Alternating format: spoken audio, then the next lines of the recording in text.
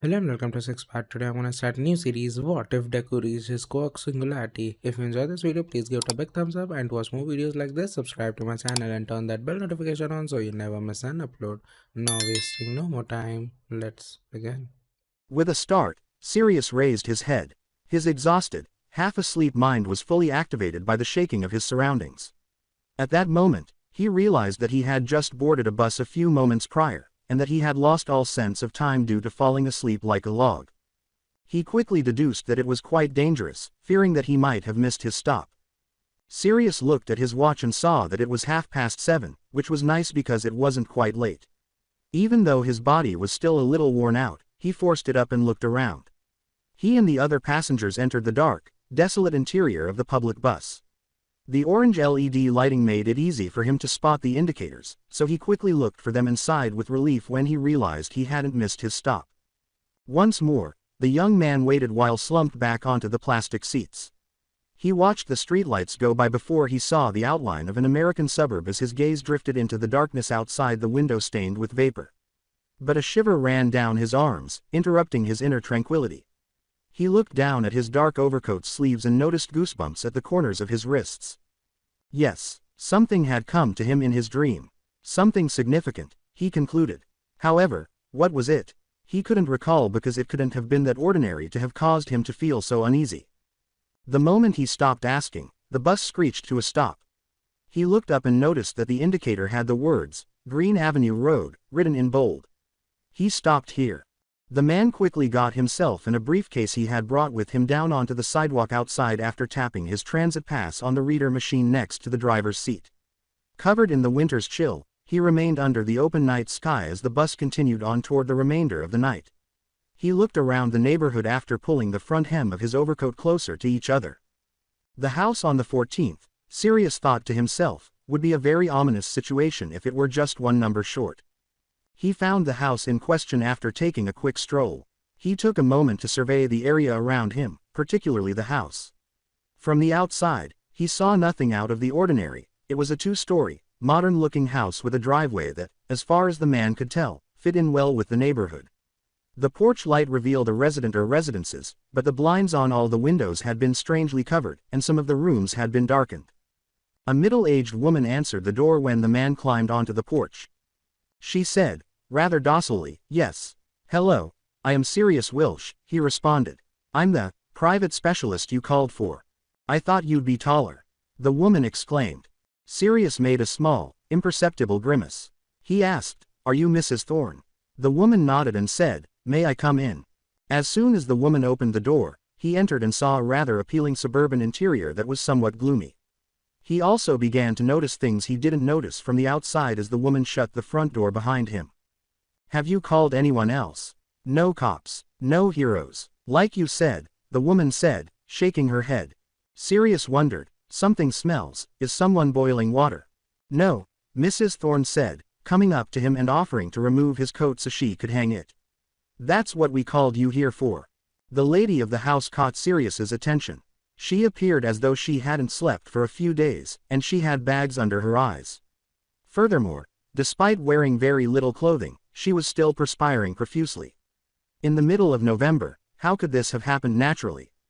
"Honey, who is it?" A second voice called up the stairs from the second floor. Sirius looked at what he thought was the head of the household. He was taller than Sirius, quite muscular, and dressed even more simply than her wife in shorts and a tank top. His head was also framed by glasses, which also had peculiar features, such as the mist that formed around the rims as though they had been in a sauna. Sirius noticed that the man was perspiring as though he had just been outside in the sun when he descended. He said, "Sirius Wilsh." In front of the private specialist, he appeared somewhat uneasy for a man of his size. "Yes, about the payment. I regret to say I don't have it right now. I need to see if you're—" Sirius grimaced again. He didn't want to be portrayed as a spoiled private servant who was dependent on money above all else in order to perform his duties. Even though money was never important in the first place, people who needed his help would constantly worry about how they were going to pay him. He didn't do this job to get rich. Sirius reassured him, "It's okay. Just let me know where she is." After giving him a long, doubtful look, Mr. Thorne nodded and motioned for Sirius to follow him upstairs. Sirius could feel the air becoming increasingly humid with each step he took up the flight.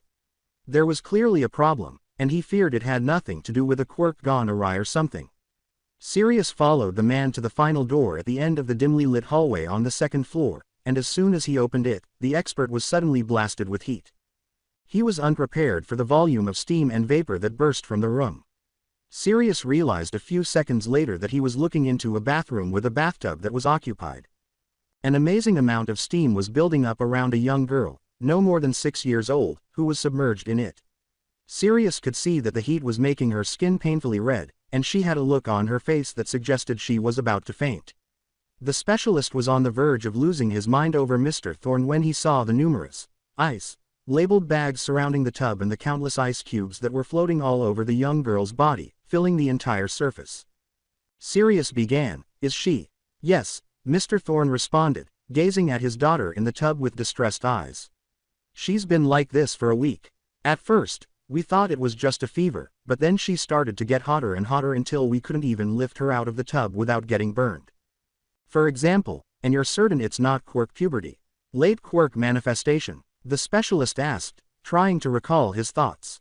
Mr. Thorne merely gave him a furrowed brow and said, "Yes. Like we've told you over the phone, she's quirkless." Sirius could feel his composure eroding. They were right to call him, he realized now. Without a doubt, this was one of the few unique cases that only he could resolve. A typical police department would have simply removed her and dealt with her in their own manner. If the incident was resolved in that manner, days might go by. Sirius could understand, however, that the Thornes did not want that option. He was so worried about the house owner's daughter that he was unable to concentrate on determining exactly what he should do first. "Dad, is that why you?" the young girl cried feebly after him. "I'm here, sweetie." Mr. Thorne hurried over to her, keeping a safe distance from the heat source. "Don't move around, okay?" he said. "It hurts." Sirius could tell he was about to cry. "I know, sweetie, I know," he said. "We'll get you fixed soon, I promise." Sirius then observed as Mr. Thorne gradually shifted his focus to the younger man, searching for anything, a solution, an answer. Sirius responded by posing the following query. "Do you have any oven mittens?" Sirius took a seat in front of the steaming tub on a little kid's chair. All he had left was a simple white shirt and a tie after discarding his business suit. In addition to that, he now had a pair of mittens. He gazed into little Cassie Thorne's eyes, which were so incredibly weak they could hardly stay open. With each cough and sniffle, her reddened chest rose very slowly and lost speed due to the constant steam that formed around her, suffocating her just as it was suffocating Sirius. He needed to get this done fast. Otherwise, he would be adding to her agony. "Can you hear me, Cassie?" he said softly. "My name is Sirius Wilsh. I'm the one who will be helping you, tonight." "What's happening to me?" Cassie said as she slowly turned to face him. Sirius grinned softly. Nothing less than the truth was what he wanted to tell her. "Something terrible, I'm afraid. But it's all right. It's not unfixable, as far as I'm concerned. Which is why I'm here." After saying that, Sirius turned away from the oven mitts and took one for himself.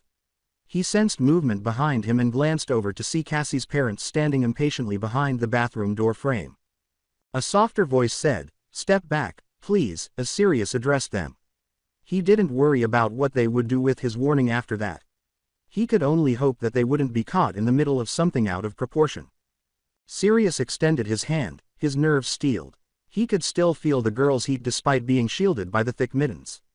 The young man continued to march, though, and at last he managed to touch her forehead. Instinctively, Sirius withdrew his hand and hissed in pain.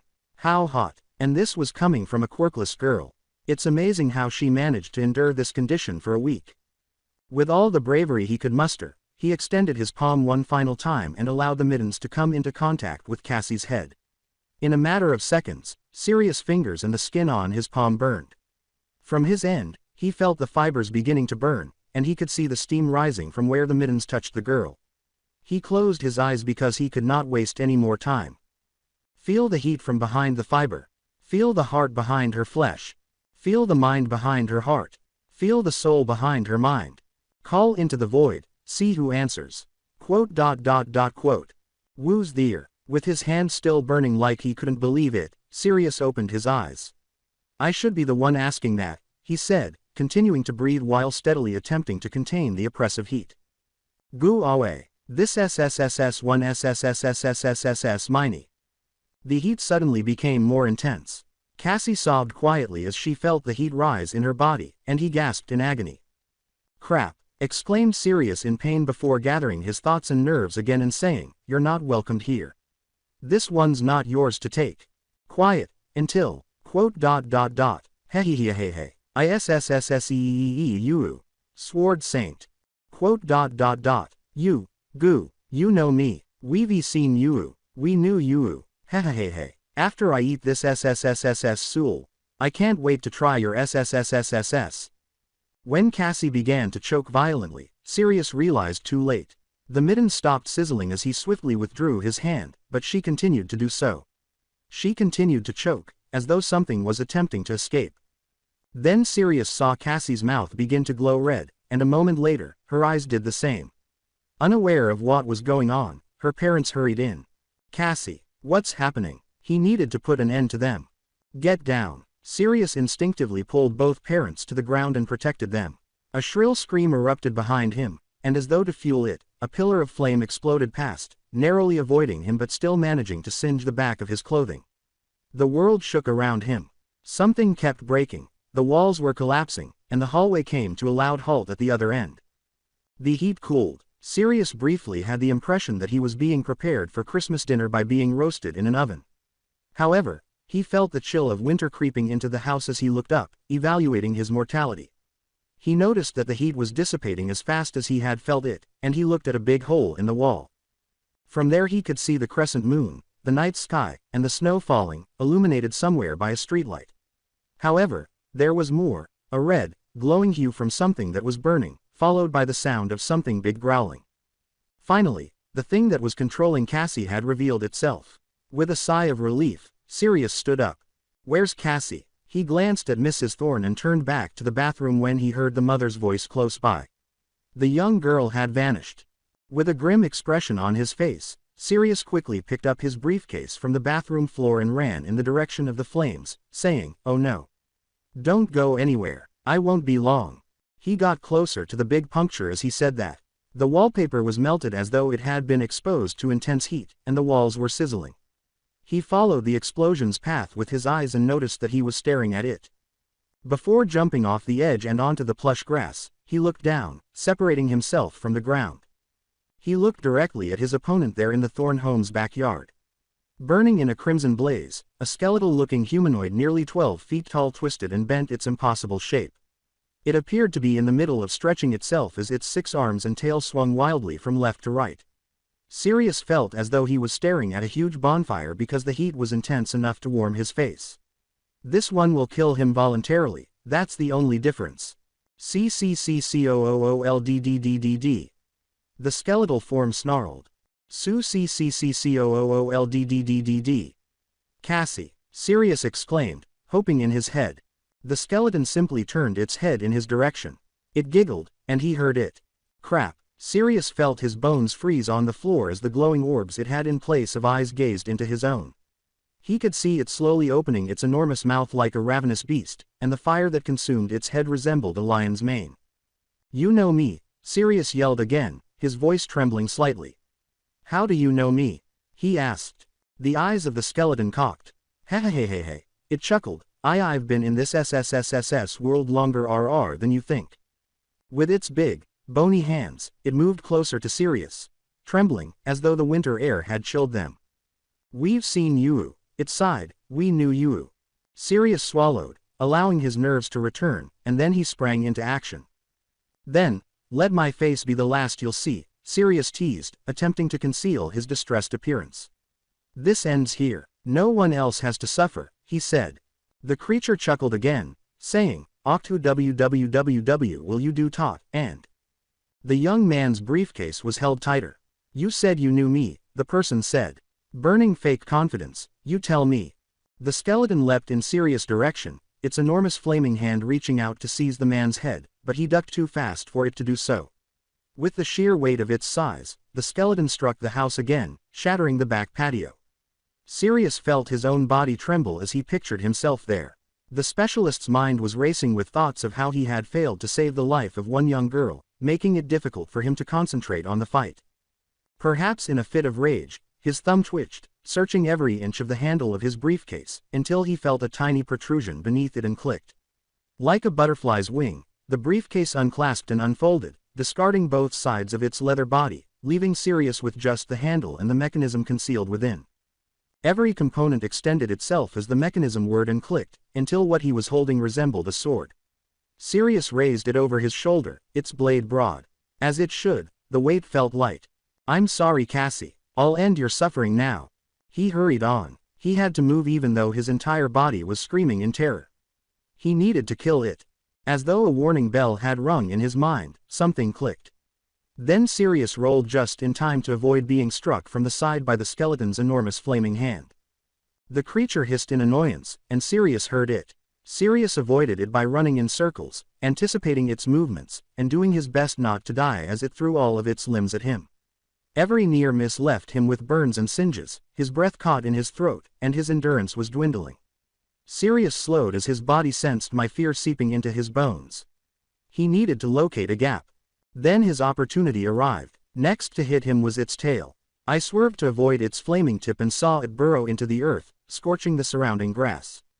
He raised his sword, one of the few weapons in the world capable of slaying such a monster, and swung it down. Sirius could only manage one less limb to worry about, but it was still better than nothing. Thud. The sword failed to penetrate. The tail jumped out of the ground and struck Sirius in the chest before he could even begin to think. Even with his sword raised in defense, he was unable to completely offset the skeleton's attack's power. For a brief moment, Sirius's heart stopped entirely in his chest as he flew through the air before colliding with the wooden fence dividing the neighborhood. He must have struck himself there first because his head was ringing. Then the skeleton's tail struck him, causing a burning, aching sensation on his arms and torso. Now that everything was hurting, he began to deeply regret every choice he had made up until this point. With his head still ringing, Sirius could not tell where the growling laughter was coming from. Despite the pain, he forced his mind to begin evaluating his circumstances and thought, "Fuck. What happened? Can't be. That thing's still partly human. Not possible." He had believed for a full minute that Cassie's body had been eaten, but maybe it wasn't. He didn't have time to consider the specifics before the realization that he couldn't kill this creature made his heart sink.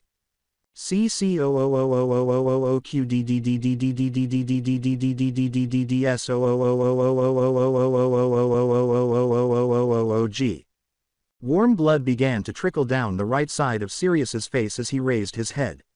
He was looking directly into the skeleton's eyes, and for a moment he believed he would pass away there without even realizing it. Then he noticed that its body was contorting like a snake, anticipating his next move. Awaiting. It had no desire to murder him. Like it had tried Cassie Thorne's, it wanted to devour him. Why, then, was it taking so long?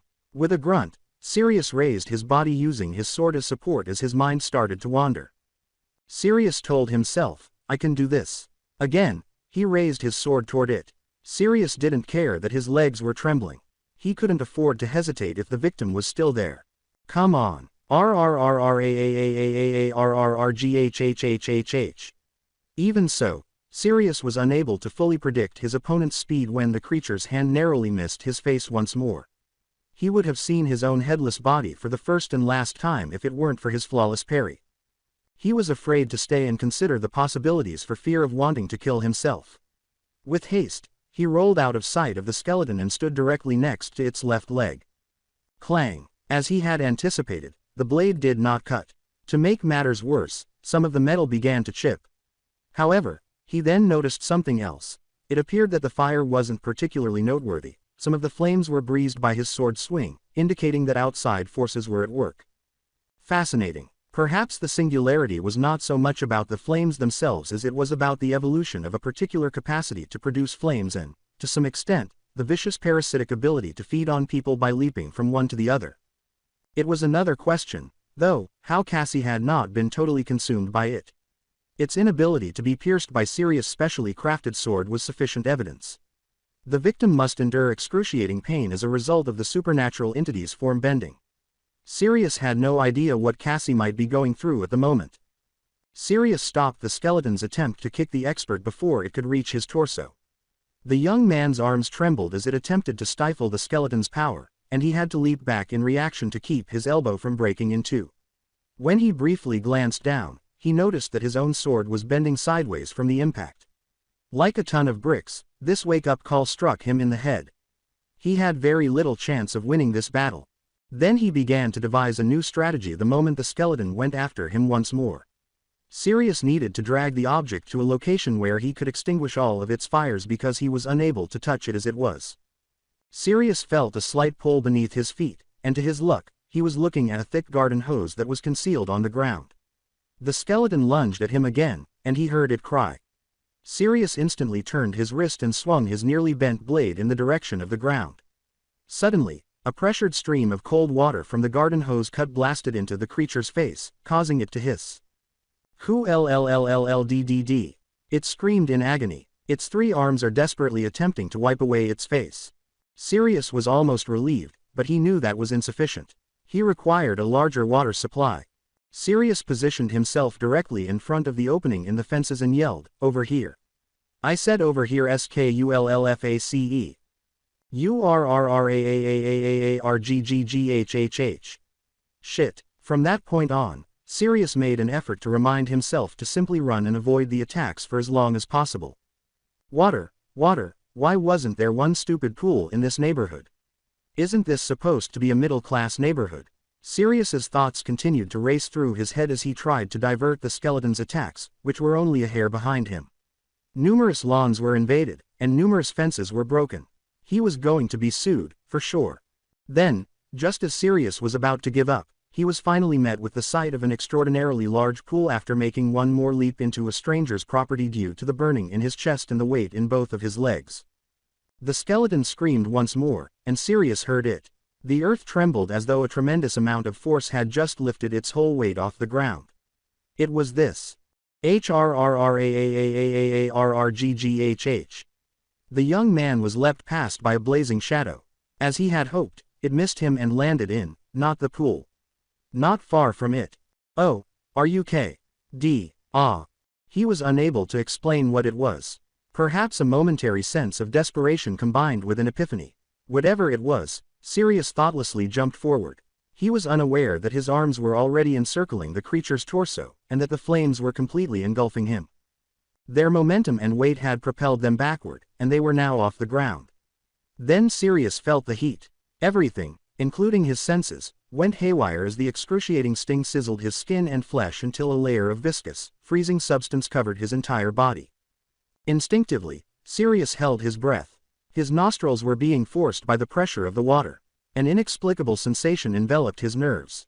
One extreme alternates between bone-chilling cold and excruciating heat. Every part of his body tingled. Sirius resisted letting go until he was certain that the weight was lessened, even though it was dragging him down and thrashing beneath him.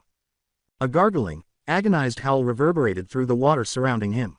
He did what he did best, bracing himself to touch anywhere he could on the skeleton's body. Feel the heart behind its flesh. Feel the mind behind its heart. Feel the soul behind its mind.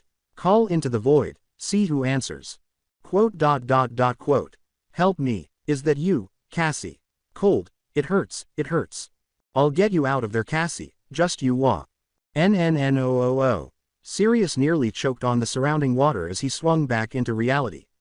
His breath was coming in sharp gasps. His body begged to come to the surface, but he refused to allow it. If this thing managed to get itself out of the water, he couldn't risk giving it the opportunity to get stronger. Sirius closed his eyes and touched the flailing skeleton again. Its voice reached his ears. "Leet, goo. I can't do that. You've taken too many lives. You almost took this one. I can feel your hunger. Your hatred. It's time for you to go.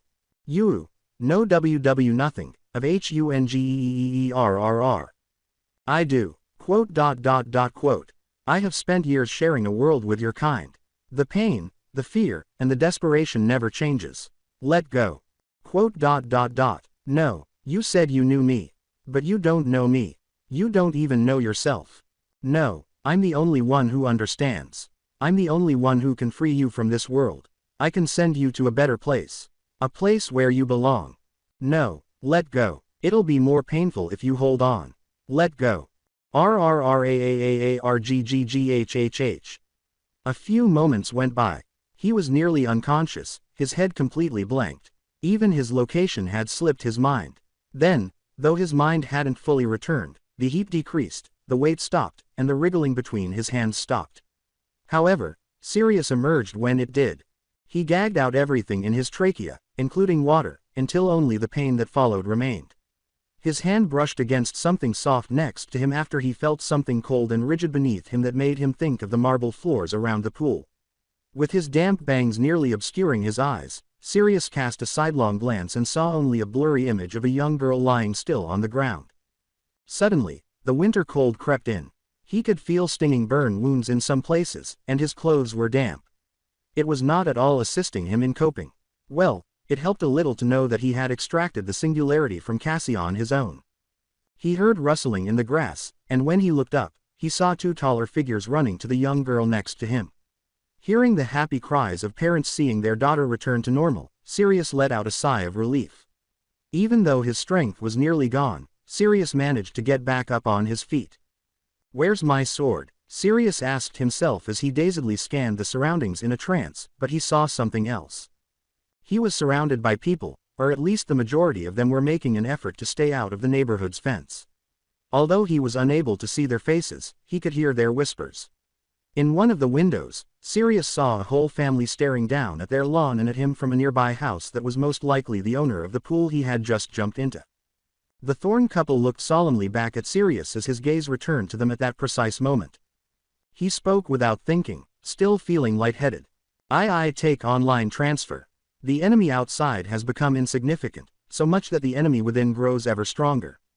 Unknown. The Quirk Singularity theory was put forth by a Japanese scientist a few decades ago. A hypothetical moment when humanity's genetic superfactor will become uncontrollable. The original idea was the potential emergence of a generation of nearly unstoppable quirk users who would wipe out humanity. It wasn't wrong for the most part. The Plague War and the All-for-One incident were only the beginning of what quirks would develop into in the years that followed. Some people soon started to change. Their powers, their quirks, were too focused until they became sentient, one change at a time. Some preferred to refer to it as possession, while others called it evolution. Whatever it is, we became monsters because of the tools we value so highly to fit into today's society. We refer to this phenomenon as singularity. The term, living quirk, refers to people who became more or less what the Quirk Singularity theory described, people who became distorted versions of themselves, even acquiring new identities as transcendent beings that were above both flesh and soul. Like predators of man, they prey on the world of those who have not become like them. Since we are mortal and therefore unable to harm these creatures, we can only tuck our tails and run in the hopes that we will not end up like them. We are unable to predict who will or won't turn. Only those who do could we expect. People started to fear society, themselves, and each other. However, some people are born with the capacity to connect and touch these transcendents, as though these living quirks had their own souls. And in certain situations, get rid of them entirely. At that point, the term, specialists, was coined to describe individuals with quirks who could harm singularities. We were trained to hunt rather than save, unlike heroes. In our own right, we turned into monsters. Humanity gradually retaliated against the living quirks. Our deaths were not commemorated with flags, and our names were not sung on billboards. In order for you to live in the light, we march, fight, and die in the dark. The sensation of disturbance caused Sirius' eyes to flutter open. He could feel his groggy self attempting to reassemble his consciousness and mind. It appeared that he had been sleeping deeply. That was good because Sirius hadn't slept for 8 hours straight in a long time. However, he couldn't get rid of the feeling that something significant, had woken him up. He was left wondering because his heart felt heavy for no apparent reason. This phantom anxiety, what was it? Sirius tossed and turned in his bed, trying to force himself to fall back asleep, but he was unable to do so. Wasn't it a Sunday today? Getting up so early on a weekend would be annoying, he thought. Every time his awareness emerged from his waning sleep, he could feel the bandages all over his body itching and the slowly healing burn marks and scars beneath them beginning to sting. He finally found it impossible to go back to sleep. He sighed and glanced up at his dilapidated apartment ceiling before getting out of bed when he felt his stomach turn. "Good morning," New York, I'm Tyra James. How are you all feeling this winter? If chilling is the word you're looking for, then you might be right. He had been cooking in the kitchen for at least 5 minutes, and the small digital clock next to his bed was beeping faintly at 8:30. The deafening silence between him and his morning rituals was broken by a small portable TV, which was playing the morning news as usual. To his morning irritations, Sirius thought that it was hard to move his joints today. Again, he thought to himself, I couldn't have predicted the intensity of my last battle, but even so, I should have made more intelligent decisions back then. A theme that seemed appropriate for his life was reaping what he sowed. 10 years have passed since the discovery of singularities, or more commonly known as living quirks. Since then, people have been living in fear of themselves and their own powers, dreading metamorphosis and becoming a living quirk themselves. The number of metamorphosed victims only increased throughout the years, but not as tragic as those caught up in the crossfires. As seen by a recent rise in singularity attacks, one of which was a case in Manhattan suburbs that left the neighborhood speechless. In the night of November the 10th, a silent household fell victim to what is reported to be a parasitic-type living quirk. An unnamed specialist arrived just in time to resolve the incident, but not after consuming, as of now, an uncountable number of victims. Sirius noticed a tiny red blink of light in the corner of his kitchen counter as the eggs and bacon sizzled. Before Sirius picked up his phone and found himself staring at a single unread notification, it was resting idly on the marble top. In order to discuss these incidents, we have a guest here today, a DA who reportedly handled and closed over 200 singularity cases in New York last year alone, and a candidate for next year's seat in Congress, representing New York, Victoria Stain. Mrs. Stain, firstly I'd like to thank you for accepting this interview at a very sudden time. Sirius raised his head to see himself staring at the image of a well-dressed woman as a new voice began to speak on the portable TV across the room.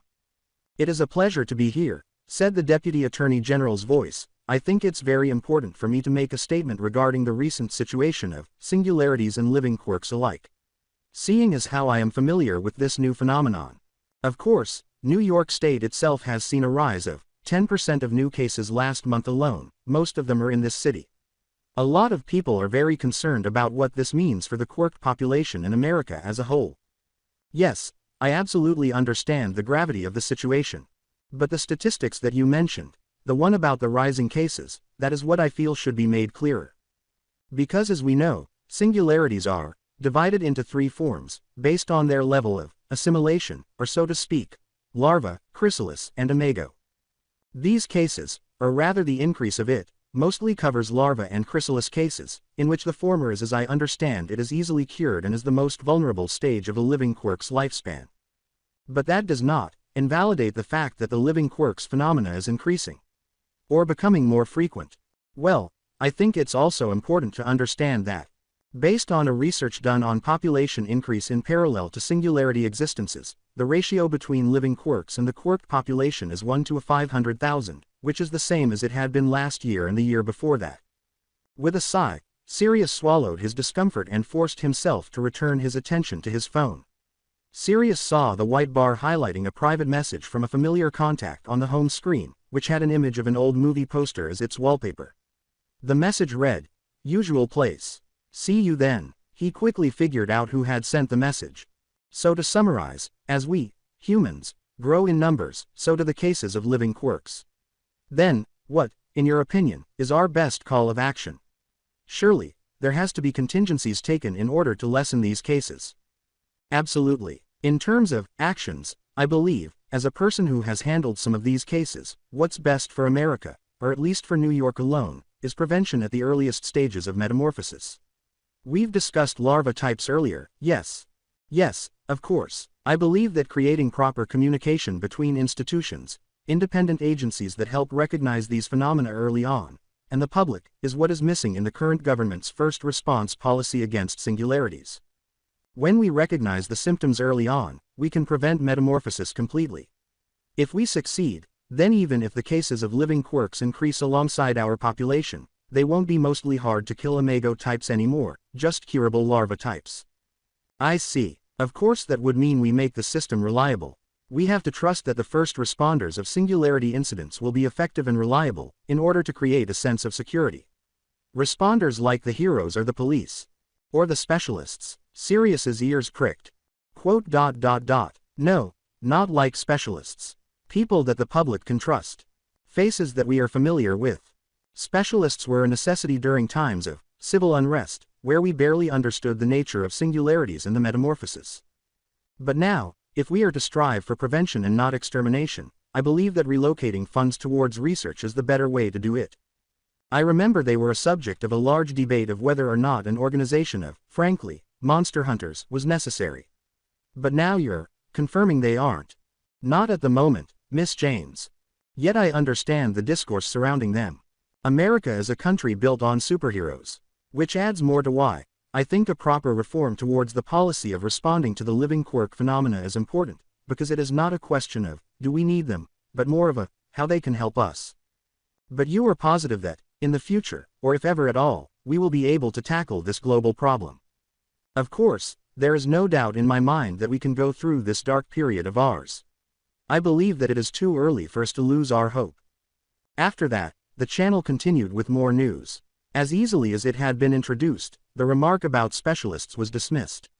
Sirius, however, was unable to become overly upset about it. Ultimately, he returned to the frying pan and idly turned and rearranged the bacon. From the open window, a chill crept in. Goosebumps began to slowly appear on his skin. So cold. A speaker mounted on the ceiling above was playing some vintage swing jazz. He entered the building and immediately smelled whiskey and cigarettes, probably from the rows of liquor behind the bartender's counter. Sirius's anxiety skyrocketed simply because so many people were talking over each other. But then a small, blonde-haired feminine figure waved at him from one of the occupied tables inside the pub, bringing him back to reality. It didn't take him long to recognize who it was, as he could see the familiar sight of two crutches resting against the table on her side, the colorful patterns on most of her sweaters including the one she was wearing today, her Harajuku-style miniskirt and knee socks, and the completely unabashed attitude she had in crowded places. Hey Sirius, here, I saved you a seat. With his heart rate fluctuating like a roller coaster, Sirius's mind waddled around in his currently overwhelming headspace. With a sour expression, he approached the girl and said, "Can you not shout? It's really disturbing." Sirius Wilsh, we've got a serious Wilsh over. Hikari. The girl said, "Oh, just sit down you buzzkill," and pushed him away. When Sirius said, "I got your sword fixed. You wanna see it or not?" her bespectacled eyes narrowed. The older man hesitated for a moment. In front of him, this girl was always the needlessly free-spirited kind. He would prefer that people not pay too much attention to the fact that he was meeting a girl who was much younger. At this point, Sirius's only option was to hope that any tension would naturally subside. Sirius accepted her invitation. He could see the girl's crutches and what appeared to be a small personal handbag next to her chair across from where she was sitting. But she wasn't grabbing for any of them. Rather, she stooped to retrieve something concealed beneath the table. "Boom," Hikari boldly said, setting a black suitcase on the table next to the nachos plate. Sirius was using the same black suitcase not too long ago. The shine of the leather indicated that it had recently been cleaned and waxed, but he also noticed another thing. That's not my suitcase." Hikari merely replied, "Nope, it's your new suitcase." "Excuse me, it bent during the last time you fought, right?" Hikari replied, "Yeah, well, I couldn't fix that. The metal's already giving out, the wiring's all curled from the thermal expansion, it's all a mess. Then, I thought, if I was going to replace the sword anyway, I might as well replace the entire kit." Then she turned the suitcase so Sirius could see the front. The yellow light from the bar glinted on the silver frame of the suitcase. Additionally, the locking mechanism appeared to be brand new. The suitcase merely responded by exposing its concealed contents when Hikari reached for it. Sirius saw the mysterious systems of gears and strings, all neatly crammed into the suitcase. Sirius couldn't help but be drawn in by the complexity of the orderly stacking of all the metals, which were still spotless and polished. "Check it," Hikari said with a smile, "more space. Even a place for replacement blades, all reinforced, of course. Now when you open it, the sides don't have to fly around like a giant peanut." With a click, she shut the suitcase and set it on the floor, right next to her chair's foot. Sirius surmised that she was attempting to keep just enough people from seeing what was going to happen next. As he watched her stand the suitcase on its bottom, the man did the same. Hikari lightly clicked a small button beneath the leather arch, and suddenly she was able to separate it from the rest of the case. In an instant, something that had been out of sight suddenly appeared, glinting and sharp. A thin blade emerged from the disjointed arch, which now served as a handle. Sirius recognized the shape well, but he also thought it was rather novel. Compared to Sirius, it was thinner, sleeker, and had a mechanism that seemed to function more smoothly. Additionally, he was able to identify the type of blade he was seeing. It was unquestionably a Tachi sword because it was curved and had only one cutting side. Hikari added, placing the sword back on the table, well, the downside is that I sort of dumped the stats on this thing's shock absorption. Try not to block this time. If you do, you'll break a bone now. Sirius said, I see, but he was too overcome with wonder to react appropriately. What's the? He asked as his gaze strayed to the suitcase itself and he noticed an unknown block occupying space inside. Don't touch that, Hikari yelled, her eyes wide and fixed on his. Emergency explosive, only activate when you need to. Quiet, I'm just kidding, the girl said, grinning innocently. It's battery, for quicker unsheathen. After being informed that he might be sitting in front of a bomb, Sirius felt as though he was going through every stage of stress that a person could go through. However, he was still unable to smile appropriately at her joke because his mouth was still open. It's all yours, my friend, he said conceitedly to the girl. The moment the man regained some of his thoughts, he said, wow, I don't know what to say, it's just, wow. It's not cheap too, Hikari continued, you know I had to buy $200 worth of used support items just to find the right racks and bevels and worms and whatnot. If you had just been a gun guy rather than a sword guy, I would have cut a lot of losses. Oh, was not exactly Sirius's answer. Sorry, was a true statement. With a flick of her wrist, the girl dismissed him, saying, bah. Forget about it, I can make something cool either way, anyways, let's talk prices. The man sighed inwardly, but he was to be expected. Sirius wasn't the world's richest man, but he also wasn't dishonest. Letting her hard work go unappreciated would be wrong. For a few seconds, Sirius pondered, his thoughts drifting to the closest memory of checking the balance of his bank account. Name your price. Take me to your next case. Sirius's mouth dropped open as he struggled to think of something to say in a hurry. What? Take me to your next case, Hikari repeated without missing a beat. I've been secretly studying for my pointless mock exams for the entire month, you wouldn't believe how boring it was. You know, if it hadn't been for this side project, Hikari winked, I think I would have gone insane without the distraction. Sirius said, absolutely not, a little too hastily. When he became aware of the abrupt shift in tone, he reversed course and said, I mean, not at the moment. With a frown on her face, Hikari said, come on. You already said you would last time. Sirius reluctantly replied, things changed, his thoughts straying to what had happened a few days prior. In the back of his mind, he replayed the TV interview from this morning. I'm sorry, but I will not put you into the front lines. Not yet. Well, then I guess I won't give you your new kit. Sneered Hikari. Sirius was a little let down by her choice, but he concluded that it was the better course of action. That's fine, he said. HMPH, see how long you survive. I bet you only survived this long thanks to me. Since you're so weak. Sirius's gaze wavered. Look, I appreciate the effort for doing this for me, but I just can't bring you along yet. Sorry for wasting your time. I'll make sure to pay back the amount you bought for the parts. He was able to see through her hurtful words and understand that she was trying to rile him up. Typical. After everything I've done for you, too, Hikari pouted back, her face flushed with frustration. The situation's different now, Hikari. It wasn't like 6 months ago, anymore. If I were to bring you with me, I wouldn't be able to guarantee your safety like last time. Sirius was unable to respond to that, at least not right away. Sirius thought to himself, not that I've ever had a guarantee. He never believed he would be prepared to collaborate with others in this field of work. However, some circumstances had brought him and Hikari together. To break the silence, Hikari said, so, what are you going to do now? Got another job in a few hours, Sirius said with a shrug. Ah, Hikari said. After a rather strange silence, she said, outside of town again. No, nearby, thankfully. With her bespectacled eyes straying to the distant area, Hikari hummed to herself. Sirius's eyes drifted to his folded arms as they sat atop the table, each engrossed in their own thoughts. You know what, you're right, Hikari exclaimed, nearly taking Sirius by surprise. Rather stunned, the man blinked to himself. He was certain that she would make a greater effort to persuade him.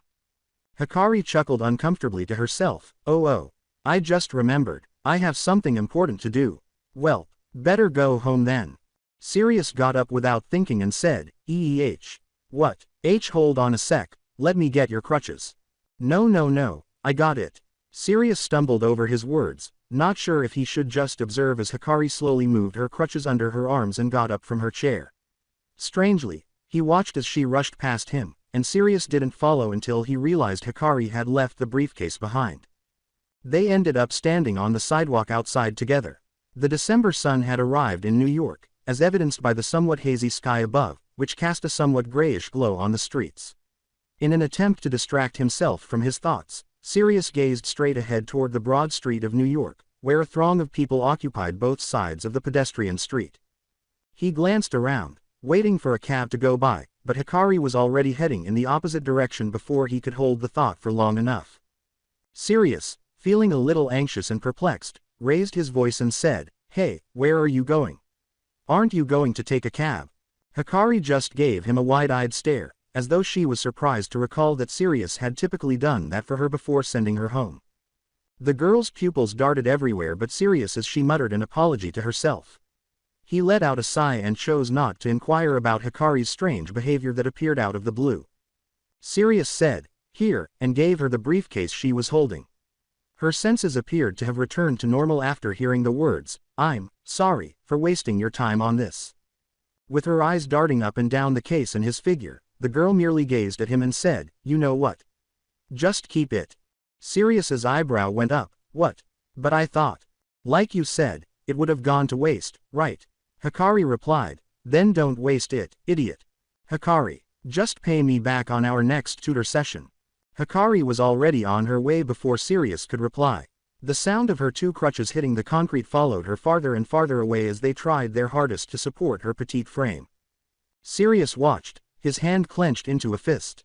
As anticipated, he yelled, Hey, are you sure you don't want me to call a cab? Because he couldn't stand to watch. There's someplace I have to be. Don't worry, it's nearby. Hikari yelled in response. After she vanished beyond the street corner, Sirius felt a tightness in his stomach that he was unable to identify. However, it was likely because he was aware that her mother would be furious if she found out that he had left Hikari alone. That being said, Hikari has previously had to fend for herself without his assistance. Hell, wasn't that what had initially brought them together? Sirius ultimately made the decision to trust her over his better judgment and to keep all of his concerns to himself. Sirius strolled along the typical New York-style street, albeit one that was farther away from the areas he typically thought of as his domain.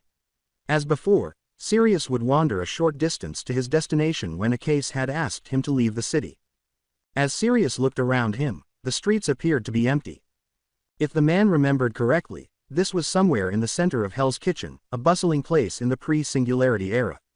Sirius would have been able to hear cyclists riding along the sidewalk or smell the aroma of naan bread from the corner a little more than 10 years ago.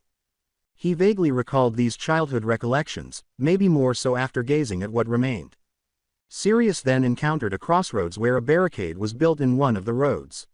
From where he stood, he could see tall metal fences and graffitied concrete blocks. A bitter aftertaste briefly coated Sirius' mouth, and his memories began to rewind once more, recalling the period when the living quirk phenomenon was feared as a disease and barriers were erected to keep the red zones and the people in them contained. He distinctly recalled fighting both living quirks and humans in some of the deserted alleys and streets surrounding him, while stigmatization is occurring, while the fear of friends and neighbors was constantly growing. When he realized how little had changed, his heart grew heavy. After a while, his mind gradually began to clear out of boredom until he eventually reached his destination. He was in front of another metal fence, but this one was enclosing a building instead of a street. Feeling the need to check his position again, he pulled the soles of his shoes toward the asphalt on the street just before the property. He took his phone out and looked at his messages. He was certain now that he had arrived at his destination. As Sirius murmured, a school, a rundown one, too. Creepy. Afternoon, sir. Sirius' focus shifted to the side. His thoughts were interrupted by a gruff, gravelly voice, and he was left staring at a tall, burly policeman wearing his full black and blue uniform, complete with a radio strapped to his right shoulder and a holstered pistol. He was a muscular man, and Sirius didn't feel any less intimidated by his neatly shaven jawline. Sirius said idly, "Afternoon, can I help you, officer?" "I just wanted to tell you this area's closed off," said the law enforcement officer, "so if you don't mind me asking, may I know the business you have here?" Sirius encountered the authorities on a number of occasions when he was at the wrong time, most notably when he was making a statement on evenings when his operations had been most active. Since he wasn't particularly interested in getting himself imprisoned for a misunderstanding, it gave him experience dealing with and communicating with the law when necessary. More importantly, though, was the acquired skill of reading the atmosphere. Although the situation wasn't as serious as most of the times he had been approached, he could tell that something strange was happening just based on the officer's appearance. "Of course, I'm a private specialist here on a request," Sirius said, appearing more at ease than before. "Is there something of matter? I heard of an activity here." "Something definitely is. We were suspecting certain larva activity around here, suspicious individuals going in and out of the abandoned school, so we closed off the location based on the reports," said the officer. He seemed to sympathize with Sirius based on the way he said, "Don't know what to tell ya, bud, but it's probably in our hands now." "Oh," Sirius' eyes dropped. The policeman went on, pointing to Sirius, "Briefcase, it'll be a moment. Is it okay if I check your ID?"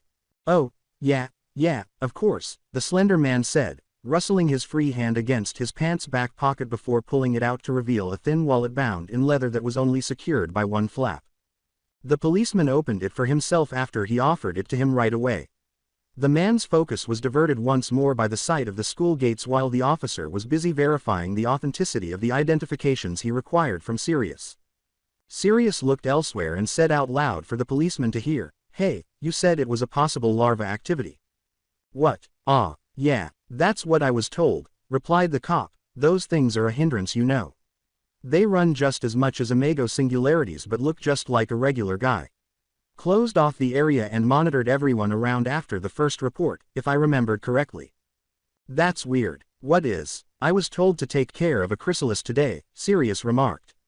The officer's blue eyes met his crimson ones again, and he said, "If it were a larva type, it wouldn't be in my hands."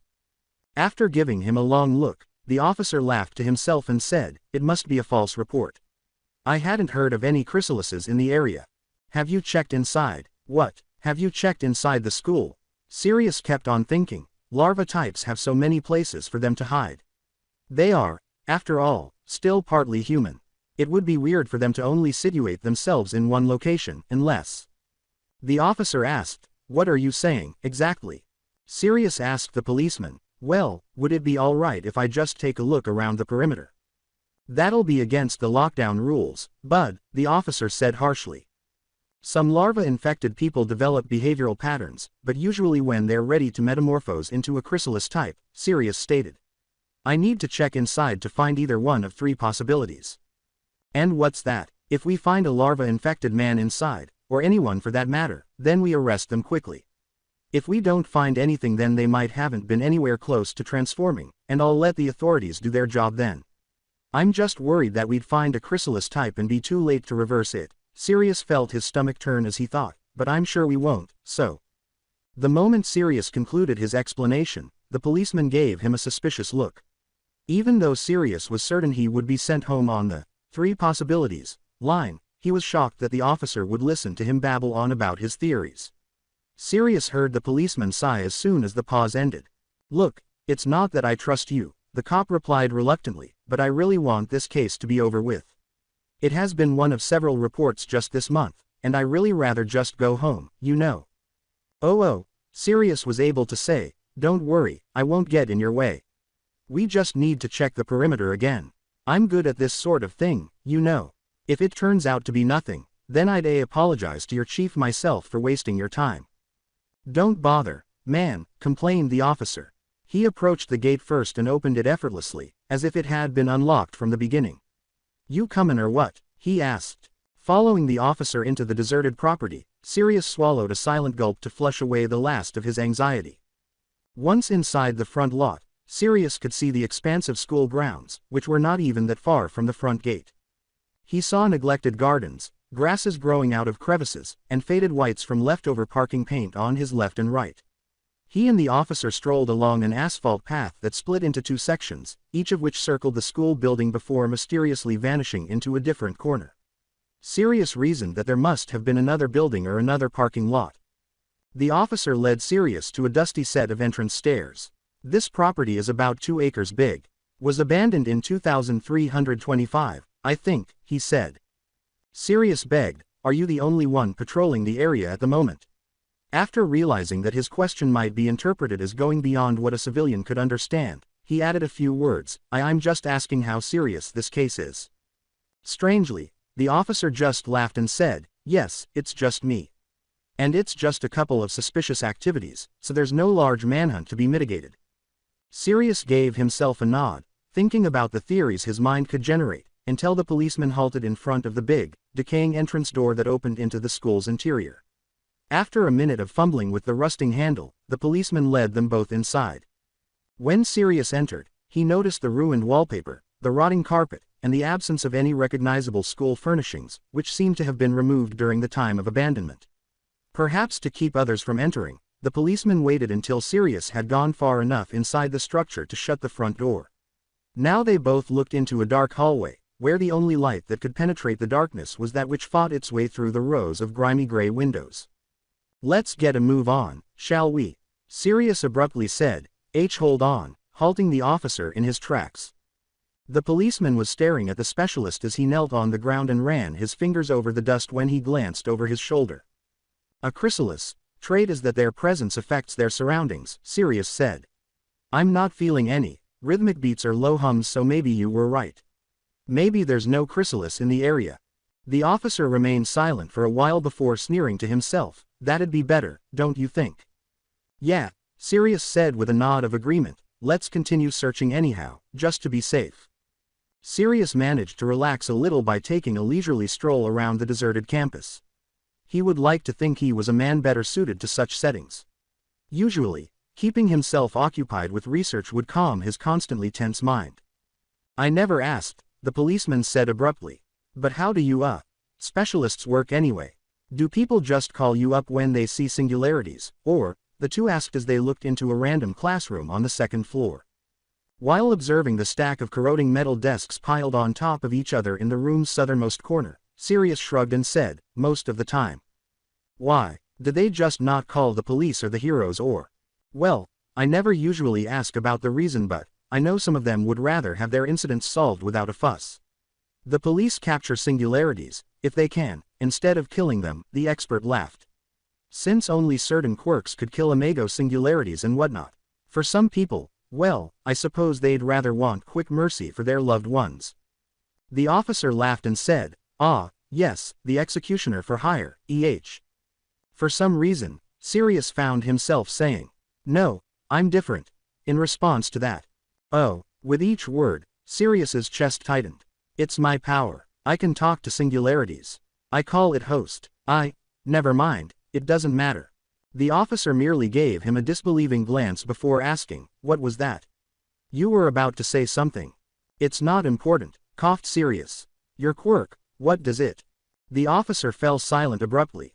Sirius tried to speak louder to the man behind him, "Officer." As the officer slowly reached for his gun, the specialist, who had been looking over his shoulder, became tense. The police officer whispered, "Did you hear that?" Sirius could feel his index finger slipping over the concealed latch beneath the handle of his briefcase, but his instinct told him to wait and listen. The policeman then raised the gun directly next to his chest in a prepared stance, as though something had made him feel threatened. In an instant of heightened awareness, Sirius's eyes finally met the classroom door, which had been slightly opened so that he could see a set of eyes staring directly into his own. Sirius briefly thought about yelling at the person snooping on them, but then he remembered that the person with the watching eyes had already been aware of his observation. The eyes were gone in a moment, and outside in the corridor came the sound of running feet. Without thinking, Sirius jumped forward as his instincts took over. He kicked open the classroom door without hesitation and prepared to draw his sword from his briefcase, only to be greeted by a loud yelp and a painful thud. He saw a person rolling around on the dusty floor, clutching their knee in agony. When Sirius realized he could identify that bright sweater, his sense of danger exploded with shock. Hikari, Sirius gasped, half relieved that he hadn't unintentionally drawn his weapon on her. OWWW. As he emerged from the classroom, the policeman exclaimed, Wilsh. Who is that? Someone I know. Sirius gritted his teeth, initially uncertain of how to handle the matter. He made the decision to give the girl his whole attention in order to determine whether or not she was harmed. When Sirius got close to Hikari, she was still sitting on the floor and was massaging her right knee as though it had been chafed. However, to Sirius's concern, there were no visible signs of bruises, suggesting that she had simply fallen on top of it. She must have fallen when she was attempting to flee and Sirius surprised her. Acknowledging this, Sirius picked up her crutches that had fallen and gave her a much-needed reprimand, saying, What are you doing here? Hikari became agitated and realized her predicament when she heard Sirius's irritated hiss. I just wanted to, see, she said.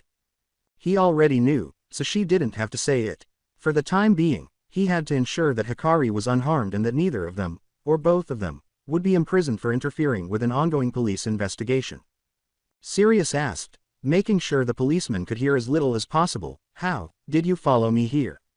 Hikari was many things, but she wasn't nearly as cunning as she had hoped, which raised the question of why Sirius hadn't noticed her presence trailing him until recently. Avoiding his red eyes, Hikari's darted around, saying, Please don't get mad, but I might have bugged your suitcase. You bugged my suitcase. I'm sorry. It's just that you never take me on patrols and I thought with a tracking device I could watch you from a safe distance without you knowing. Oh no. Hikari's bespectacled eyes shifted from meeting Sirius's to the officer with the stubble behind him. Sirius himself glanced over his shoulder and saw the anonymous policeman's dark, uneasy eyes fixed on the two of them.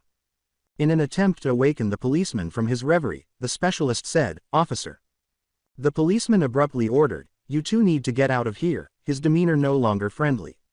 Goddammit, how did this happen? He exclaimed. In return, Sirius said, Yes, you're right, sorry. I'll escort her out of here. He also felt somewhat guilty about Hikari following him. Well, don't dawdle then, get her out of here.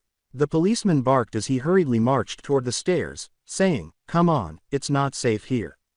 With a sigh, Sirius realized that he would undoubtedly have to fight this in court.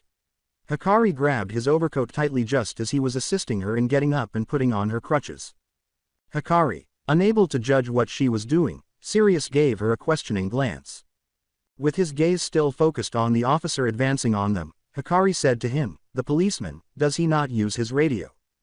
The specialist was about to reply when Hikari's realization caused him to pause and begin to doubt it as well. He could not remember ever hearing any conversation from that anonymous policeman's walkie-talkie. Was it typical for a police officer on duty to have his radio turned off? No, don't get too ahead of yourself, Wilsh, Sirius told himself. It might just be an uneventful day. It might mean. The policeman yelled, Hey, hurry on, and Sirius stopped thinking. Sirius yelled back, Coming. But a moment later turned back to Hikari and began to mutter, Listen, we need to get out of here first. We need to make sure you're safe. I don't know. I don't trust that guy. He feels really, Hikari said, a drop of perspiration running down her rosy cheeks. Drrrr. A low rumble shook the entire building, breaking the tension and replacing it with a greater, more tangible sense of danger. In an instant, Sirius's body instinctively protected the younger girl on his side as his subconscious leapt into action, causing his head to turn in the direction of the source of the rumbling. As soon as he recalled something significant, his mind began to work. Oh. The officer murmured softly in the distance, interrupting Sirius' concentration. Sirius was unable to discern the lawman's expression due to the darkness that contrasted with the sunlight that filtered through the second-story window and hit his figure from the end of the hallway. The lawman was also staring off into the distance. Seems I miscalculated. Now Sirius had even more reason to keep his finger hovering over the button hidden in his briefcase. It's a chrysalis, the expert declared out loud after connecting the dots. The policeman with the stubble remained silent. An area affecting singularity has infested the area, just like what I was told, Sirius replied, but. The officer simply glanced at him again, but there appeared to be a flicker of hope in the lawman's eyes this time. Unfortunately for him, it appears that the specialist didn't feel the same way. Sirius muttered to himself, You knew, and you brought me here. Wilsh, the policeman's deep grunt filled the quiet corridor. Sirius tightened his grip on Hikari's body and asked, "Did you put out the request? Were you planning on leaving me here to die? This is a test." "What?" Hikari's startled scream filled his ears as another rumble shook the building, and Sirius, still processing his circumstances, was unable to control his thoughts. From his position, the policeman turned around and yelled at the expert. "Hurry!" He was interrupted by another loud roar that echoed through the school before Sirius could react. He was aware that chrysalis types dislike buildings, if that's any indication. Fighting them was nothing new to him, but every time he did, he felt claustrophobic, and now he was going to have to do it again. Only in certain places did it look as though roots were growing directly within the old oak foundation, but otherwise the walls seemed to be crushing inward to the hallway. The next thing he saw was falling sand, which at first he thought was dust from the ceiling, but it was clearly the golden yellow glitter that was always trying to get into his eyes. From the direction ahead, the stubbled policeman yelled, "Wilsh! If you stay there you'll die." Echoing the specialist's indecision in the face of peril, Hikari exclaimed, "Sirius, what do we do?" "Crap, Hikari, hold your glasses in place," was all Sirius needed to get out of the school safely, but he was left with no other option. The sound of her name being called startled Hikari, who only moments before had been frozen in shock like a statue. She looked at Sirius, wondering what he would do, only to see that his left arm was carrying her crutches and his right arm was lifting her by the waist. The last thing she could say before Sirius's legs sprang into action at full speed was, "Eh." Carrying a smaller girl, her two crutches, and a briefcase, the specialist hurried through empty hallways and classrooms, avoiding any remaining tables and classroom chairs strewn throughout the building. Sirius was by no means a tall man, he only stood at 5 feet 11, while the girl he was carrying was only a head shorter. Yet he made sure that Hikari wasn't touching the ground for even a second. Still concerned that he might lead them into a trap, he followed the policeman's figure. But Sirius wasn't familiar with the campus grounds, a fatal mistake that he swore cursingly to never make again in the future, and all the hallways and walls were starting to crush inwards into space. The only thing he could do, he concluded, was to prepare for any surprises. The expert ended up in an odd place where he was unsure if it was still a part of the school. He could see the policeman's figure nearby from where he stood, but the officer was staring directly into what appeared to be an expanding patch of sand, situated right in the middle of the school, rapidly spreading from a room near the end of the corridor. Sirius caught a glimpse of sandstone, or rather, root-like appendages the color of sandstone, creeping in his direction out of the corner of his eye. They were almost everywhere, on the walls and the ceiling, like an infestation. "What the hell," was all Sirius could manage as he gently helped Hikari stand again. "Look," the policeman said, moving aside to give Sirius a better view of the room just at the end of the hallway. The specialist gulped, forcing himself to think critically. Hikari was leaning her weight on his figure because her legs couldn't sustain her body properly, and he felt a tug at his side. He returned her crutches after closing his eyes and forcing himself to ignore her terrified expression. "Stay here," Sirius instructed. Hikari parted her lips, but nothing came out. Whatever she wanted to say, she swallowed it and allowed Sirius to approach the policeman and the mysterious area up ahead. The view grew clearer as he went along, revealing an indoor pool. Previously believed to be immaculate, the pool, windows, and walls are now covered in sandstone and patches that resemble deserts. And there was an asymmetrical dodecahedron, resembling a roughly carved block of mineral, in the center of the space where all the sand vegetations gathered. It appeared to be pulsing because of the slight shifting and size changes in its corners and edges. Maybe that was the reason for the earlier rumbling.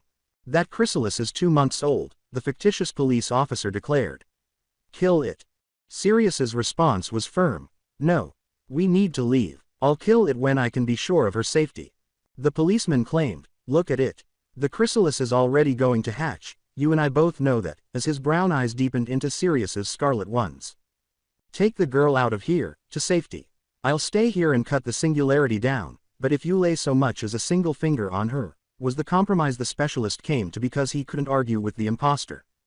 The policeman interrupted him with a faint smirk on his lips, saying, "I'm sorry, Wilsh. I can't do that, I have to watch. Like I said, this is a test. The girl shouldn't have gotten herself involved." Sirius bared his teeth and lowered his gaze. "Bastard," he said, his fingers lingering over the tiny button on his briefcase hand. Drrrr. A crash. The specialist nearly lost his footing where he was standing due to another earthquake. When he turned his head in response to the sound of falling objects, he was shocked to discover that the hallway from which they had come had been blocked off by sandstone roots and falling ceilings. And the devastation continued to grow. Sand was streaming through the gash. He noticed cracks forming on the ceiling above him, and with all the rumblings, it would not be long before they were all buried beneath the rubble. His hunch that something was dangerous was confirmed when the ceiling began to collapse, landing on Hikari's feet. Sirius quickly pulled on the young girl's wrist as they descended toward the overgrown, deserted pool room after hearing her scream as she prepared for the falling debris. When they hit the sandy floor with a thud, Sirius encircled Hikari like a shield and the two of them rolled down farther before coming to a stop. He could sense the corridor from which they had come collapsing entirely, and sand was getting into his eyes and nostrils. While still in his grasp, Hikari cried out, "Wa Jirios!" It seemed as though the excitement had broken her. Sirius said, hey, it's all right, you're fine," his lips quivering as it appeared that running was beginning to wear him down. Not quite. From next to Sirius, the policeman's voice could be heard. The officer was hiding behind one of the enormous sandstone stalagmites, his gun unholstered and ready to fire, when he looked up. However, it appeared that he was more interested in the chrysalis than Sirius. "Wilsh, I might be able to get its attention, but you have to deal the killing blow," the officer stated. "Can you do that?" After staring at him for a while, Sirius's expression softened. After setting Hikari on his side, he got up and picked up his suitcase. With his best effort at pretending to be confident, Sirius said, "You're not off the hook yet, you know that." But the phony policeman laughed. "Yeah, I know," the policeman replied. He quickly left his cover to look for a new one farther away. Sighing to himself, Sirius forced himself to relax before turning to see a girl sitting on the sandy ground behind him, trembling like a leaf. Sirius said, "Hikari, whatever happens, don't leave this cover," gesturing to the massive stalagmite in front of him. Nodding, Hikari rambled something like, "Sirius, don't d." After taking a final deep breath, Sirius leapt out of the cover and took off running. The policeman appeared to have noticed his start of action as a gunshot reverberated from the opposite side of the pool. Sirius could see bullets bouncing off the mineral carapace of the dodecahedron, which he concluded was the chrysalis's body. After a few shots, Sirius heard another loud rumbling, which he interpreted as the chrysalis growing irate. Sirius only had to concentrate on his portion. Careful not to slip, he leapt from one stalagmite to the next, and once his feet touched the point of the tallest stalagmite, he leapt as high as his Oxford shoes would allow. When he had stored up enough potential energy, he unsheathed his weapon and straightened his right hand backwards, pointing the briefcase away from his front. The briefcase clicked in midair, and without a second's hesitation, his tachi elongated and stabbed his target before his momentum carried him down on top of the sandstone chrysalis. As his blade moved farther into the outer shell, Sirius could hear and feel the sound of metal grinding through minerals and sand. The entire pool roared with an even more powerful tremor, and the sandstone chrysalis clearly felt the penetration. It appeared that was how it reacted to pain. Sirius thought, no resistance, as his sword sank farther. "I hope this puts a swift end to it in." Smack. Gah. A second later, Sirius felt himself soaring through the air. He felt as though a car had struck the left side of his torso, causing his body to tremble violently. The specialist was already in a daze when he landed, and the additional pain did not register as quickly as the first one. "Sirius!" Hikari yelled, but the ringing in his ears overpowered the sound. There was nothing he could do to get his face off the rough sand. The pain momentarily paralyzed his entire body. Nevertheless, the man with the indigo hair summoned all his remaining strength to at least glance up in the direction of the voice. But what he saw did not match his expectations. Two tendrils of sandstone-like appendages loomed over him in front of him. They moved like a standing cobra, poised to lash out at him again with their hard, blunt heads. In the hopes that his stab had at least killed the creature, he cast a quick glance at the chrysalis. Then he heard a sound that sounded like an egg being cracked, a wet sloshing sound. He saw a giant fleshy eye emerge and begin to stare back at him as the enormous cocoon cracked open in the center and echoes of rock and flesh filled the pool around him. If Sirius didn't move quickly, this was bad. Bang! The sound of a pistol is heard. After something bounced off one of the tentacles, another one struck the other limbs. At this, the ground seemed to hiss. The enormous eye turned its iris in the direction of the gunshot. Sirius finally realized that this creature was angry when the sand he was lying on started to move occasionally on its own.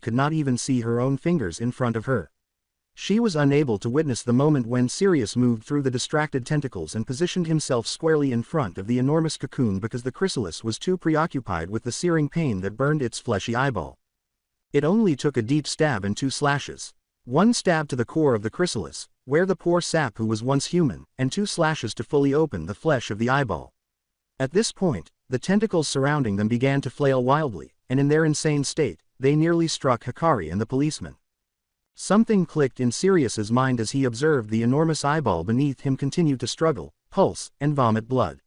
Similar to a radio dial, he could hear voices more clearly the deeper his blade penetrated the cocoon's flesh and the more the hands gripping it were discolored by the erupting fountains of blood. Hurt, pain, hurt, kill, kill, kill. With a hushed, "Forgive me," Sirius prepared to thrust his blade past the core one final time. After that, the intensity of the earthquakes began to lessen with each passing second. After 1, 2, and 3 seconds, there was silence. Hikari didn't think it was over because she still had to deal with the issue of leaving the campus, but the policeman next to her got up and went up to Sirius as though nothing had happened. The officer clapped and yelled joyfully, "Ha ha ha," as expected of the veteran. As the quiet of the deserted pool began to creep in, Sirius was ignoring the policeman as he stood directly in front of the chrysalis, nearly covered in blood. The enormous fleshy eye of the cocoon was motionless in its socket. There were 2 X-shaped cuts in the flesh of the eye, and blood and sand were dripping from the open wound. The policeman was 10 feet away from him, but Sirius had moved so quickly that it appeared as though he was moving at superhuman speed. At first, Hikari was unaware that the specialist had his blade aimed directly at the fictitious police officer's throat. Sirius' question was direct and made it obvious what he wanted. "Who are you? Why did you bring me here?" As though certain that Sirius wouldn't cut him, the policeman simply grinned at him. However, Sirius's only concern was that the imposter police officer in front of him might endanger Hikari once more, which was sufficient justification for Sirius to spill blood. The policeman attempted to joke, "I suppose it's too much to ask for us to have this conversation without the risk of me getting beheaded." However, Sirius merely gazed at him, furrowing his brows with splatters of Singularity blood. Observing the specialist's reaction, the policeman sighed. The tall, stubbled man rubbed his hands against his face after taking off his officer's cap. Still wary, Sirius pondered the man's actions. However, he was unable to complete his guess because he looked completely different immediately after the policeman took his hands off his face. What had once been a handsome, stubbled man with a strong jaw had completely vanished, to be replaced by a more feminine face with round lips, long lashes, and sharp eyes. Sirius's confused expression gave the imposter the opportunity to begin stroking his hair, which also changed to a darker, straighter style. Unbeknownst to Sirius, the hold on his blade relaxed slightly, which the individual ahead of him interpreted as evidence that they had managed to get inside the specialist's mind. With their hands on their hips and their voice unchanged, the imposter said, "Name's Origami," adding, "and I come from an organization who wishes to recruit you into our ranks."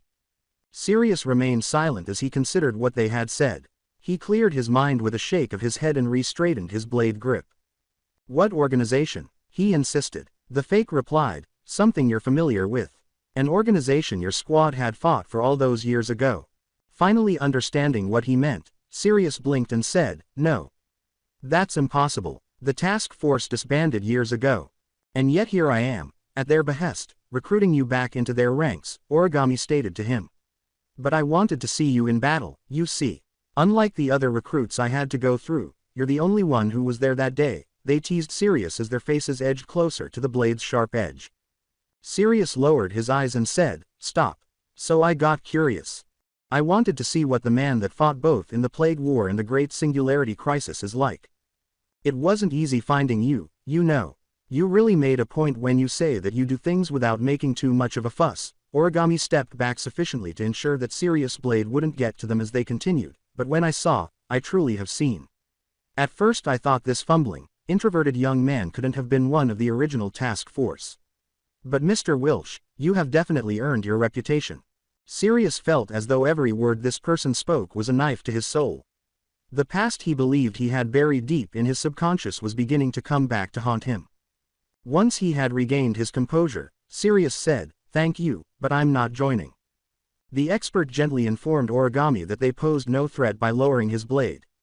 "Oh, but you haven't listened to what more I have to say." "You've said enough, shown enough," Sirius responded. "You endangered both the lives of both the girl and I. I have no reason to trust any other words that come out of your mouth.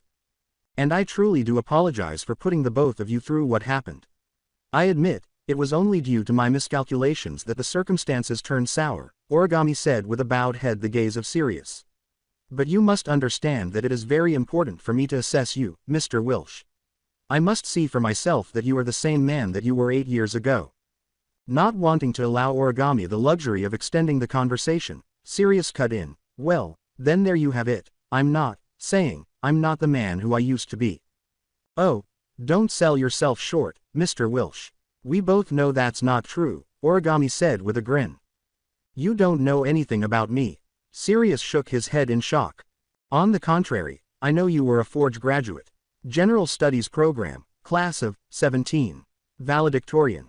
Sirius's gaze expanded. Origami grinned. I know you didn't leave the task force when it disbanded. I know that you were forcibly kicked out because the division was going under from, oh, what was it? Lack of manpower. Put an end to it. You were angry, weren't you, when you were told that you have been dismissed, permanently, from the fight? Even after watching all your comrades fall. Enough. Not in her presence. Imagine, a child who enrolled in a prestigious hero school, basically indoctrinated with the idea of heroism, who found himself fighting for the cause of protecting humanity, only to be thrown away when he wasn't needed anymore. That would make anyone angry. I said enough. Sirius, with his sword hand aimed directly at their trachea and his free hand clutching the imposter's collar, the specialist had unwittingly charged at Origami. Sirius only snapped out of his reverie when he saw Hikari, clumsily standing and leaning on a stalagmite for support, staring at him with terrified eyes. Mr. Wilsh, I'm giving you a chance to redeem your lost years. To use that anger to fight again, to be a hero, Origami said, this time with a voice that was gentler, the world needs you right now. You know that. Cases of singularities and living quirks are skyrocketing, and even when thousands of dollars are put into research of a cure, it's not enough to prevent civilian casualties from the ones that are too far gone. Someone must stand in the front lines, Mr. Wilsh. When they said that word in front of Sirius, he was disgusted. Releasing Origami's collar, he stepped back to collect himself. He then began to scoff. So you want me to be expandable, is that it? What was it you said, executioner for hire? How does killing singularities make you a hero? To be willing to die in the dark just so people in the light could live their lives happily and without worry, Origami advised him. To completely disregard your pride, your identity, for the safety of others, without any wish of recognition. There's no greater heroic deed than that, to me. Sirius said nothing. He was thinking about Origami's remarks while he struggled to suppress all of his resurfacing trauma and memories and was afraid of going back to them. Maybe because his blood was still boiling, he was unable to find the strength to argue back. This isn't just about you or me, Mr. Wilsh, they responded. This is about all those lives who fell that day, fighting for the cause of saving humanity. We owe it to them. Origami raised their right hand, revealing a watch that had previously been concealed beneath the sleeve of their uniform. They knitted their brows. Origami grabbed a small business card from their front pocket and said, well, regardless of whether or not you still believe in the same cause, I'd appreciate it if you would at least listen to what more we have to say this Saturday morning. The card flew out of their hand and toward Sirius with a swift motion, but the expert deftly caught it. Go to the address written there. Many people are expecting you in your return, Mr. Wilsh. Then they just walked away, past the sandy debris and the enormous stalagmites, past the teenage girl to whom they paid no further attention, and out of the collapsed hallway from which they had entered. Sirius remained wary of the face-changing messenger, keeping an eye on them from behind the entire time. When Origami eventually departed, Sirius turned his attention to Hikari and himself. He examined himself first, feeling relieved that he hadn't broken any bones and that the pain was beginning to subside where he had been struck in the rib cage.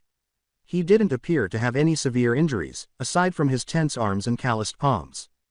After determining his own condition, the man said, "Hey, Hikari, you all right?"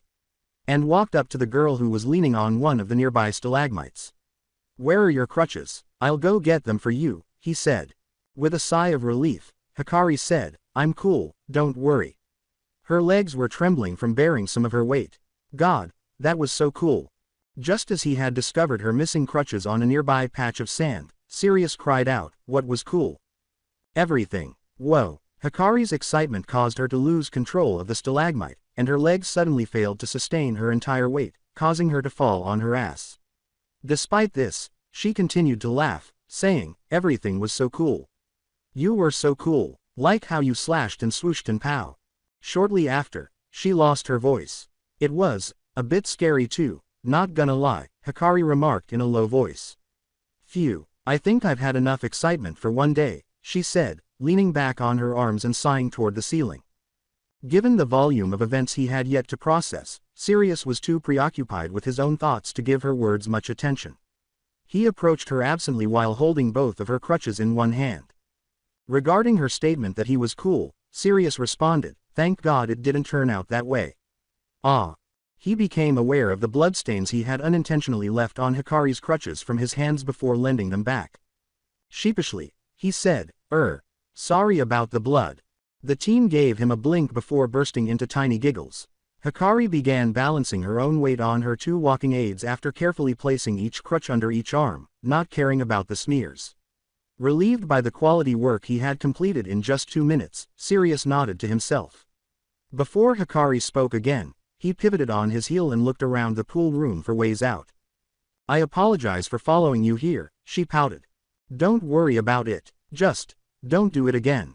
I can't always make sure to protect you, Sirius assured her. Then he thought of what Origami had said to him a few minutes before, and he assumed Hikari had heard it too. I'm not as good as I used to be, 8 years ago. Hikari noticed how Sirius's shoulders stiffened. So, you were there during the crisis? She asked, her eyebrows furrowed in concern but still feeling astonished. Yep, Sirius merely replied. Oh, Hikari said, unsure of how to tackle the subject. I mean, it's not like I paid attention in history class. Hey, and you didn't strike me to have that kind of past either, so. As the girl struggled to finish her sentence, Sirius pursed his lips to keep from interrupting. Meanwhile, Sirius made the decision to guide the two of them back to the hallway where they had come from. But I feel like I'd be safe even with you right now, so. The specialist's grip on his sword tightened slightly as he stopped in his tracks. Thanks. It has been 2 days since then. Sirius had not received a response from Origami or his mysterious organization, about which he had discovered no information online or in any other source. Sirius has been researching and waiting for any further unexpected communication from the so-called resurrected task force for the last 48 hours. Maybe his suspicion that they were stalking him and gathering his contact details was a bit unrealistic. Origami never mentioned that Sirius couldn't simply leave the recruitment, but it was only Tuesday, and Saturday was still 4 days away.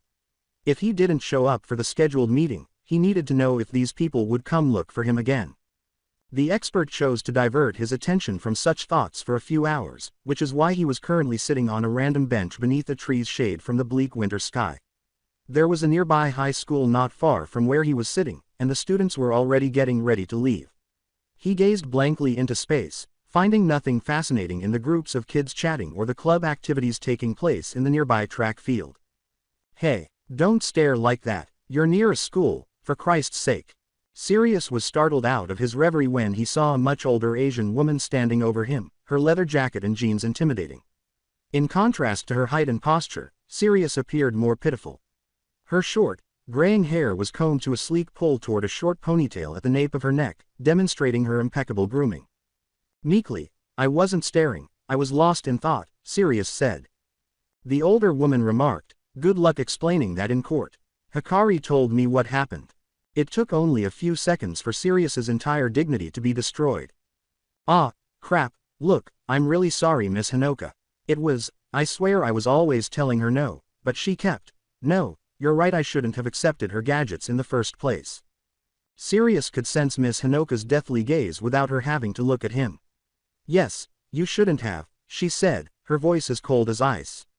And I know that it was her idea in the first place to make you all that crap just so you'd take her on a trip, but you're the adult here, you should be firmer when saying no. Got that?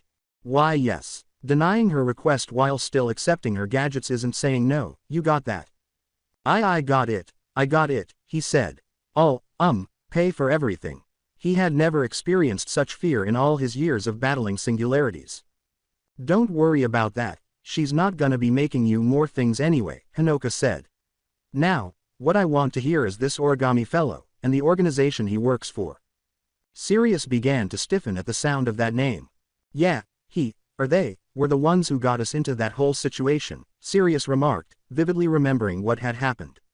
So it's true then, the elderly woman growled slightly, as though she had been bracing herself for the worst. Task force is returning. The young man said, I'm not sure, but they knew about Forge. That wasn't made public when I became a part of the old task force. At first, he didn't respond because he still had some doubts about the situation. Hinoka's silence came next. As he spoke, Sirius would assume that she was putting the pieces together in her mind, just as he was. As Sirius fumbled with his thumbs, reviewing all the assumptions he had made over the previous 48 hours, he concluded, someone's keeping tabs on me to know that information. One of my old mates is involved. Which is impossible because you're the only one who survived that night. Yeah. Did they also know about? Knowing that Hinoka was talking about something else, Sirius' ears perked up. Something that had nothing to do with anything they had been discussing. No, they don't know about that. With a more relaxed and assured tone, Hinoka said, all right, so now we know that this organization doesn't have all the cards, then. Any other news from them? Yeah, they said I have to go to someplace else to meet the rest of the organization, Sirius said, his hand idly resting over his overcoat's inner pocket, which concealed the business card from the previous day. Bah, all the more reason to ignore them. For the former, the decision was already clear, but Hinoka was more cynical than Sirius. However, Sirius sensed that something was pulling him away. I'm going, he said nonchalantly, probably. Hinoka gave him a sidelong glance, seemingly wishing she hadn't heard him say, Wilsh, do you not get it? It's a trap. I have to know where they get their info on me. Curiosity. So that's your excuse. The older woman then turned in his direction and said, look, from what I've heard from Hikari, even if they're who they say they are, who's to say that it's not a lost cause just like last time? What could they offer you that these last 8 years hadn't proven wrong? She seemed more serious about the current situation than he did. Shouldn't we be doing more? Sirius asked, feeling extremely nervous and as though his words were choking his conscience. I mean, it's not like singularities are just going to stop appearing that quickly. More singularities are just going to do more harm in the time it's going to take for people to look for a cure, and, I dunno, I wouldn't be able to handle every case by myself so. Sirius, you're looking at something that isn't there, Hinoka interrupted. He gave her silence. I know how you act when you think there's a good fight to be done, I've known it even from when you were still my student. But tossing your life back into the front lines after surviving it isn't a good fight, Sirius, it's just martyrdom. I need to know where they keep getting info about me, Sirius said, biting his tongue inwardly because he knew he had said too much. It's just seeing what more they have to say. Then the two of them fell silent. Both of them were gazing off into the distance. Sirius was about to lose himself in his own fruitless deductions for the next hour when he heard a familiar but far-off laugh. Among the throngs of high school students dispersed throughout the campus, a group of 3 to 4 individuals stood out for having blonde hair and big round-framed spectacles. Sirius felt a little more at ease when he saw her laughing with her friends while holding onto both of her crutches and trying to walk at their pace, as though everything was fine. You being here, for her, in my stead, is more than enough of a good fight. You should know that. Hinoka only got more silence in return. Naturally, having known the young man for years, she was accustomed to it. The older woman called out, Hikari, and raised one hand in the air, drawing the attention of the girls in the crowd. Sirius saw Hikari turn to face her friends for a few seconds before they waved goodbye and went their separate ways. The teenager made her way to the 2 adults who were waiting for her at the top of a small elevated area. Hinoka asked absently as she assisted Hikari in removing her backpack, how was school? A predictable response to an empty question. So, said the teenager. When she saw Sirius, she turned to him and said, sup, loser. Ow, rude, the young man yelled as she playfully struck him on the shin with her crutches. Hinoka scolded the two of them, saying, hey, don't dawdle, adding that Sirius needed to finish tutoring them before they could go shopping with him. Hikari moaned, yes ma, is Sirius coming? He has to, I'm paying him to carry the bags. Sirius could only laugh to himself as he observed the conversation. He got up from his seat and trailed after them as they left the school premises. He had 4 days left to decide, so he probably had enough time to have fun before then. When Saturday finally arrived, Sirius was awake at 7 in the morning. He tried to appear like a lark, but he wasn't a very good one. He was under pressure once more in the lukewarm rain of his apartment's shower because he was afraid of what he would encounter at his destination. After putting up airs a few days ago, he felt that it wouldn't be fair to back down from his words, but he was torn between going and not going. Hinoka had anticipated that he would visit her and Hikari this morning to borrow her car, after all. As soon as he stepped out of the shower, the chilly morning air began to tremble his muscles. When he stood in front of the bathroom mirror, Sirius could see how his breathing trembled. It only took 2 or 3 seconds for the indigo-haired man's reflection to begin engulfing the real him in a nostalgic void. Has he truly changed that much in 10 years? Sirius examined himself closely, much like a frustrated painter observing his unfinished canvas. His history was shaped by his muscles, his numerous scars, and his fading burn wounds from the fight a few nights prior. A towel was wrapped around his waist, but everything from the navel above was visible and reflected on the clear glass surface. Many people are expecting you in your return, Mr. Wilsh. Sirius's heart ached in the same way that it would when you were reunited with friends and acquaintances you had become estranged from. If they saw him as he was and expected the man he wasn't, what would they likely say? Have you washed up? Failing? No. Stop that, Sirius told his own inner voice. Your friends wouldn't say that. People who knew you wouldn't say that. Origami lies. You have no friends. Nobody is waiting for you, not anymore. Using his hands to support himself, he leaned forward on the bathroom sink. Both Sirius and the mirror's reflection lowered their eyes. They made an unwritten pledge to each other as if they were speaking. We have to find out what's going on. Sirius left his apartment for a quick stroll in the direction of the suburbs after grabbing a box of milk coffee for energy and a pack of convenience store bread that he had purchased the previous evening. However, Hinoka was already waiting for him on the patio of her house when he eventually arrived at the sidewalk in front of his teacher's house. Judging from the fact that she hadn't changed out of her satin pajamas, which suggested that she had been woken up quickly, she didn't appear to be overly happy to see Sirius at this early hour on a Saturday. When they arrived at Hinoka's driveway, her car keys dangled in front of him like a dog treat Sirius hadn't earned to eat. If you smell something fishy, run away or call me immediately. You don't have your weapons on you anymore, Hinoka's voice chastised him. Yes, was all the man could say. Don't put your phone on silent. Yes, have you had breakfast? I have. Hinoka threw him the keys and said, all right, keep me informed when you're finished.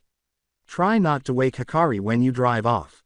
Yes, thank you. Sirius was now with her black sedan, which she had prepared outside on her driveway just before he arrived, after she had left. Not wanting her to see how anxious he was about today, the man had no intention of loitering on her land for any longer than absolutely necessary. Sirius drove out of the neighborhood, being careful not to blast the engine alive. Just in front of the speedometer was the piece of paper Origami had given him a few days prior, giving him a hint as to where to go. He tightened his hold on the steering wheel, preparing to confront whoever was at the end of the road, and continued to drive.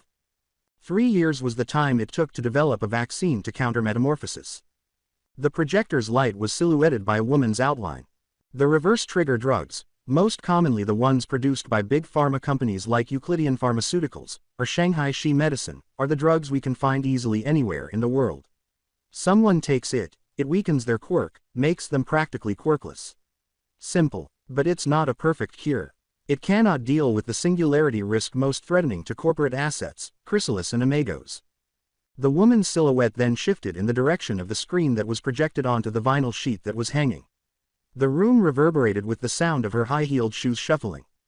A nationwide mandate to make the use of the vaccines mandatory was first proposed during the Great Singularity Crisis, but since we are a nation that values liberty and freedom above all else, the proposal would naturally be met with a large disagreement. Of the 193 countries in the world, America is one of the 2/3 that did not create mandates that encourage statewide use of the vaccine. This response team's goal is to serve as a remedy for the issue that resulted from that decision. By hiring individuals who can directly handle Chrysalis and Amigo singularities and managing them under an independent sector rather than a governmental one, the response to singularity-related incidents would be subject to minimal legal restrictions.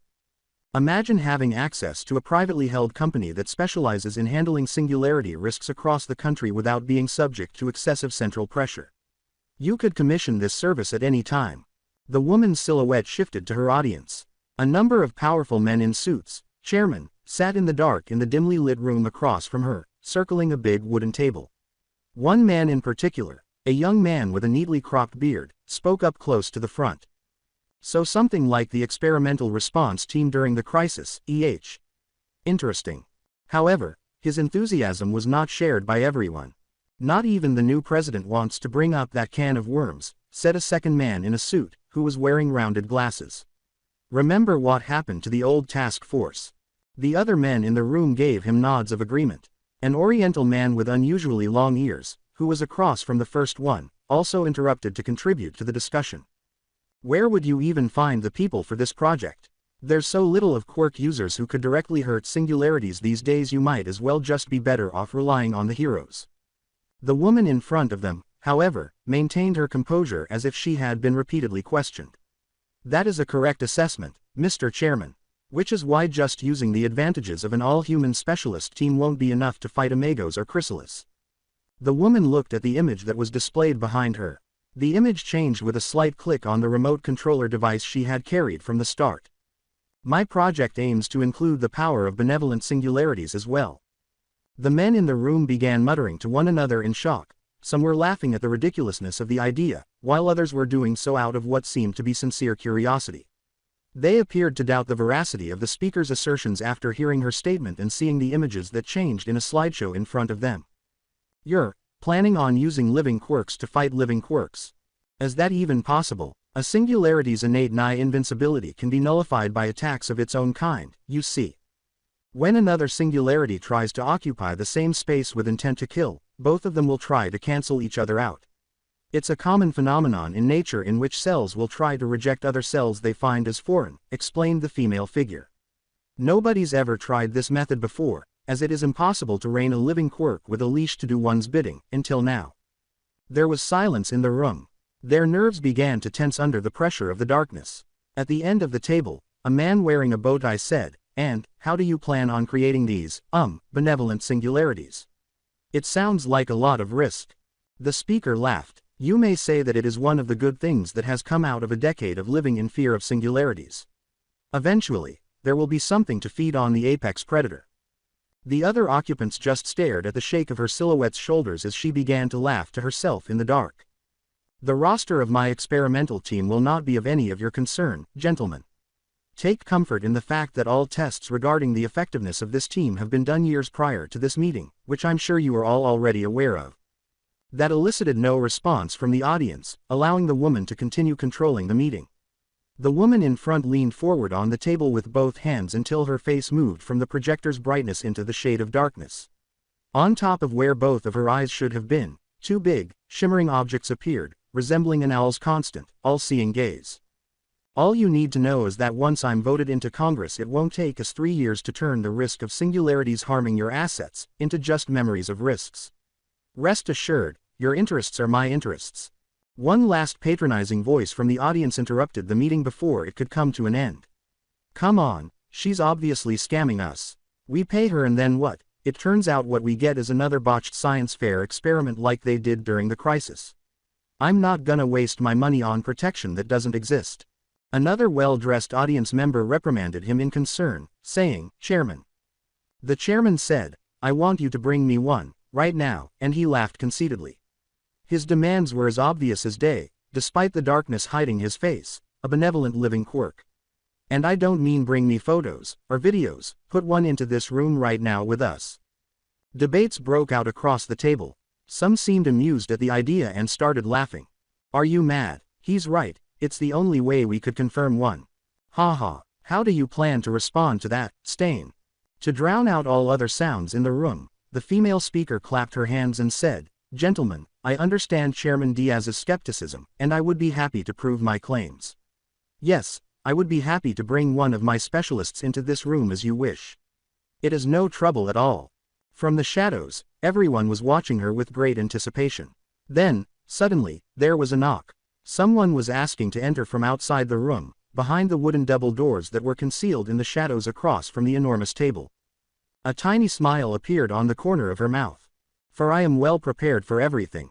Since Sirius himself wasn't a person who could tolerate lengthy journeys, the drive there was rather lengthy, but he was more concerned with his current situation than with the time it took to get there. He could clearly see a skyscraper in front of him, situated in what he knew to be the financial district of New York.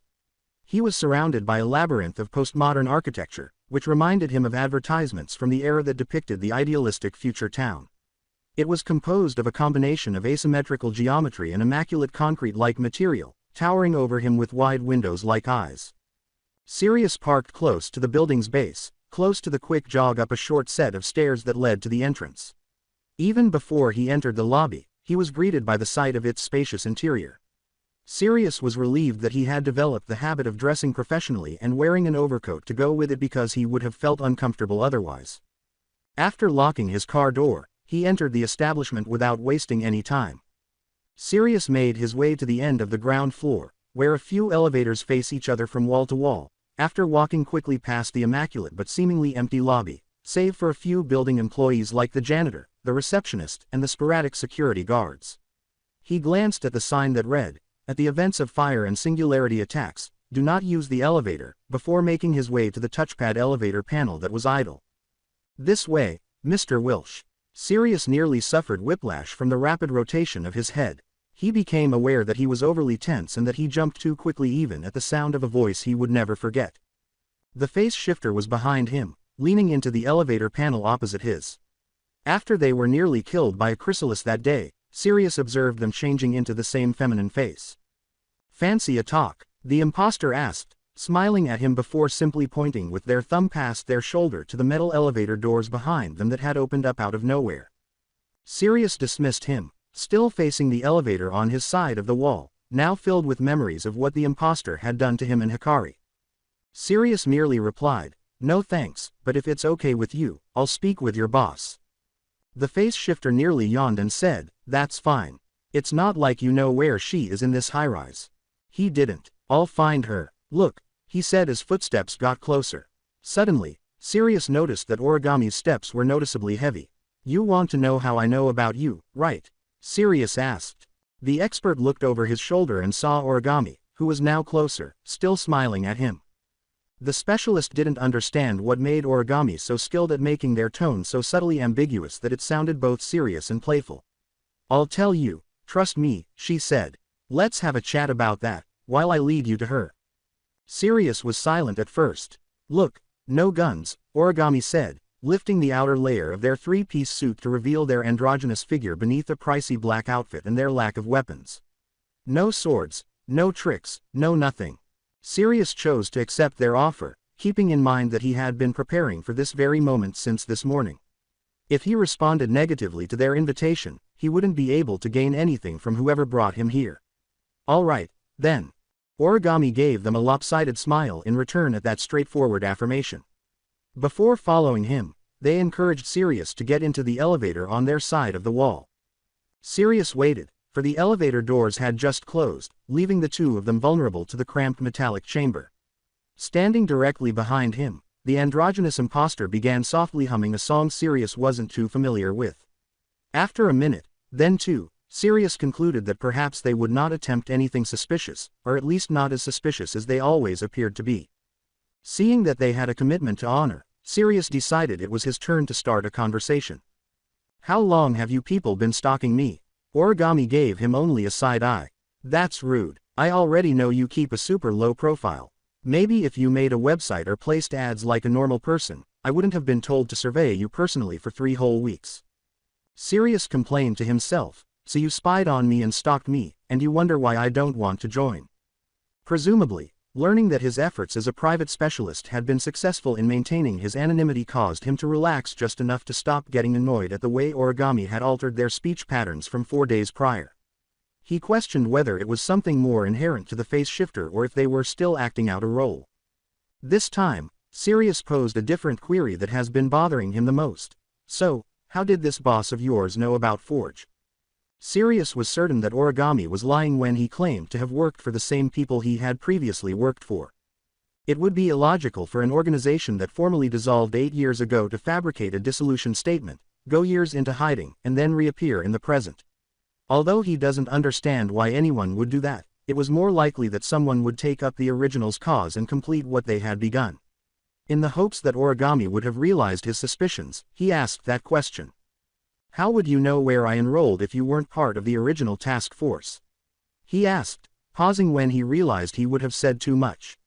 "I thought all my records of enrolling there were." Origami just laughed. "Wasn't it obvious already? Just because the school itself removed your records doesn't mean it doesn't exist. You just have to know where to find them." Meaning, "I'm a former CIA head intelligence officer. That's how I got the records about you." His eyes widened into plates, Sirius felt. When he did, Origami was simply smiling at him. Sirius never would have guessed that the person next to him was a former CIA agent, but he figured it would make sense that the central government would be more knowledgeable than the general public. Wait, you're lying, aren't you? Sirius gasped. There's no such thing as a CIA head intelligence officer. Got you, the origami said, sticking out their tongue. With no useful information from them, Sirius was back to square one and balled his hand into a fist.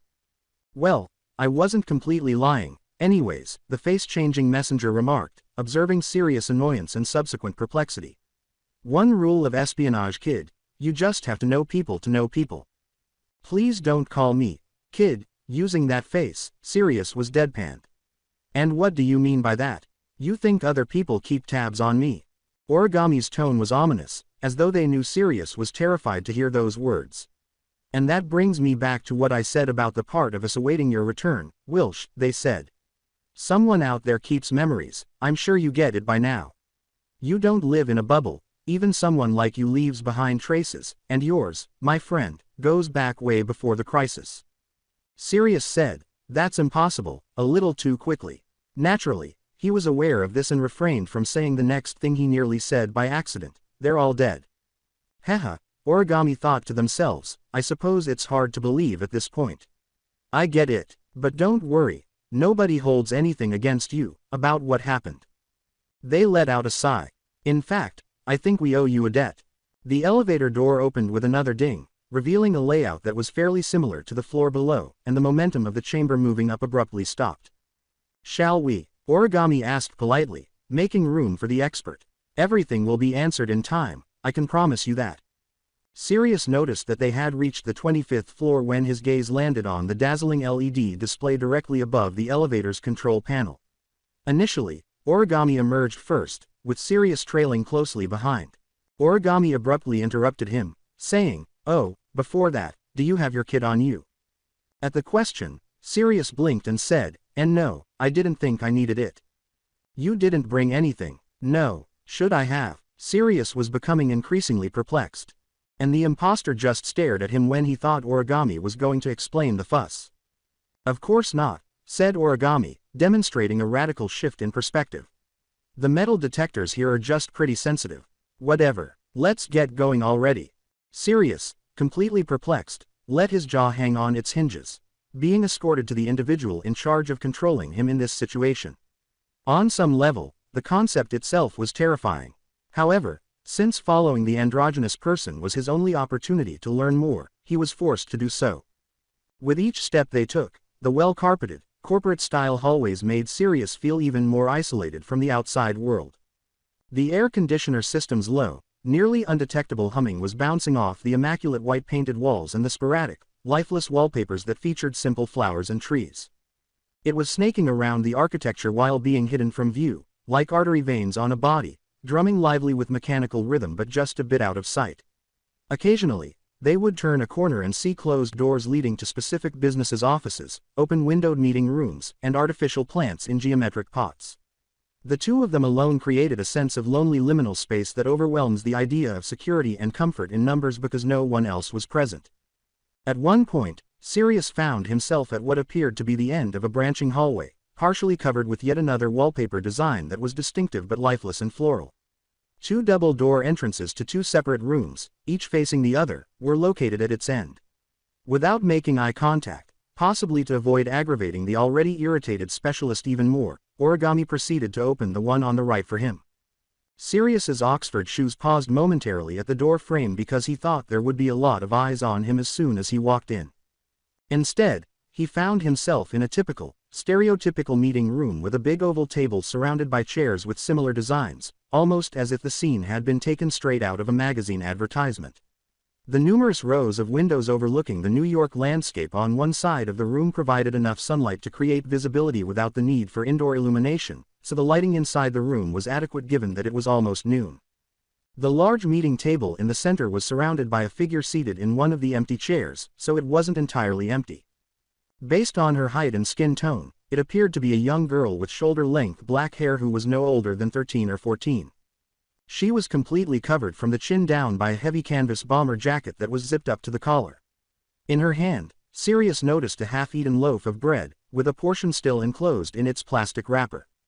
The man remembered seeing that kind of bread at his neighborhood convenience stores. Her eyes were fixed on him, but he was unaware that she had turned her head, seemingly anticipating his arrival in the room.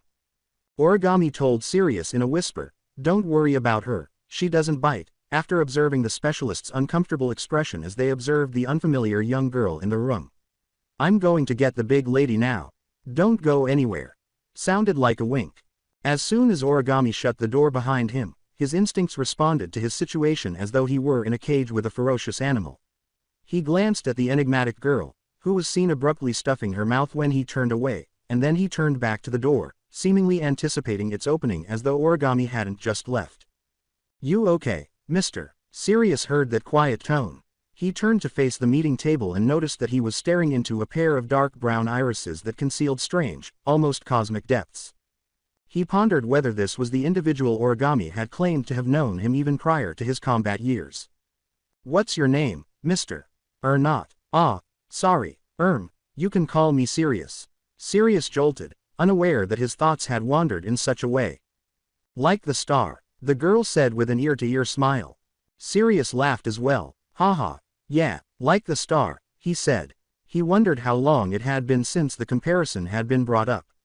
The last memory he had was of Hikari making fun of his name because it sounded like the word, Sirius. It would take her a few months to forget that. Sirius was about to speak when he realized the girl was staring at him once more. The smile that had appeared just moments before remained on her face, lingering there indefinitely. Origami's Cheshire smile didn't make him feel like he was staring at a trickster. Rather, it was the kind of smile that caused the deafening silence between them to grow the longer he stared into the girl's bottomless gaze, engulfing him in an uncanny valley more intense than all the years he had spent battling singularities. "Who exactly is this girl?" Sirius pointed clumsily at the bread she was holding and said, "That looks delicious," before the last bit of it vanished entirely into her mouth.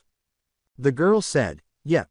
I love chocolate bread." Sirius had not previously noticed the small leather backpack she lifted from beneath her seat. It had a design appropriate for a girl her age.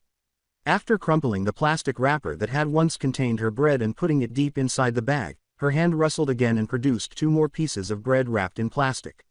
"Want one?" she asked. She had already opened her share and begun eating that one, so Sirius couldn't even bring himself to reply. I'm good, thanks." When she heard him turn down her offer, she scowled slightly. "Oh, okay then, but Origami went and bought all of this too," she said. She raised her backpack once more and showed Sirius what was inside. There were countless plastic-wrapped breads and countless empty plastic wrappings of various sizes and brands inside. Did she consume all of that? Sirius pondered. She seems to be preparing to hibernate for the winter. "You know Origami?" Sirius inquired, attempting to avoid becoming distracted by her gluttonous persona. Maybe this girl could provide some information. "Yep, Origami is very nice. Origami likes giving me and Gumi all the food we want." Uncertain of the meaning of the word or how to respond to it, Sirius muttered under his breath, "Gumi. Well, who is Origami exactly?" I mean, I just met them once and you seem to know them better than I do." With her finger tapping at the side of her chin, the enigmatic girl pondered for a while. Tapping, tapping, tapping until Sirius was left waiting in silence for nearly 30 seconds. Ultimately, it appeared that she had overlooked his inquiry. Sirius made another attempt to catch her eye. "Oh no, I forgot what Origami told me to say during this situation. Mr. Sirius, forget I said that, okay." The girl gasped guiltily, either because she had unintentionally confessed her thoughts or because she realized she had left him waiting for an answer for whatever reason. With an awkward laugh, Sirius held up his hands to reassure her, saying, hey, it's cool. I didn't hear anything, I swear." "Thanks," the girl said with another smile. Perhaps he overanalyzed it. The more he looked for a solution, the more questions began to arise. Perhaps it was best not to think about it at all because the day kept becoming more and more intriguing. For some reason, he began to feel strangely bored and began to wonder if it was all just a sophisticated practical joke. The awkward tension between the 2 occupants was broken when the room's door opened again. Perhaps to tease him by claiming that they had been listening in on Sirius and the girl's conversation, Origami's last blonde face was supposed to reappear, but this time the specialist's mind was distracted by the image of an elderly woman. The woman bowed slightly and apologized for being late, saying, "I got caught up in a meeting." The woman's hazel eyes gazed up at Sirius through frameless glasses tinted orange. She was probably only a few inches taller than he was, but when she straightened up, Sirius could feel the authority figure defining her body, which made him feel insignificant in comparison. The image of a high-ranking businesswoman was further enhanced by the fact that she was dressed in a modest office suit and skirt, had auburn hair neatly combed over her shoulder, and ivory skin enhanced with a suitable amount of makeup. However, Sirius was unable to concentrate on any of those because he had another suspicion. Origami. Nope, not me, said a second voice. Origami smiled as they peered in from outside the room and said, I'll be excused then, ma'am. Of course, the woman replied, nodding curtly. Enjoy your weekend, Origami. Sirius sighed with relief as he saw Origami nod back at her before vanishing down the other side of the corridor. He turned back to the woman in front of him and saw that she was just grinning when he said, I'm sure you have a lot to ask, Mr. Wilsh. She extended her hand, anticipating a handshake. However, all of a sudden, Sirius was struggling to speak, unsure of whether he should shake her hand or answer her first. Right. Sirius is fine, miss, he said, choosing to do both. My colleagues call me handler, for security reasons, of course, she replied. But you may call me Victoria Stain. Victoria Stain. Sirius uttered the word, and for some reason it sounded familiar. Victoria Stain. Victoria Stain. Yes, that is my name. Sirius reluctantly said, sorry, as he released her hand, embarrassed that he had become so engrossed in his thoughts. You wanted to see me? He asked, dismissing his suspicious feelings of familiarity with the woman in front of him as an error of some sort. The specialist experienced a strange pull in his heart, almost like a mix of shyness over the subsequent flattery and worry that the woman in front of him had stalked him without his knowledge. Something told him that Victoria was a woman who could take the conversation in any direction she wanted, so he should be careful what he said next. Victoria laughed, her demeanor almost childlike, see you. Hey, I have had many opportunities to do that. Though meeting you is another story entirely, one of which I have had looked forward to even before my decision of recruiting you into our team. Sirius's thoughts returned to Origami's remarks regarding individuals who had previously remembered him. Sirius guessed that she was an older woman, but if he had met them as a child, he would remember those who were older than him. Although she didn't appear to have known him before and she might be untrustworthy, he was also unable to remember her. Sirius began by saying, So, you're not task force. Victoria said with a nod, I'm not. But you're a handler, for a team. Very astute. You're a successor. More or less, she said, seemingly unconcerned when Sirius began glaring at her. Well, I suppose I would have remembered you if you were, Sirius remarked, searching his mind for any remaining hints. The fact that it was so simple to get an answer from her confused him, even though he couldn't get rid of the strange, enraged feeling that lingered deep within his chest. But that didn't explain why I was almost killed back then. Do let me reiterate. I might be learning from the same people you used to work for, but I am not task force, Victoria's amber-like, almost shining eyes their crimson counterparts. I have my own, let's say, personal goal to accomplish, unlike the quest to exterminate all singularities the original used to uphold as a mission. I have no need for people who could only kill living quirks for a living, you see. There must be an effort to study them, catalog them, understand how these things come to be. Though, in that same note, it was perhaps also my reasoning for restudying you, for lack of a better term. I assure you, there was no ill intent to harm in my efforts to get you here. For a few seconds, neither of them spoke. Sirius jokingly asked, was that your way of apologizing to me? Victoria, however, simply laughed and said, perhaps. I considered it, though I would know it wouldn't have worked. Inside the meeting room, she selected a seat from among several that surrounded the enormous table and took a seat. With her sharp chin resting on her hand and the afternoon light from the window reflecting off her round glasses, she exuded composure and total control. While silently observing her, Sirius secretly praised Victoria for her clever theory, keeping in mind that Victoria Stain was aware that she had either forced or been indifferent to Origami's risky attempt to test him the previous day. So, as an actual apology, I will give you this, Victoria said, flashing another red lipstick smile. With her red smartphone in hand, she began typing something that Sirius couldn't see. This is compensation for our fraudulent commission to your services. Sirius raised an eyebrow, but as soon as he felt his phone buzz inside his pants, his perplexity would vanish. This is indemnification for almost harming your life. When he took out his phone, the screen was already on from the constant stream of messages, allowing him to view the ridiculous amount of money Victoria had transferred to his bank account. Wah. This is indemnification for almost harming Hanamiya Hikari's life. Hold on, hold on. And this is... Sirius waved his hands over his face and exclaimed, "Stop. Just stop. I get it. I. Here, what should he say? Did he pardon her? Did he not? He could think that the average person would forget that they had been nearly killed by a chrysalis in an instant, and his thoughts were swimming, drowning in money. He was forced to put his phone back in his pocket and turn off his notifications because he could still see the numbers that had appeared on his screen. I just don't understand why you needed to lie about it. To get me here, I mean. Why's the big secret?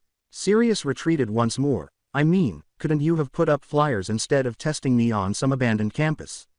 Couldn't you have just called me?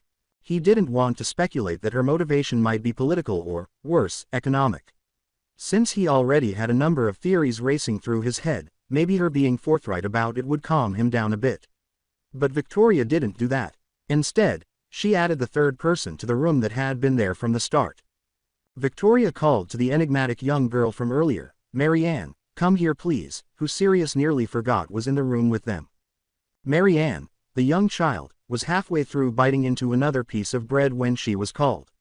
Without uttering a sound of obedience, she leapt from her chair and walked quickly around the big table to Victoria's side.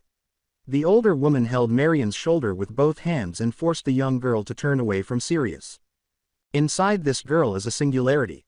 After processing his shock for a few seconds, Sirius exclaimed, "Wah. The form you see here is the result of that same symbiosis, because in order to keep the singularity dormant, this 24-year-old girl has to be kept at her lowest biological mass. The living quirk inside her appears to be in a symbiotic relationship with the user, caused by an imperfect metamorphosis that happened during her chrysalis stage," Victoria said calmly but reprimanded him at the same time after noticing his confused expression. He was getting a peace sign from Marianne. Sirius could not think of anything to say. Aside from learning Marianne's actual age, he was more preoccupied with a sense of wonder that surfaced within him. He had never heard of a living quirk and its human host having a symbiotic relationship. Furthermore, he was more likely to think that such conditions could only involve antagonistic parasitism in light of the creature he had just defeated a few days prior. "Even now you're still harboring suspicion towards me, are you not? It is understandable, but I could not risk that suspicion of yours leading me to the outcome of having myself investigated, so I did not call you beforehand. You have to be kept in the dark before today. I'm sorry," Victoria went on to explain, "as far as the world's concerned, I am a philanthropist and a lawyer. Everything I've done so far, I've done behind everyone's back." Marianne's eyes drooped like a purring cat as her hands rubbed the shoulders of the small woman. Sirius assumed she was no longer a little girl, as if Victoria were petting her. Sirius allowed his thoughts to wander. Her excuse that she wasn't a member of Task Force was beginning to irritate him, and at last he couldn't help but feel sympathy for her. There are still a few questions that he would prefer not to ask her directly. "A lawyer? You mean I could get immunity if I were to break another couple neighborhoods, but only one particularly appeals to him. Why me?" Then Victoria turned to face him, seemingly reading his thoughts, and said, "And that's where you come in, Mr. Wilsh."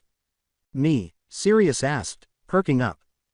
Yes. You see, there are unorthodox ones like Marianne here that exist out there. Which my team has recognized in the alarming growth of social patterns, where different singularities communicate and share knowledge with each other," Victoria replied, closing her eyes as if reflecting on the months she had spent studying the subject, like Cassie Thorne's case, for example. "I've read the reports made by the police, and I believe that the singularity you fought with back then spoke of you in familiarity, which led me to a hypothesis that these living quirks have evolved social interactions, implying a hierarchy of some sorts." "Curious, but worrying," Marianne said. "That's bad," in a dramatic tone. The only one who laughed was Victoria. "Cases like that corroborate the one danger I fear the most, as I myself have found a lead on the one that stands atop the food chain. My current objective is to swiftly deal with this danger, but with the circumstances I'm handed, I cannot blindly shoot in the dark, nor can I ask publicly for help," the woman continued in a soft voice. "You're the only option I have left." The instant he understood what Victoria might be suggesting, that uneasy feeling he had been afraid he would feel came back to him. However, He has a terrible tendency to start grasping at straws when he has run out of arguments. The only thing left for him to contend with was the unpleasant taste in his mouth from his experience joining any kind of team designed to combat the threat of singularities. Even though Marianne's presence in the room and the new, unidentified threat of an intelligent singularity uprising presented an excellent opportunity to broaden his perspective, his conscience was overshadowed by his worry that Victoria intended to pit living quirks against one another. Miss, Victoria asked, turning to face the smaller girl in question and cocking her head in confusion. Then, as Sirius watched in silent confusion, Marianne leaned up to whisper something in Victoria's ear. The older woman nodded and hummed to herself, but no explanation was audible. Ah, of course. Excuse me, it seems that it is time for Marianne's second breakfast. Hey, she eats a lot to keep the quirk inside her at bay, you see, Victoria said with no shame or insecurity in her voice. Please mull over it, Mr. Welsh. There will be a briefing in 2 days with all the other members to discuss this matter. I'm sorry, I don't think I can agree with that. Both the elderly woman and her small friend gave him a look. I was kicked out of the task force for a reason. And I don't intend to return into who I was anymore, Sirius said, reverting to his passive persona as he struggled to find the right words to say. You have to ask someone else. I'm done being anyone's warhound. Marianne, who had been chirping with a carefree innocence, began to share the older man's disheartened expression. After obtaining the one piece of information he had traveled so far for, Sirius was prepared to move on from everything inside. It seemed as though he was so dissatisfied with the direction their conversation had taken that he didn't want to think about anything else for the rest of the day, and he wasn't even considering reporting her to the police or the heroes. Victoria stood up to face Mr. Welsh in equal line of sight and said, Pardon me for my insistence, Mr. Welsh, but I cannot do that. The man allowed her to speak while he pursed his lips. There was something very intense about the way Victoria gazed at him. You were the final piece of the puzzle.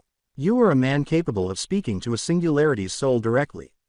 I need an empath to connect with our modern fears, understand why they form in the first place, Victoria said, her eyes practically encroaching on the glasses she was wearing.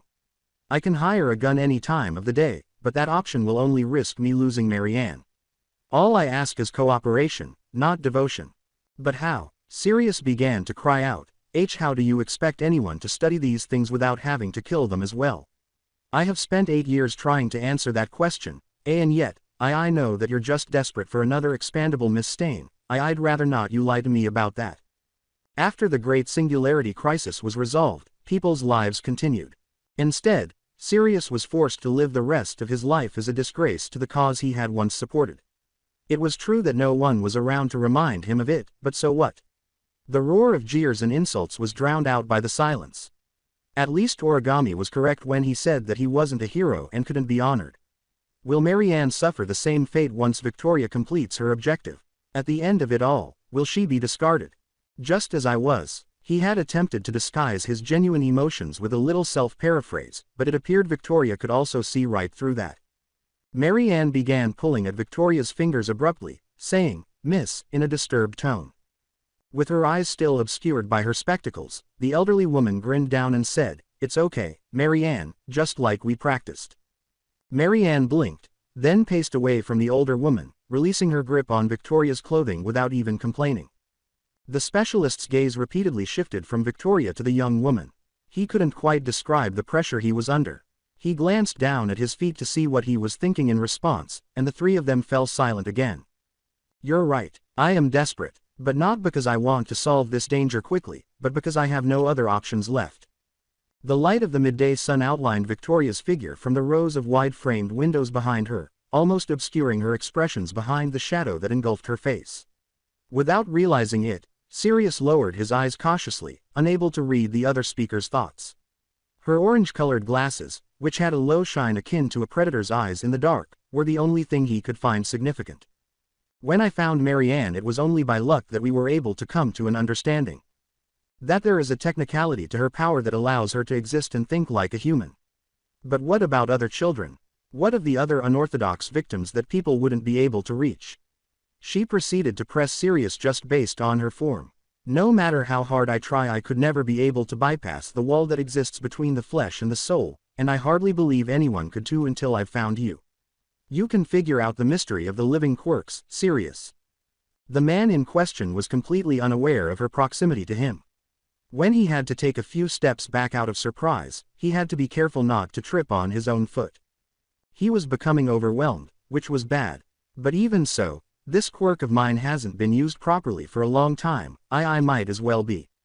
As though anticipating the question, Victoria shook her head in frustration, saying, I will never put you into the same position you were during the crisis.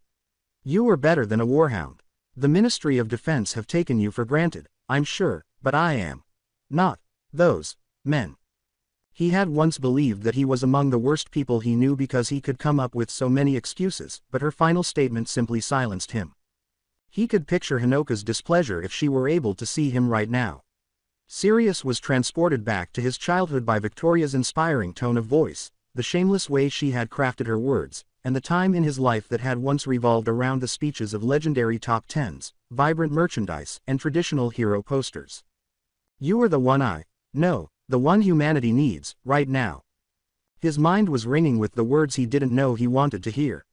It was definitely not this, but he had even forgotten why he had been there in the first place. Sadly, Marianne had interrupted his next thought. Mr. Sirius, please step back. The specialist turned to face her, but his own racing heart prevented him from fully understanding what she had said. But when he noticed how large her deep brown eyes had grown, he was unable to ask her about it appropriately. Her otherworldly gaze was fixed directly on him. You do not have your weapons on you, she went on. Her expression conveyed an eerie atmosphere that contrasted with her previous soft voice, and Miss does not want you to die. For a moment, Sirius looked at Victoria, who had not even looked away from him, despite his assumption that she mirrored his disorganized mental state. Could Marianne's words have escaped her ears? Did the girl do this on a regular basis? Wait, what's that, Sue? Fwee, a crash. Suddenly there was a huge gust of wind, and Sirius was violently thrown back to the wall behind him. He was so overcome by the pain of slamming the wallpapered concrete wall with the force of a one-story house fall that he was oblivious to the glass and pebble fragments scratching his face and hands. As gravity took over once more, he slid down the wall and felt himself breathing a thick cloud of dust as his body reacted in panic to losing all of his air. His lungs were suffocating and his bones were straining, so he coughed. As he attempted to push himself back up from his sprawling position on the carpeted floor, his disordered senses gradually returned to him, and he could now feel the tiny cuts on his hands beginning to attack his pain receptors. The carpeted ground beneath him trembled with a low bestial hum. The warm air striking his head's temple was equally distracting. Sorry. He wished he hadn't opened his eyes so fast that the dust had already begun to blind him when he looked up and saw a singularity. He could only make out a hazy outline with his eyes, but he knew he was looking at a big, winged, bipedal creature. Its legs shook the concrete floor with each step, and its wings towered over him and canopied over the area that had once been the meeting room roof, but something was wrong with them. With its limbs appearing to have strangely angled joints and its wings membrane appearing oddly transparent at times, the shape didn't resemble a bird at all. Instead, it was a fly that was nearly 5 meters tall and had been shaped to resemble one. Sirius was frozen in place as the fly bird's proboscis began outlining his shape and sniffing him, but it didn't take long for the natural human fear to begin seeping into his body. With no discernible retinas, the living quirk's unevenly shaped compound eyes gleamed in the afternoon winter sun, making it challenging to pinpoint its exact location, though Sirius was able to make a fairly accurate guess. Sniff. This one. Not. Sue. Nut. Sorry. No. No plans, no weapons, and not the slightest notion of how his day could have devolved into this. Luckily, without knowing why, the fly bird turned its back on him. He will soon discover, in an uncomfortable way, that he wasn't the only one caught in the whirlwind of it all. He could see Victoria's body leaning spread-armed at the corner where the wall and the floor had met, his vision now totally clear of the dust that had previously obscured it. She lay motionless in the same concrete dust that had engulfed Sirius, surrounded by rubble and shattered chairs. With its winged forelimbs and hind legs, the singularity walked toward her, its size enough to shake the building. When it was close enough to Victoria, Sirius watched. The stout black insect-like claws on the joint of its wings tugged at the debris surrounding her, clearing the area for its inspection as its malformed head and proboscis descended. Regardless of his prior suspicions about the woman, the specialist forced his upper body up, heart racing, unable to stop his body from wanting to throw itself between the monster and the woman. Out of the corner of his eye, a swiftly moving silhouette darted past him and then struck the fly with a loud wham. The sound of building structures being destroyed and the strong wind pressure made him think of two things: a tropical cyclone and a death-defying battle between two superhumans. He could hear office furniture and debris flying around him due to the force of the air movements, but he was unable to see it or his surroundings because he had to cover his eyes with his arms once more to keep violent dust storms from approaching. Fortunately for him, despite the pounding of his frantic heart, his mind had been alert for a few seconds. This allowed him to organize an escape route while carrying Victoria and Marion, wherever the former might be. Even so, he felt it become lodged in his throat when he opened his eyes at the first hint of relaxation and saw Victoria and another monster in front of them. When Sirius first saw the stranger's enormous 3-meter form, he thought, monster, but the clear humanoid shape was starting to feel a little familiar. It was uncomfortable to look at for longer than a certain amount of time. It was like a patchwork of various dolls dipped in living tar and sewn together.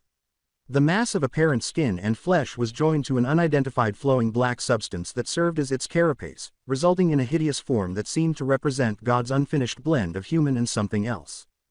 As though it had known the man had been there all along, it turned its head to face Sirius. When Sirius saw the stranger's face, the grotesqueness of it made his own stomach turn. The eldritch gaze behind its jet black eye sockets seemed to be complemented by the absence of a lower jaw, the exposed muscle fibers on its neck connecting each protruding carapace, and the abnormally long black hair moving individually as if submerged in water. Something must have bruised when he was pushed back from the pressure of the wind, because Sirius felt his body creak. In addition, his body's steadying adrenaline flow made it harder for him to absorb pain. Oh ouch! He covered his mouth with his hand, fearing that a single word would send the new, weird creature into a frenzy. He couldn't tell because it didn't have eyes in its sockets, it just stared at him. Hum. HM. The black-clad monster and the specialist both looked toward the room across from them. The fly-bird thing stood up on its hind legs and spread its crooked, transparent wings like an intimidation tactic inside the completely destroyed hallway on the opposite side of the wall, which was only partially covered by what had once been the floor above. Even with a thick layer of carpet covering it, the building floor seemed to vibrate abruptly, and Sirius could feel a kinetic hum in his ears and bones. He didn't realize what was going on until he turned to face the first singularity. Instead of feathers, the singularity had transparent, dragonfly-like wings that protruded from its forelimbs. These wings vibrated individually, and Sirius could see afterimages from how quickly it was juddering violently. It was preparing to take off, not an intimidation tactic. Sirius leapt to his feet. He moved swiftly, one step at a time, until he arrived in Victoria less than 2 seconds before FWOOOM. As he protected what he hoped was Victoria beneath him from another blast of wind, he felt another sea of dust and rubble enveloping him, and he dared not open his eyes. There were screams in the distance, the sound of another section of the building shattering, and distant sounds of something big and something fast trading blows. Sirius snapped back to the present when he heard someone cough. When he opened his eyes and looked down, he saw Victoria partially covered in blood and gray dust. It wasn't his. Sirius's first reaction was always to panic, but his second instinct was to ignore the panic completely. To hell with learning more. Miss Stain, I'm going to lift you up now, can you move? Victoria coughed out his name, Sirius, why you? Sirius saw tiny fragments of shrapnel protruding from the blood-stained right side of her face, and the right side of her glasses was completely destroyed. I'll get you out of here, okay? Sirius said, biting his lip. He leaned down to ensure she could hear him. I'm going to pull your right hand in 3 and put it around my show. Why you have to help her? Victoria's left hand shot up to his collar and pulled his head down further, causing the specialist's brain to stop for a moment, uncertain if he had just heard her correctly. Every week, in between coughs, Victoria exhaled, Marianne won't be able to hold that thing off forever. There are other people in this building, Sirius. Save them. Marianne. Was Marianne what she said? But she hadn't been seen by Sirius since the first. Inside this girl is a singularity. Sirius thought to himself, it's not the time to start seriously questioning how such a thing could exist. He had to locate the other individuals in the building and lead them to safety as well. Now that he was closest to Victoria, he needed to get started as soon as possible. With a firm, I have to get you out of here first, Miss Stain. Sirius gently removed the hand from his collar. Victoria didn't object. She just used her remaining working eye to look him up and down. She observed as Sirius first buried small portions of her body in the debris of the surrounding ceiling wall. He gradually managed to free her, and then the two were fortunate again. An unfamiliar voice said, "Wave Riders arrived at the location, sir." "Please advise." Another voice came in. "Sir, there are survivors," was the loud voice that had entered the room despite the distant sounds of brutal warfare. Glancing over his shoulder, the specialist saw that the new person was wearing blue spandex, a face mask, and an abnormally large cylinder on their back. That kind of clothing was very familiar and, he would even think to himself, intimate, and his mind clicked. A hero. The hero, who had navy blue hair that fell in a long braid down her back, was actually a heroine. "Sir, can you hear me?" she exclaimed. Her youthful face was twisted into a worried and determined expression appropriate for a hero of her age. "Do you need medical assistance?" she asked. "Unfortunately, the way she's yelling. Loud, HM. The air seemed to vibrate as a black shadow passed over Sirius before landing between him and the heroine, Wave Rider, if he could recall correctly. It was the fly bird Singularity, but wounded, with various burn marks, scars, and punctures that oozed a mysterious steaming black liquid and a substance that resembled bile. Wave Rider screamed, "AA Singularity." Sirius heard. However, neither of them had taken the initiative. HM. Not her, not her. The creature lowered its head and proboscis, loomed over Wave Rider in her battle stance. One more scream. Glancing to his side, Sirius noticed a group of well-dressed businessmen in the room opposite them, the walls between the rooms on the floor largely destroyed. He had not noticed them before, but now that he had, he saw that they shared Victoria's predicament. Reverberating its transparent wings, the fly bird leapt forward, moving toward the group of businessmen. Hey, oh no. Wave Rider became aware of the threat and, being the hero that she was, acted right away. Her hand moved in circles, as if she were making symbols out of the air. The cylinder on her back then spat out a waterspout as if it had been told to, gathering itself in a void before moving as a single, enormous snake. Maybe this was just a sneak peek at what Wave Rider could do, but she appeared self-assured enough to use it without hesitation. She moved with ease, and the water mimicked her movements. Her hand made a single, quick motion, and the stream of water sprang forward, lassoing around the Singularity's back legs in midair. The creature made another motion and was abruptly drawn back. With a painful thud, the fly bird was pushed to the ground and let out an ear-shrieking cry. It quickly spun around to confront Wave Rider because it didn't seem to be happy about what had happened to it. The creature's wings opened and began to vibrate.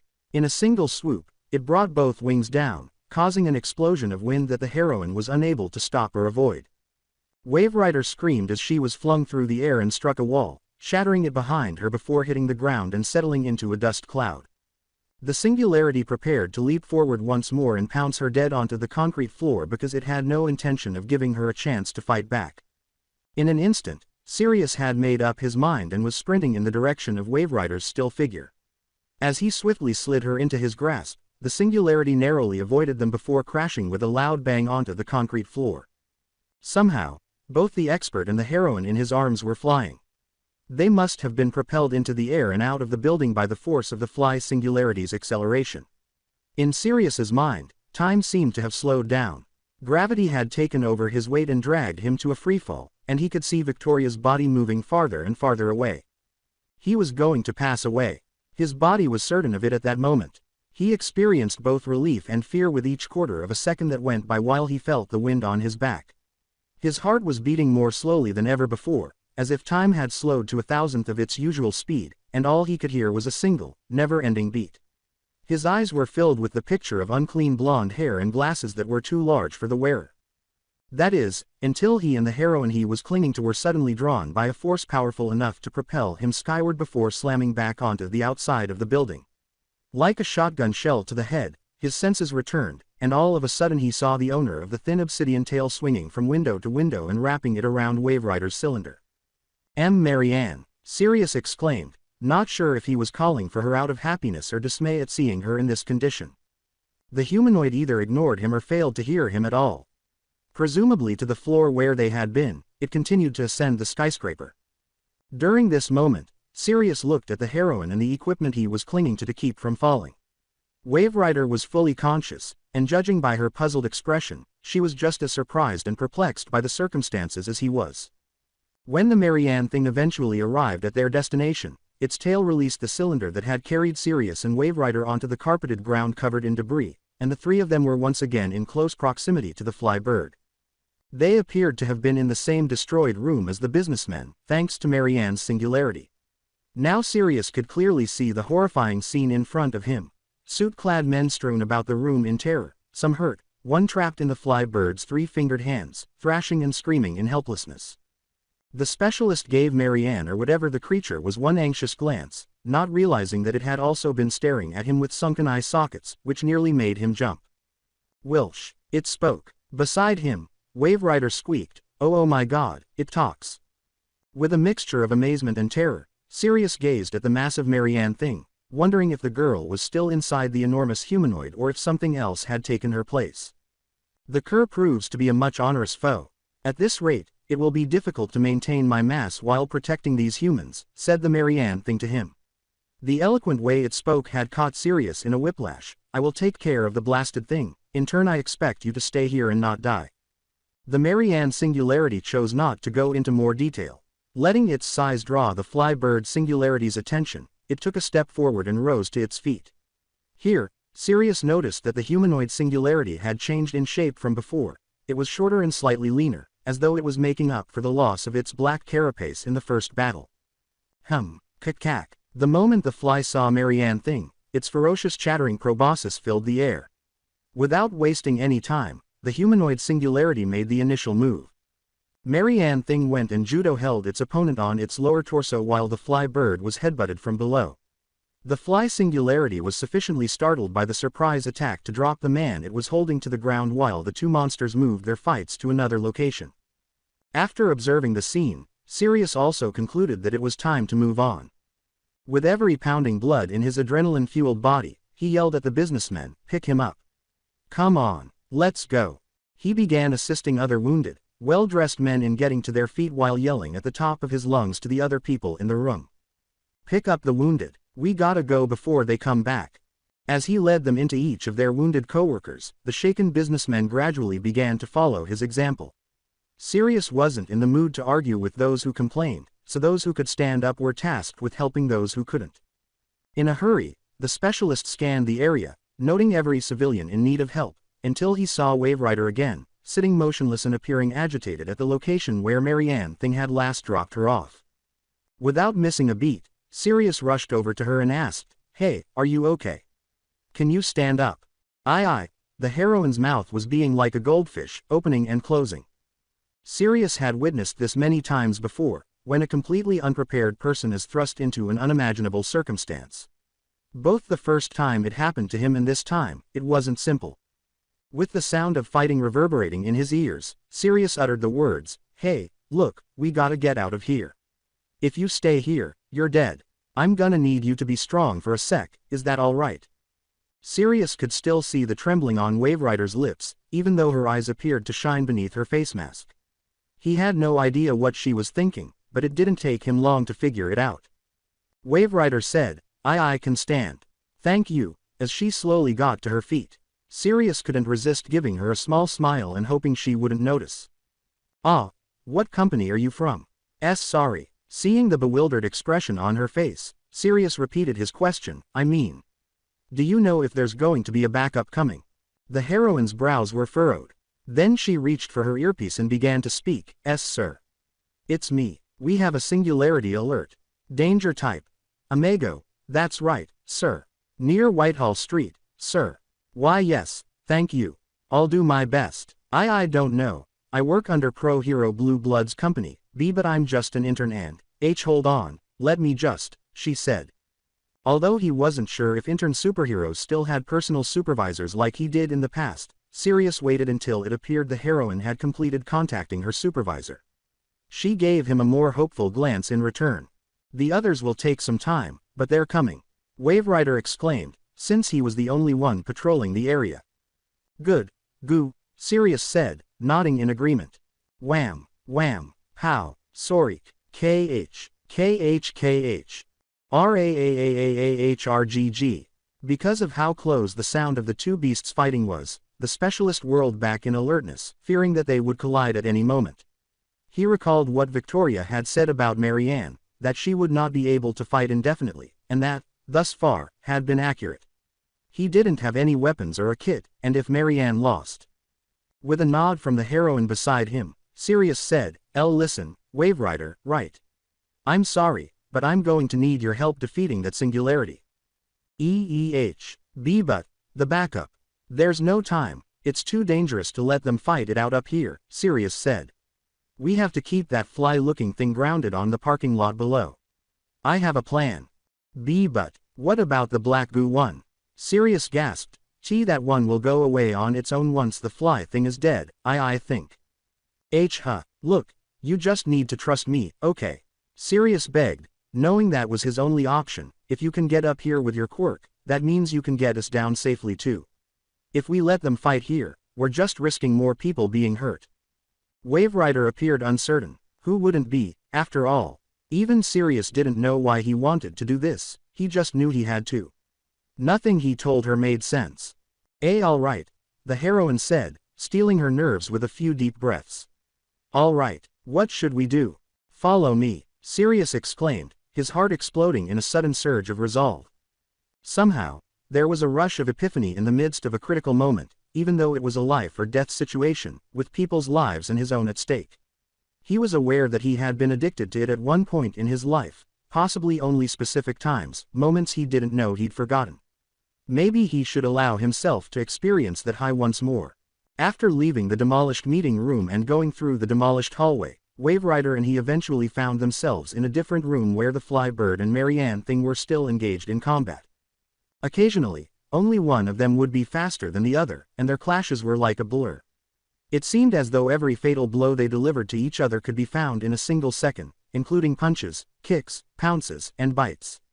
Sirius had no time to marvel at the spectacle. Marianne, he yelled loudly, bring it down to the parking lot. Sirius could never be certain if the humanoid singularity had seen him because it lacked eyes.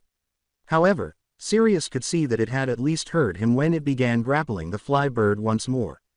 The beasts fought for a few seconds, one attempting to break free from the other's hold, but Marianne won the struggle of strength when it forced both the Flybird and itself over the edge of the building's floor and allowed them to fall freely towards the ground. Okay, let's go down, Sirius said, turning to face the heroine who had just joined. Why yes, Wave Rider said, his face breaking out in perspiration. Using her hands, the blue-clad heroine called forth water once more from the enormous cylinder perched atop her back. The two of them were about to jump as they approached the building's edge, and Wave Rider pointed to the floor where the water supported their weight as they did so. The water seemed to be carrying their weight down abnormally from the height of the skyscraper, making it feel like surfing, more precisely, wave riding. Even though they were only a quarter of the way down, Sirius struggled to stay balanced and had to hold Wave Rider's hand for support. Upon looking down to the base of their height, Sirius noticed that both singularities had already reached it, creating a sizable pothole in the asphalt where they landed, and they resumed their fighting. The panic alarm must have been set off by now because there were people fleeing the scene in the distance. He couldn't quite concentrate on that, though, when he noticed that something was amiss in the battle below. Marianne's singularity appeared to be having trouble, as opposed to before, when she seemed to rely more on grappling and tearing at whatever it could get its hands on. The Marianne thing was already maintaining a safe distance from its adversary once Wave Rider's water had carried them all the way down towards the lot. It appeared to be in poor condition, it had lost a considerable amount of mass and some of its carapace appeared to have been scraped off. However, the fly singularity didn't appear to be doing any better, as it was having trouble standing up at all. As soon as he reached a safe height, Sirius leapt down from the floating body of water and went to Marianne thing. Marianne. The monster passed a glance at Sirius. I pray you provide an adequate meaning to this interruption. Sirius yelled as loudly as he could, that thing's just gonna keep going up there. You need to hold it here. So I can kill it. Speak. Sirius marked his decision by placing his hand over his chest and saying, I can't explain right now. Just give me an opening to touch it. If the humanoid creature had a face that wasn't terrifying and inherently monstrous, it would have reacted with something akin to confusion at the thought of the small human thinking that it could accomplish something that the creature itself found difficult, using a technique as basic as making skin contact with an adversary that could move in near sonic boom. However, for some reason, the Marianne thing chose not to inquire further. Glancing away from Sirius, it now eyed the fly thing that was almost fully recovered, saying, "A minute and nothing more." With a swallow, Sirius turned to face his opponent and said, "Good enough for me." At least he hoped so. The businessmen were looking at each other, unsure of what to do now that they were aware that the two beasts had leapt over the edge of the building and were engaged in combat at the parking lot. Most of them chose to simply begin moving toward the emergency exit, as the previous man had instructed, but a few were intrigued enough to want to return to witness the altercation. That is, until they attempted to exit the demolished meeting room and someone blocked their path. "I find it quite funny, don't you?" Victoria Stain was the one. Large bloodstains were running down her arm, leg, and even her face, and her once nicely tailored suit was covered in dust and scratches.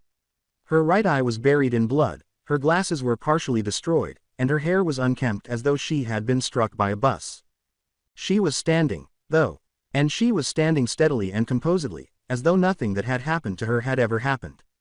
"Isn't this what you wanted? Isn't this what you are all here for?" Her voice sounded weak and raspy, appropriate for someone who had recently lost their breath. But her gaze was elsewhere, especially on one of the businessmen standing before her. Chairman Diaz was one of the injured businessmen who refused to take on the responsibility of caring for his injured colleagues. His clothes were unkempt, his face was covered in cuts and bruises, and his breathing was frantic after being picked up and nearly killed by a singularity. It was clear to everyone that he wanted to get off the floor right away. However, the woman in front of him was staring at him intently rather than assisting him and the others, as though a silent, "I told you," was more significant to her. Chairman Diaz pointed angrily, bewildered and dazed, You planned this." "I planned for this," Victoria said quickly, as though anticipating it. "I planned for everything. Even in an unforeseen attack like this I am well prepared. Just like I had said, didn't I?" Diaz and the others looked at each other, but Victoria paid no attention to their lack of words. The chairman did nothing to stop her as she started to pass them. She marched toward the edge of the floor where the windows had once been, stopping just before the fall, not once tripping over the rubble or going limp. Then, like a ruler speaking to her subjects, she spread her arms wide. Anyone could become a pillar of heroism and promise a greater future. Anyone could wield a legion of armed men and lead them to the front lines, but only those who already took the first step have the ability to survive and fight. Victoria yelled, her voice filled with conviction, "There is a great need for us to see and realize that we must plan for absolute security." However, there was a sense of foreboding, particularly in Chairman Diaz, whose whole being was trapped motionless amidst the dust and debris, trying desperately to swallow the schadenfreude that was lodged in his throat. "This is what it means to be prepared, and that is just the tip of the iceberg, gentlemen," she said, her voice strengthened by the sound of the inhumane struggle below. "Think of all the days you went home in fear. Think of the doubts you had about tomorrow. Think of all of that, and lay your eyes upon complete control. Humanity and singularity, under my control." The chairman in the group were amazed.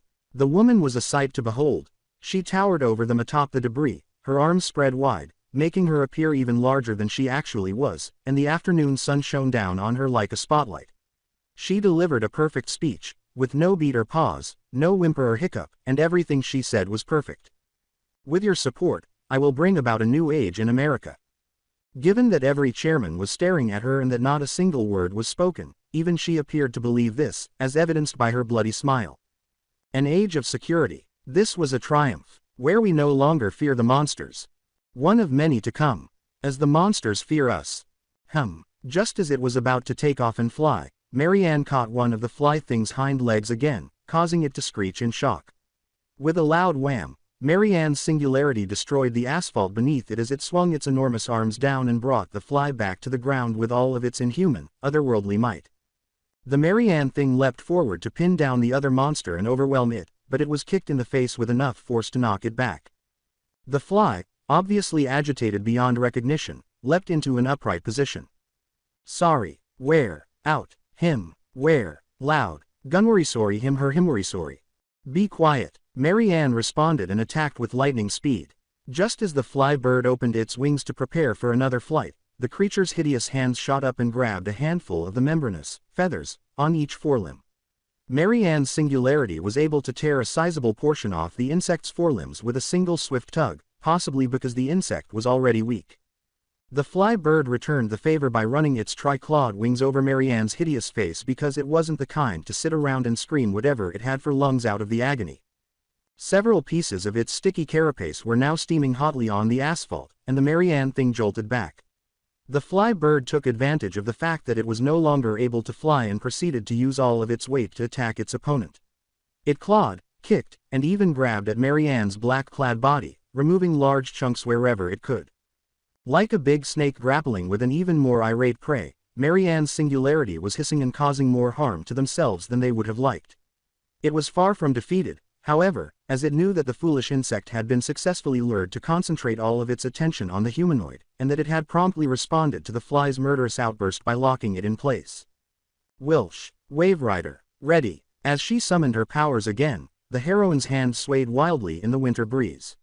Fortunately, the water spout cylinder was still in place, as is typical of hero gear of the standard grade, and the contents were sufficient to enable her to construct again. Then, from inside the cylinder, snake-like bodies of water began to fly in midair as her hand shot forward. Then, as Sirius ran toward the wrestling giants, the water bodies formed disc-like platforms within varying levels, forming a makeshift stair that the expert used right away. Now, above the fly thing wriggling inside Marianne's lock, Sirius was above level ground. He leapt one last time from the last water platform and landed on the enormous insect's head. Even when a giant fly was deadlocked with another of its kind, it was more difficult to hold on to the creature than it appeared. He would have already been hurled into the air like a ragdoll if he hadn't been clinging as tightly as possible to the numerous strangely human-like hairs on the fly's body. "Careful not to fall onto me, Wilsh," the Marianne thing warned as it gritted its teeth trying to hold its opponent in place. "Dissolving you would be the least of my worries. So there's no time to waste." Sirius started chanting as he clung to more and more of the fly's pelt, even penetrating its bile-like, blistering skin. "Notice the heat, the body, both the soul and the mind.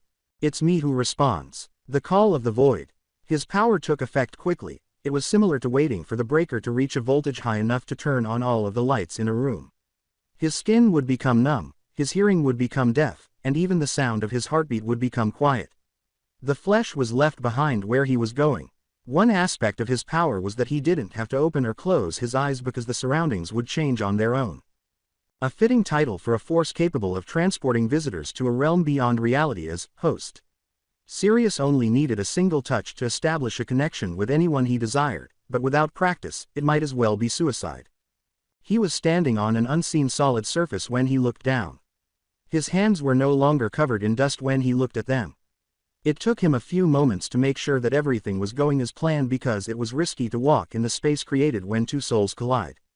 Where his body cannot recover, he would be killed by anyone whose soul could stand up to him. As he noted the area he occupied, Sirius thought to himself, but for some reason, a singularity's soul is always peaceful. All right, better finish this quickly before it realizes what's happening. The tightening pain of clinging to thin hairs for dear life had vanished, as had the violent shaking of the fly's body. Sensation was cut off here, in this white room filled only with the abstract. However, it was too serene, as though the fly's soul had been sheltered for a very long time and was unable to develop enough to comprehend its own existence. He had no time to think about it. This serenity was a gift that most other people would not be able to provide. He saw another existence in the distance just as he was beginning to move, beginning to feel at ease in the numbing environment. Like a pearl floating in boundless whiteness, round and immaculate, bouncing off sparkles from a non-existent light. Sirius was certain that the pearl must be the center of the soul because there was nothing else in his immediate surroundings that appeared to be as solid as it was. Walking to the pearl alone felt like a minute and 5 seconds because time moves differently in the bridge between souls. He began his next action as soon as he was certain of the distance between him and the pearl. He had an idea. A second later, a perfect shape of a katana sword appeared in his right-hand grip.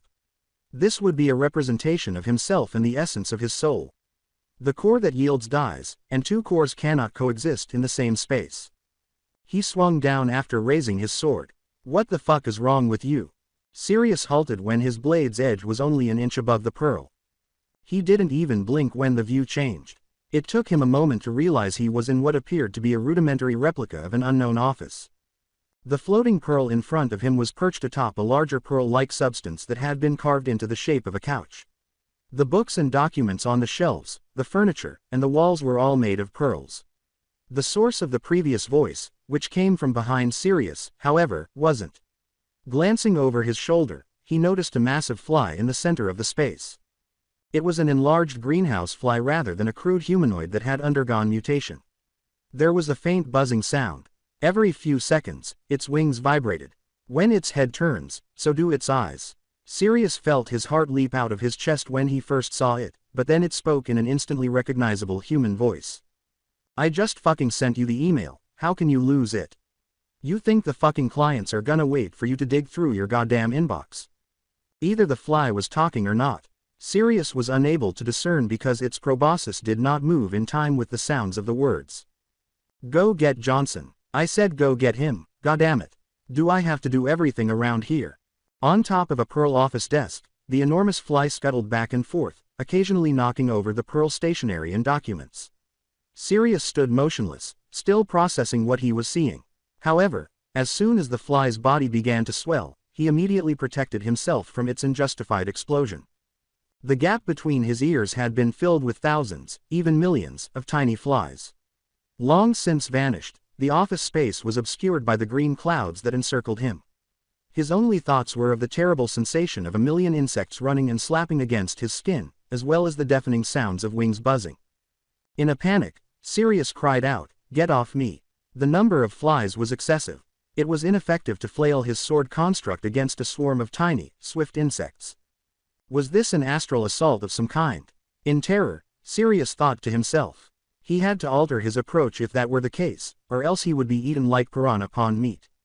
Then, though, he sensed, heard, something strange in the swarm. At first, it was hardly perceptible, but as he listened more intently, he became aware that the buzzing sounds of the flies were actually something else entirely. They were voices, little, nearly unintelligible voices, but as soon as Sirius began to concentrate, he began to pick up on things he hoped he had missed. Thanks for making my presentation, man. I'll be sure to. Come on, man, just this one time with the papers and all. Ah, sorry, I completely forgot about. And if this keeps up, I'm afraid I have to let you go. Favor, please, just this one.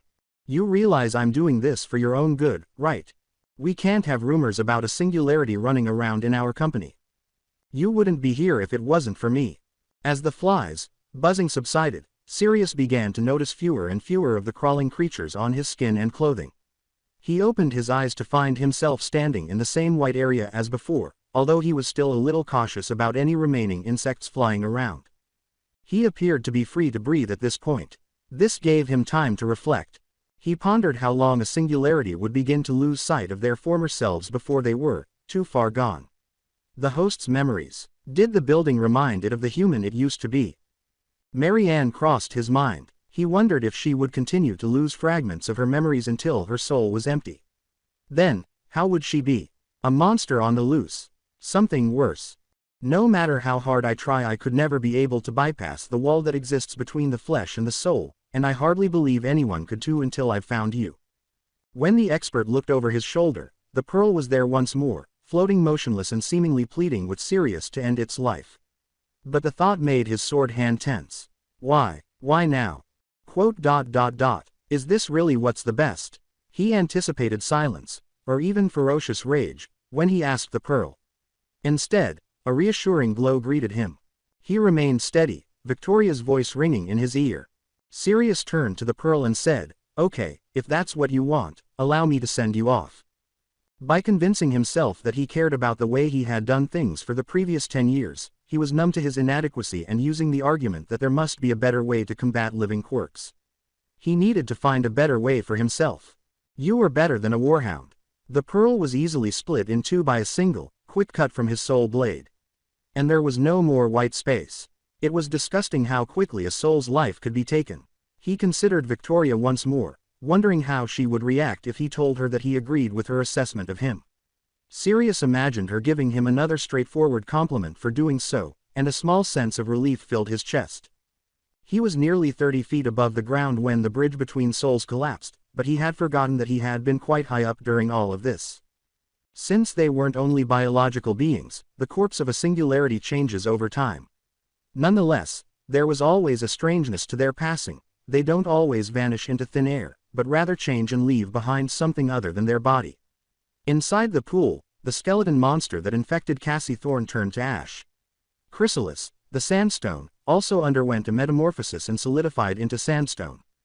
He was falling onto the flesh-dissolving skin of Marianne Thing as his hold on the fly's body changed into a million dead flies. Shit, but in an instant, a loud, "Got you," saved him, and he was now submerged in a body of water that had previously not existed and was no longer falling. Luckily for him, he had plenty of drowning experience a few days prior, so he didn't need to go through it again. With a single stopping thought, Wave Rider released him and the water sphere he occupied, pulling them both to the area above the asphalt next to the surviving singularity. Sirius's ears were filled with water as Wave Rider's terrified voice asked, "Hey, are you okay?" He could feel her footsteps coming toward him on the puddled asphalt. Through the sudden chill that overcame him, Sirius muttered, "I'm fine, thank you. What about you?" "Me?" Wave Rider asked in a tone that was almost startled. "I can't thank you enough.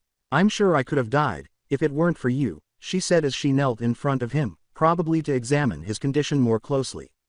Sirius became alert and froze when he realized he was only a few inches from the younger woman's face.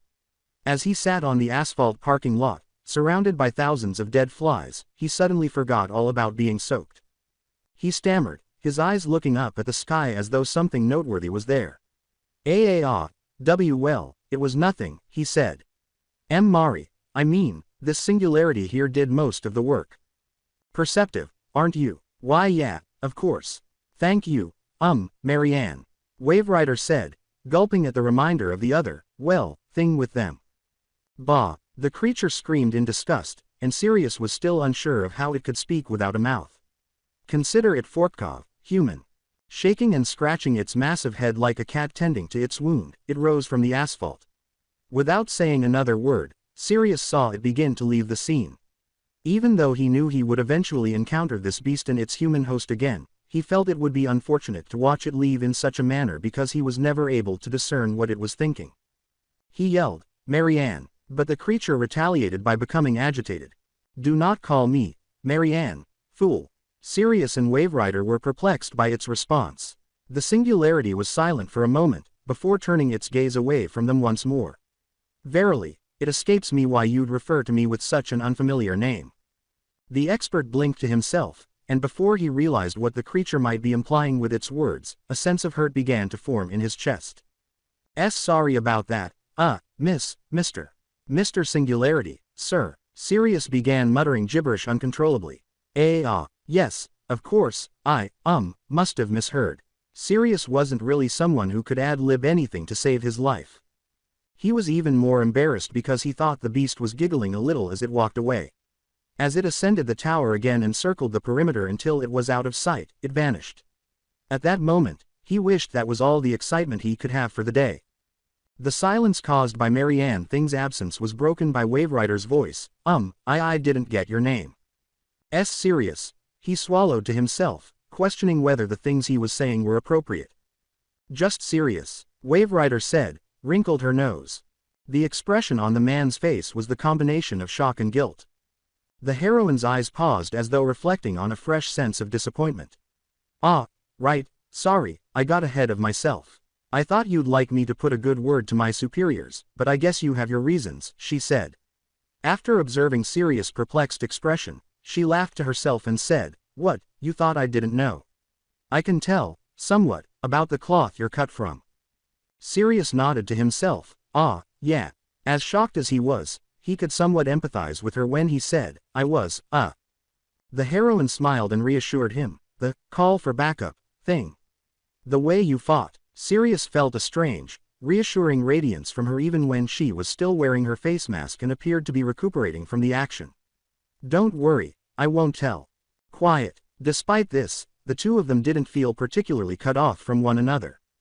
"I don't know what you'll do from here though," Wave Rider admitted. "The police will be here soon and they probably want some statements." Hearing the sirens in the back of his mind, Sirius turned to face the bug-filled asphalt and said, "I'll deal with them myself. It's all right." "Oh, haha," I guess you're pretty used to these things to say that so coolly. The specialist was afraid the heroine would notice his flushed face, so he had to stop himself from turning his head in her direction. She repeats, but really, thanks, you're a hero. No, was his brief, unfinished response, which was soft and nearly concealed by the movement of his lips.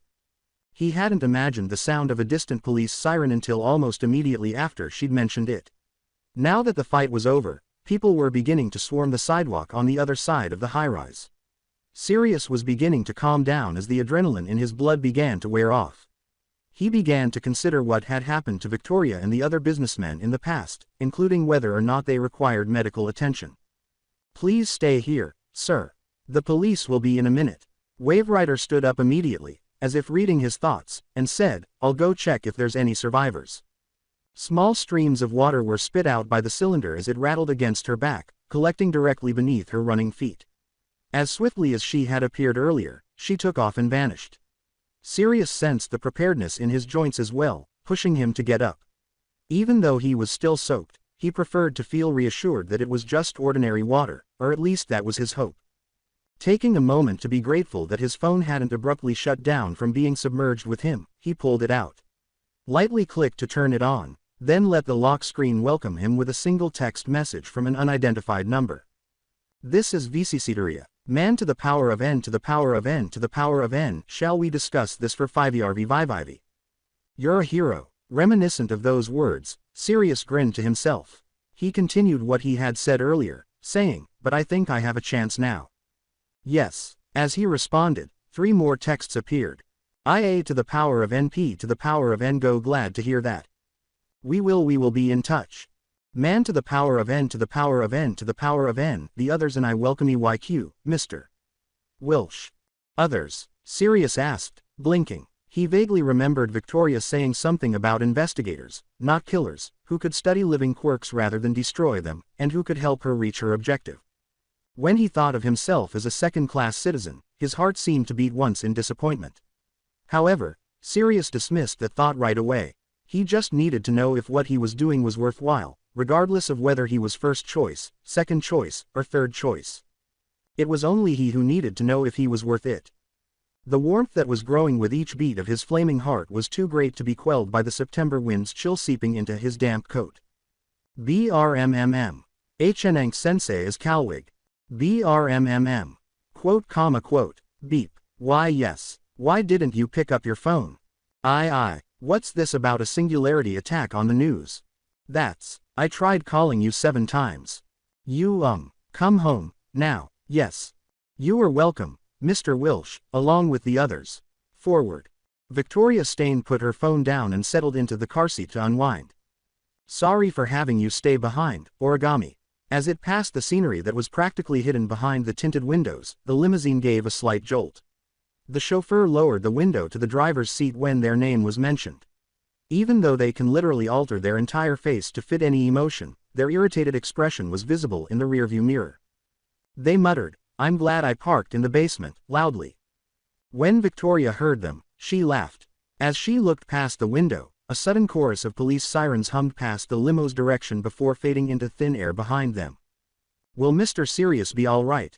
The woman looked at the young girl beside her. Mary Ann was back to her human, though possibly not natural, form now that she had changed into a new set of clothes shortly after getting into the car. She was staring hopelessly at the distance behind them as both of her knees climbed onto the shiny leather seat, trying to support her short stature beyond the car seat's height. I'm sure he will be, Victoria said, grinning. I made sure that the police won't have a reason to keep him in custody for too long. None of the men she met earlier will either. By now, she is certain that they have all returned home without assisting the authorities. After all, a group of executives, juries, and conglomerates would find it difficult to justify their attendance without raising suspicions of lobbying. Mary Ann didn't have to be aware of that, though. Mary Ann blinked at the woman, bewildered. Custody. Protection. More like being grounded, you see. The girl gave herself a nod and said, ooh. Mary Ann's stomach rumbled almost immediately after she sat down again beside the older woman. The girl nodded in response to Victoria's question, are you hungry? Origami, please take us home. You sure you don't want to get yourself checked up at the hospital? After tilting her head, Victoria eventually noticed her image in the rearview mirror. Indeed, merely claiming to have seen better days might not be sufficient to honor the condition in which she found herself. The worst of it was that she was completely covered in blood and dust. Using a bandage she always had on hand, she was able to quickly stop the bleeding on some parts of her body, but it was clearly insufficient. Her right eye was the most severe wound she could see in her reflection. The haphazard binding that encircled one side of her head was enough to convince her that she needed medical attention. She was aware of that, yes. Victoria exhaled. It's okay, I'll call someone to the manor. Ma'am, someone ought to notice me in a hospital. I'd rather not deal with my assistants at the office for the remainder of the week, she continued. Anyone would notice a missing eye, you know, Origami said with a sigh. Fine, honestly, I should probably realize you're unkillable by now. Victoria grinned once more. After a brief pause, Marianne muttered, sorry, I couldn't protect Miss. Her gaze was fixed on her hands. I will be fine, Marianne, Victoria replied, and everything went according to plan, didn't it? You have nothing to worry about, Marianne. You did such a good job. She gently stroked the young child's head with her bandaged and dusty hands, being careful not to contaminate her raven hair with paint and concrete residue. Marianne had escaped the entire ordeal unharmed, which was almost miraculous, and Victoria had no intention of ruining that at this point. Did I? Thank goodness, Marianne said with relief, but don't mistake THS a compliment. Victoria's gaze drifted down at Marianne's abrupt tone shift. The limo's interior was filled with the mysterious pressure of the new occupant, and that childlike innocence abruptly changed tone to an unearthly entity. That wretched human Diaz still lives. Marianne turned her face towards Victoria, but it wasn't her face anymore. Her face was scrunched up, to a point where anger wasn't enough to describe the expression, and black roots were forming from the edges of her eyes like lightning bolt tears. That wasn't the part of the deal. You promised his death in exchange that I fight. From the driver's seat, Origami listened to the conversation and inquired, Terrence Diaz lived. Yes, but I do not find that unfortunate, replied Victoria quietly. I need all the votes I can get. That, and the fact that now we know Sirius Welsh has not lost his touch. He took command of the battlefield and controlled the situation, saving everyone in the process, as expected of a hero-turned-soldier. HMPH, scoffed Origami, who apparently realized she was making personal jabs at them. And it would have been too late to do so at the end anyway, Victoria continued, turning to face the small monster next to her. You already made too much of a fuss even as a good guy. It'll be harder to forge a testimony if you start killing too. Well, we need to take care of Diaz quickly before he realizes the singularity we baited was the former vice president of his company, said Origami. I know, the woman said in a glacial tone, and I will. I will stand by my end of the bargain. Everyone who wronged you in the past will die. Cross me and I will kill you, you poo-poo, you posh wen. The Marianne creature snarled, exposing her teeth's gums. Victoria acknowledged its demands with a nod. Marianne closed her eyes, the black roots pulling back into hiding behind the girl's eyelids as her face appeared to relax. Then the girl's head twitched once more, her face displaying the same childlike expression that had vanished. Can we get something for Thanksgiving? Of course, anything you want, Victoria said, changing her attitude again and giving the girl a naive smile. Marianne urged Victoria to give her another tender pat while leaning the top of her head against the older woman's shoulder. After a pause, Origami began, I still don't think it's wise to reveal you were a DA like that, especially now that you're running for Senate. I told Sirius I was a lawyer, Victoria said. Besides, he'd realize it sooner or later. It's not exactly something I am planning to hide. Yeah, well, just a heads up, said Origami. This is the same guy that sucker-punched the Secretary of Defense of all people 8 years ago, so, doesn't seem like the kind that'd like people in power. Just saying. The stinging pain on her front lobe subsided as Victoria closed her eyes and let the car's engine's low, mechanical purring fill her head. I am well prepared for that, she replied. I trust you've contacted the rest of the team for next week's mission. Origami's gaze strayed to the rearview mirror, meeting Victoria's, and she said, of course. Good. Victoria was aware that her heart was racing with excitement when she felt a throb in the socket of her missing right eye and the throbbing returning to her head. Tell them the good news. Hong Kong Chin Ku. And to undermine the connection between that of quirks and the soul is to undermine the importance of it in understanding the nature of the singularity effect. That mellow, melodic voice was followed by the clicking and clacking of keyboards. Both were barely audible over the din of human chatter, air conditioner whooshes, and airplane engine hums. A woman in one of the occupied seats exclaimed to herself, "On save," with delight. Glancing over the document bearing her name, Grace Ulster, she double-checked her internal folders. At last she felt that wonderful release of muscles as she extended her arms upward. The bright red curliness of her hair was pushed aside by her sleeves. Since she was a jittery person and couldn't be more temperate even after finishing a variety of tasks, the motion caused her glasses to jolt, but they never really sat in place anyway. "You finally done with that?" From the seat directly beside Grace, another female voice came into the comfortable, almost cramped airline room. Her cowboy hat was tilted forward just enough to conceal the owner of the voice's face, which had silverish hair framing it. The rest of her body was adorned with a red flannel over a plain white shirt, which complemented the southern drawl that oozed from her lips. She was a very different kind of lady, at least to the occupant next to her, who was the striking image of modernity. The red hair gave a mischievous smile after blinking twice and noticing the cowgirl's eyes peeking at her from under her hat. Grace laughed and said, "Nope. Just the draft, hey Mira." The cowgirl reprimanded, "Codenames, Phantasm." Turning her laptop to her companion, Grace said, "What do you think of this title?" Kosei. The Japanese approach to individuality through supernaturalism. She dismissed her, allowing the southerner to ruminate on the redhead's negligence with their real names. "What, that thing? Thought you're workin' on the report for Handler," said Mira, her southern companion, who didn't seem to want to indulge the redhead. I'm gonna, just tell me that first." Grace persisted. "Professor, needs it before tomorrow, I can work on the report later." Mira remained slouched and just stared at her, saying, "I dunno, I guess it's interesting." You could at least be more specific," pouted the redhead. "Masori, I ain't even read the damn thing, yet. It's not as if I can make something up on the spot," the cowgirl said. Showing off her partially bandaged and calloused fingers, she raised her right hand to cover her yawning mouth and said, "And I'm a bit tired, anyways. That last singularity roughed me up pretty bad." "You mean the grasshopper? We really going to name every livin' quirk we fight?" Mira asked, giving the redhead a sidelong glance. As she resumed working on her laptop, Grace rolled her eyes and asked, "What, you prefer XYZ 123 or however the hell those government types name singularities?" Mira sneered, "You know I don't," and then turned to face no one. "Ain't that right, Fe?" she asked. She continued to act as though someone had responded to her, but silence did. With eager eyes, the cowgirl said, "Let's go get a hot springs reservation or something after we go back home." Grace sensed that Mira was not speaking to her. A fresh voice boomed through the speakers above the two women, replacing the previous silence. "Ladies and gentlemen, welcome on board Flight 6A8 with service from Hong Kong to Phoenix. We are currently third in line for takeoff and are expected to be in the air in approximately 7 minutes' time.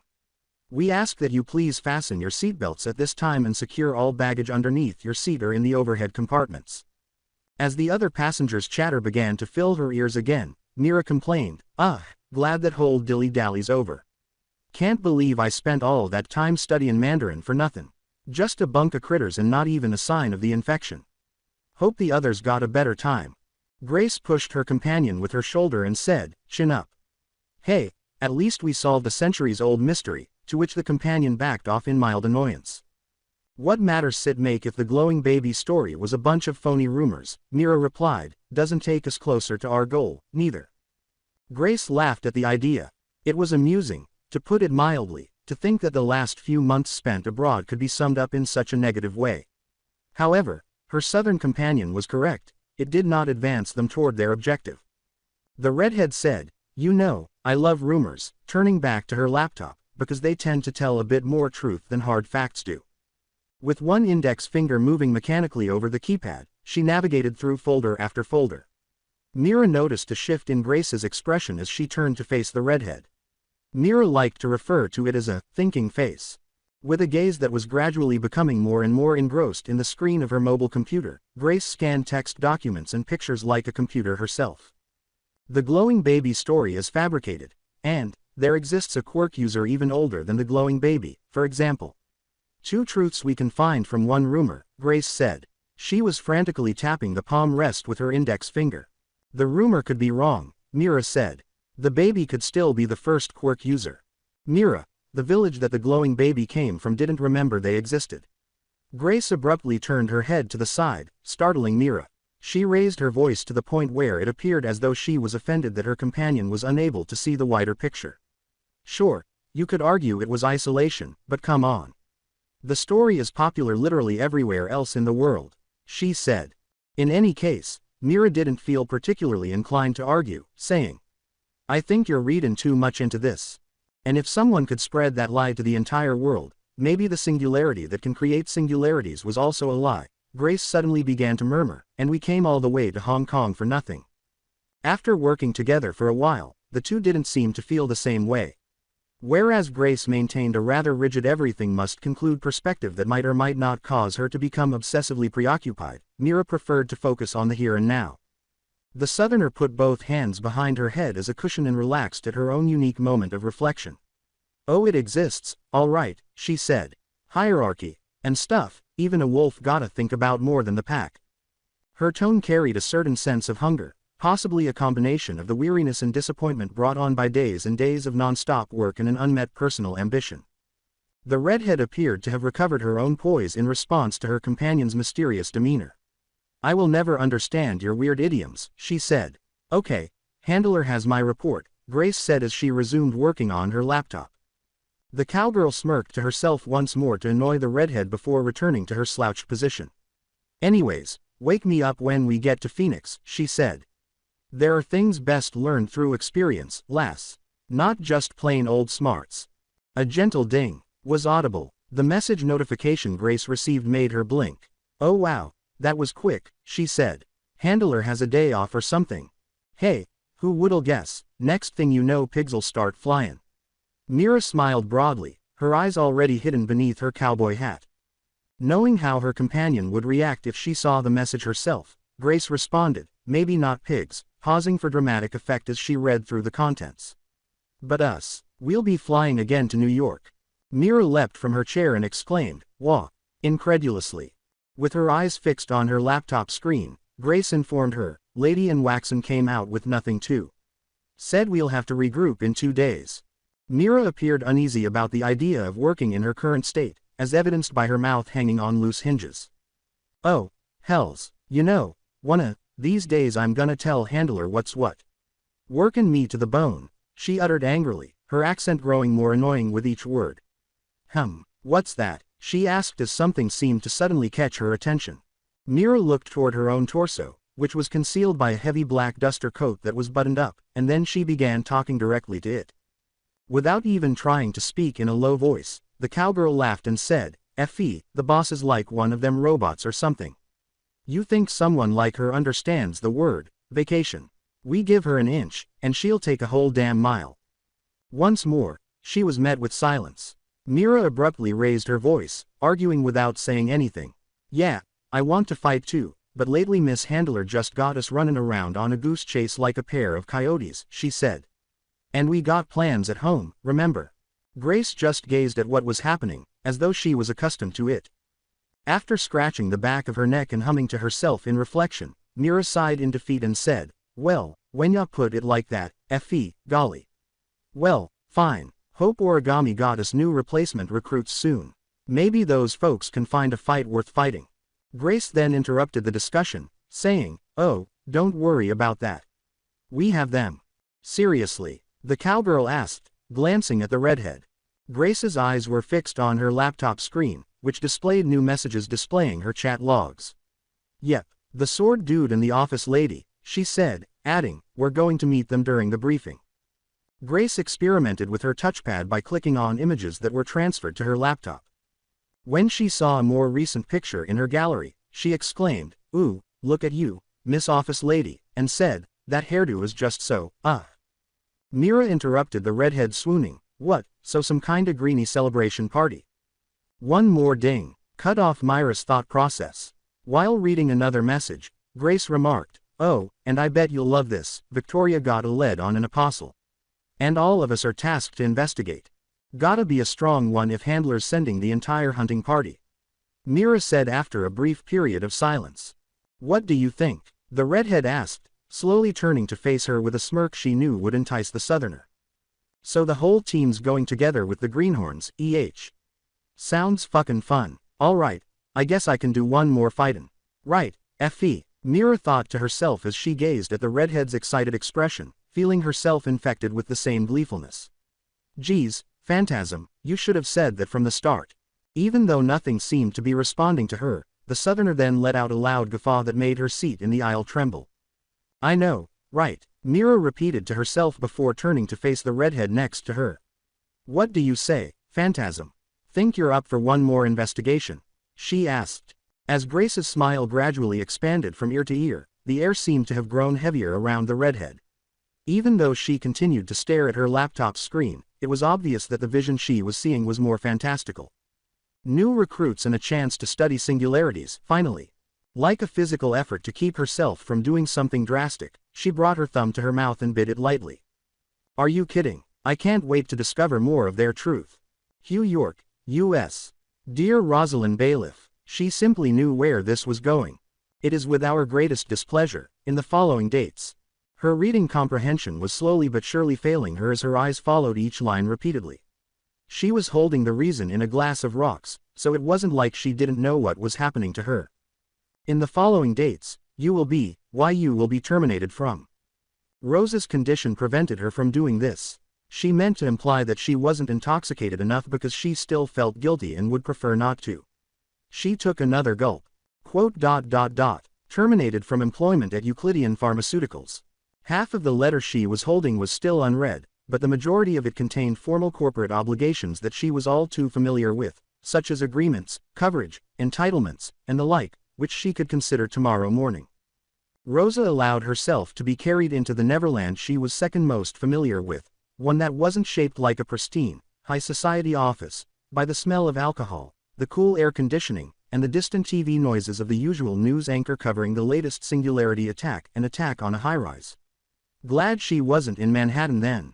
Euclidean, huh? Rosa didn't need a nosy bartender, and the intrusive voice sent her into a grumpy daze. The mustached bartender remarked, that a big name you got done from, with a strong Italian accent. Rosa didn't raise her head, but she could tell the bartender was wriggling his eyebrows. Must be pretty difficult, she asked. Ha, difficult, growled Rosa. She missed her public relations handshakes and smiles. I don't regret a thing. These assholes can go fuck themselves. Oh, how she missed that. The bartender modified his strategy after being surprised, saying, oh, sorry. Just thought most people would be, distraught with such news. What do most people know anyway? Rosa retorted. Can most people work on accounting for 7 years straight? No. Can people handle crunch time work hours, 5 days a week? No. Can people keep their cool when their stupid boss says something stupid and, she said, crumpling the letter in her hand and throwing it over her shoulder, not caring where it landed. You're keeping money from our clients. And refrain themselves from talking back, and, aren't we supposed to be an insurance company? Aren't we supposed to be helping people? After a brief moment, she gave the countertop a forceful headbutt. The bartender across from her stiffened at the abrupt looks as everyone else, even those far away, heard the painful thud and glanced at the woman in office attire who was just lying there on the countertop motionless. In an attempt to get her to take the hint and stop talking, the mustached bartender practically whispered, You miss. If it's any comfort, I don't think it was your fault. She didn't. Huh, was it? You think it's my fault? The office lady exclaimed, her face flushed and inebriated. What do you know, buddy? Huh. The bartender held up his hands in the hopes that she would calm down. And no, I said I believe it wasn't your fault. He said. She didn't. Rosa's foot was now up the countertop, and she exclaimed, That's right. It's not my fault, it's the system, see. The system, she exclaimed, towering over everyone else despite already being a fairly tall woman. Even though it seemed like the office lady was merely clinging to hypothetical straws, the bartender made an effort to put out the fire despite the fact that she didn't seem to know what she was talking about. As he frantically waved his hands to get her to sit down, the bartender said, I get it. Please, miss, you need to keep it down. But you're right, it's not your fault, okay. Whatever you did, they probably deserve it, he said. Rosa briefly squinted at the bartender and said, They. Yeah, they did, she said as she carefully moved away from the seat, 1 foot at a time, and the table returned to its proper position. Yes, it was them okay. Not you, In fact, even if you were responsible, which I'm not saying you are, they probably lost an important person too, right? So serve them right, right. After a moment of contemplation, the office woman finally fell silent. She was unaware that the bartender was indicating to the bouncer, who had just come in to see what all the fuss was about, that, happily, everything was under control. Rosa tightened her grip on the glass and gazed at the sparkling ice cube that bounced inside her hand. Yeah, serve them right, she said. Furthermore, she had no intention of accepting accountability for her actions. Absolutely not. Why not simply place the blame elsewhere now? It's that stupid origami. When she erupted in rage again, the mustached bartender gave her a horrified look and said, Origami. Like the paper. No, not like the paper, said Rosa. Like a really persistent and annoying thing that had been bugging me these past few months. Bugging me, like a lice on my hair. But the lice is origami and the hair is my thoughts. Bugging me, like a, Oh, for the love of. Rosa reached into the area next to her stool chair, where the owner of a leather laptop purse bag had been sitting for the better part of the evening, ignoring it. After dipping her well-groomed hand into its partially unzipped mouth, she quickly pulled out her phone. Shit, it's Mom, she said bluntly, understanding that she wasn't feeling formal and didn't intend to pretend to be so. But at least she was sober enough to recognize contact names. Well, guess I gotta go. Thanks for today, appreciate it. The bartender blinked once and twice before recognizing that the woman was speaking to him in such a semi-professional manner. No, thank you. He asked. Rosa texted someone, whom the bartender assumed to be her mother, after hanging up the phone without answering the ring. Just as Rosa was getting up from her stool with her purse, the bartender called out, miss, you need to pay first, half afraid he would be yelled at once more. However, the office woman turned to smile at the mustached man and said, I'll be going by train, so keep it on my tab, like always. What? The bartender asked, staring at her. Rosa raised an eyebrow in response to the bartender's perplexity and said, What's the matter? Give me 2 days as usual, and I'll repay you. But I've never met you before. Rosa ultimately paid for everything with her wallet and then additional money from her card. After apologizing for the confusion, she left the bar, ignoring the looks that followed. She soon found herself in the bustling, dust-colored streets of Brooklyn. There was a hint of warmth in the winter air as the office woman sighed into the dark gray sky. She cooled her agitated ears by pulling a bang from her brunette bob cut behind her ear. Rosa instinctively moved to a path she wasn't too familiar with but still chose to follow in an effort to get away from the busy night and the headache-inducing colors of neon streetlights, restaurants, bars, and cars contrasted with the fading sunlight. Alcohol quickly left her system. It wasn't a habit or anything. In fact, she wasn't a heavy drinker, it was just who she was. And as a result, as she continued to walk, unpleasant thoughts, such as the previous events and the fear of what might happen next, began to bombard her sober mind. Yes, she said, sighing as she picked up the phone. There was also the present, which she didn't want to deal with and didn't feel like connecting with right now. Is that a way to talk to your mother, young lady? Rosa stopped walking and said, Mom, I'm busy. Her mental state was insufficient to sustain a phone call, a sudden stupor, and physical exertion simultaneously. Well, you're not busy now or yow yoy yoy. The elderly voice interrupted. Every word was spewing a unique kind of venom. What is it, Mom? The office woman asked as she paced the asphalt path alleyway that was surrounded by 2 brick buildings that were similar to each other. How rude. I just wanted to see how my daughter is doing. Rosa rolled her eyes and remained silent. Anything but that is what she would prefer to argue. When are you coming home tomorrow? Tomorrow. Well, you're obviously not coming home for tonight's Thanksgiving, her mom said with a sarcastic scoff, so you'll be coming home for Thanksgiving tomorrow. Mom, Mom, is that Rosie? Please pass me the phone. Please. Oh, goodness me, Millie. A younger, newer voice abruptly came on the line after there was a little static on the other end of the call, as though the phone her mother used to call her had been interrupted. Rosie, Mills. For some reason, in her 26 years of life, Rosa had never felt so reassured by the unexpected appearance of that specific voice. Her shoes tapping the empty, silent asphalt, she took a seat on the sidewalk. "Hey, just so you remember next time, Mom doesn't like to be put on hold and left on text." Mills scolded through the other line. Rosa laughed and said, I remember, it's just that I was." She paused, unsure of what to say. Mills cocked her head cutely to the side, and Rosa could feel it. What was that?" Rosa asked. Rosa made up the statement, "Nothing. I was busy with work." Then, in an attempt to divert attention from herself, she said, how are you? How's the guy?" "Me, I'm fine. And Albert's doing some cooking right now with Dad," Mills replied. "Speaking of which, when are you coming home?" What excuse should she make for saying, well, see, that's the thing, shit. I sorta can't. I've got like a paperwork thing tomorrow." "Yeah," was Rosa's habit of rubbing her temple whenever she was trying to think clearly under pressure. The stress at the time was the incomplete sobriety of her brain. "You just don't want to come home, do you?" Rosa was cut off right away. She ought to have realized that her sister would be the best member of her family. "No, what? Come on, it's not like that." Rosa scoffed angrily, attempting to sound as perplexed as possible. "Look, it's just that. I go home every spring break anyway, so there's no reason for me to come home just for one day, right?"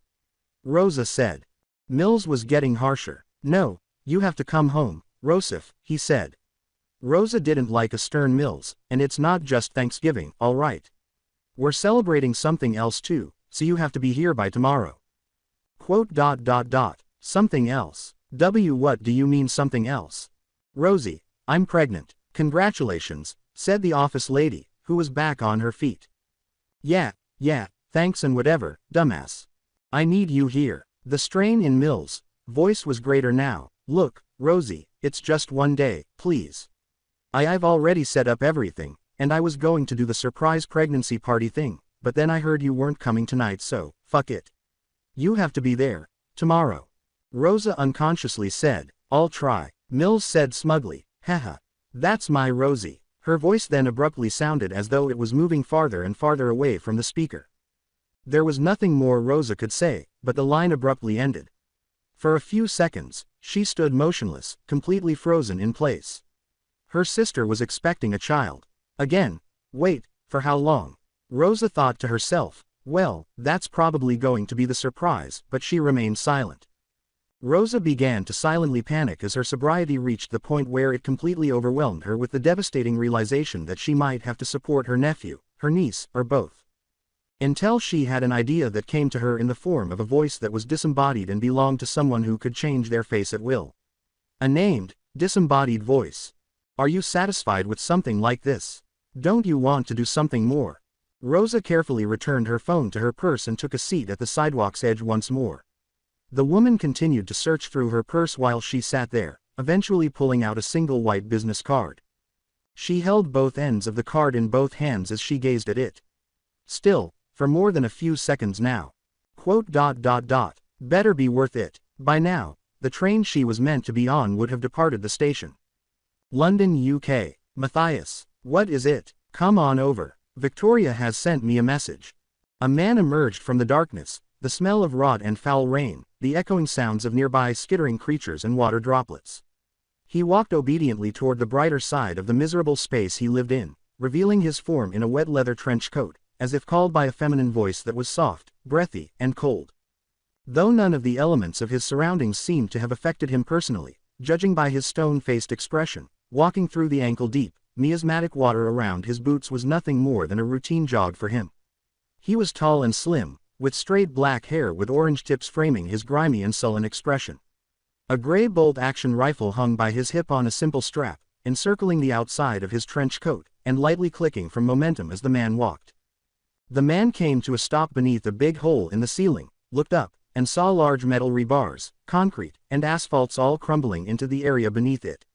He harumphed at the sight, feeling nostalgic and familiar, and nearly forgot what he was doing. Matthias's face softened at the sight of a white-haired woman who stepped into view on top of what appeared to be an overturned subway cart, partially submerged in accumulated rainwater for what seemed like years. The figure caught his attention, but he was not alert, because he knew this ethereal yet beautifully human figure. She was dressed in a partially Victorian outfit and was equipped with combat gear appropriate for the situation she was in. Oh, the man named Matthias turned to face the figure and said, "Well, go on, then. Is it about an apostle?" Nodding, the woman said, "Yes. That's good," Matthias muttered in relief. "I had enough fighting mooks for the past few weeks." He looked over his shoulder, toward the shadows from which he had emerged, and noted the distorted figure outlined just at the edge of the shadows. It was not human, but it was big, difficult to kill, and thankfully dead.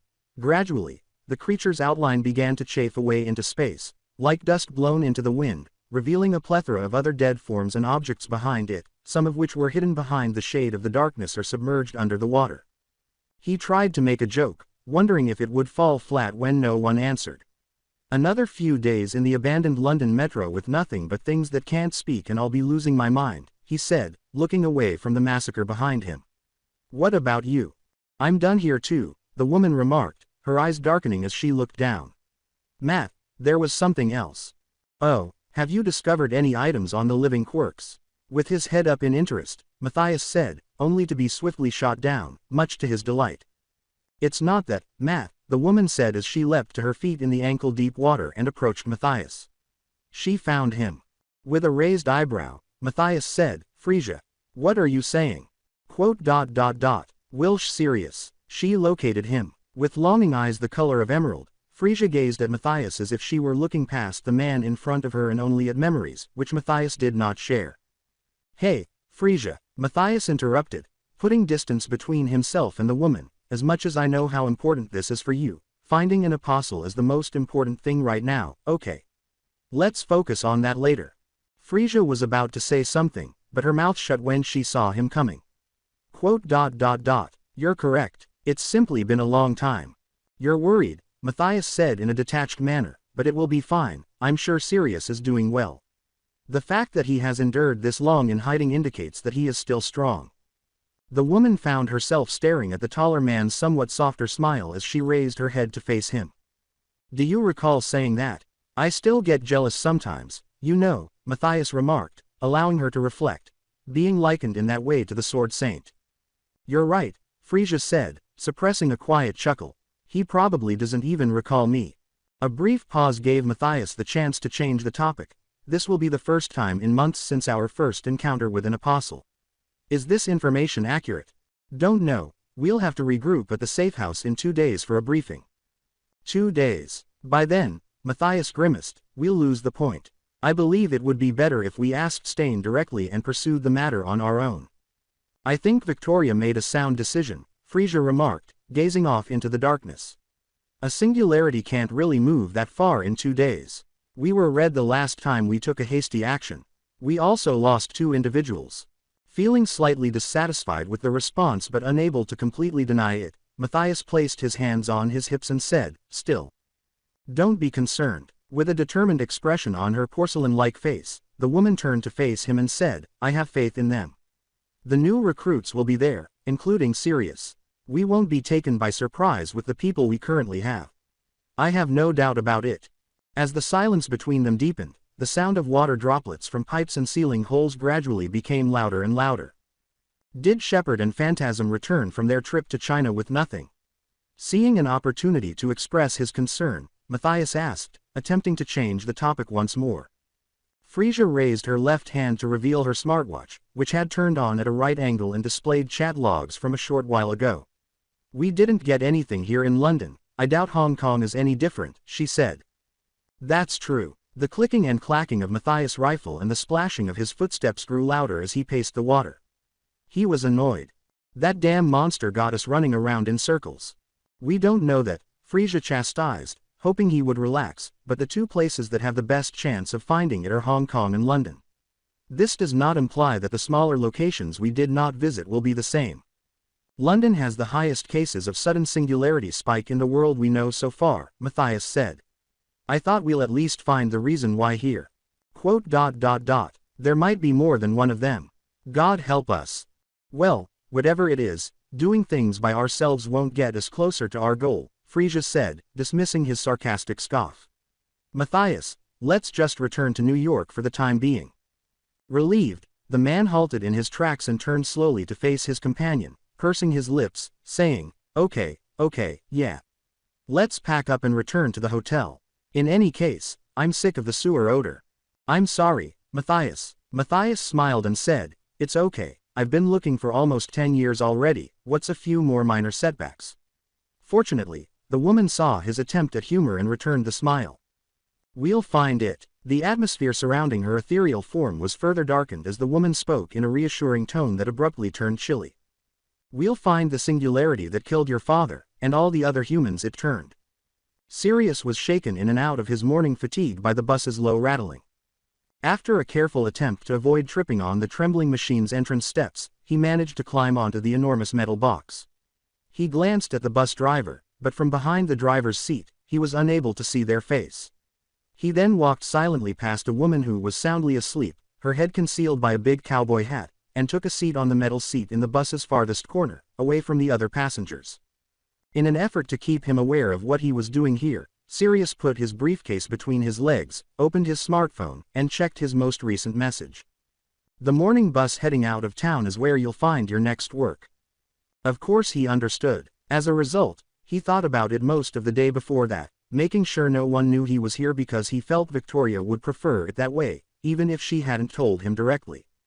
Even though he knew he would have to lie to Hinoka, he was still unaccustomed to the feelings that were building inside of him in the aftermath.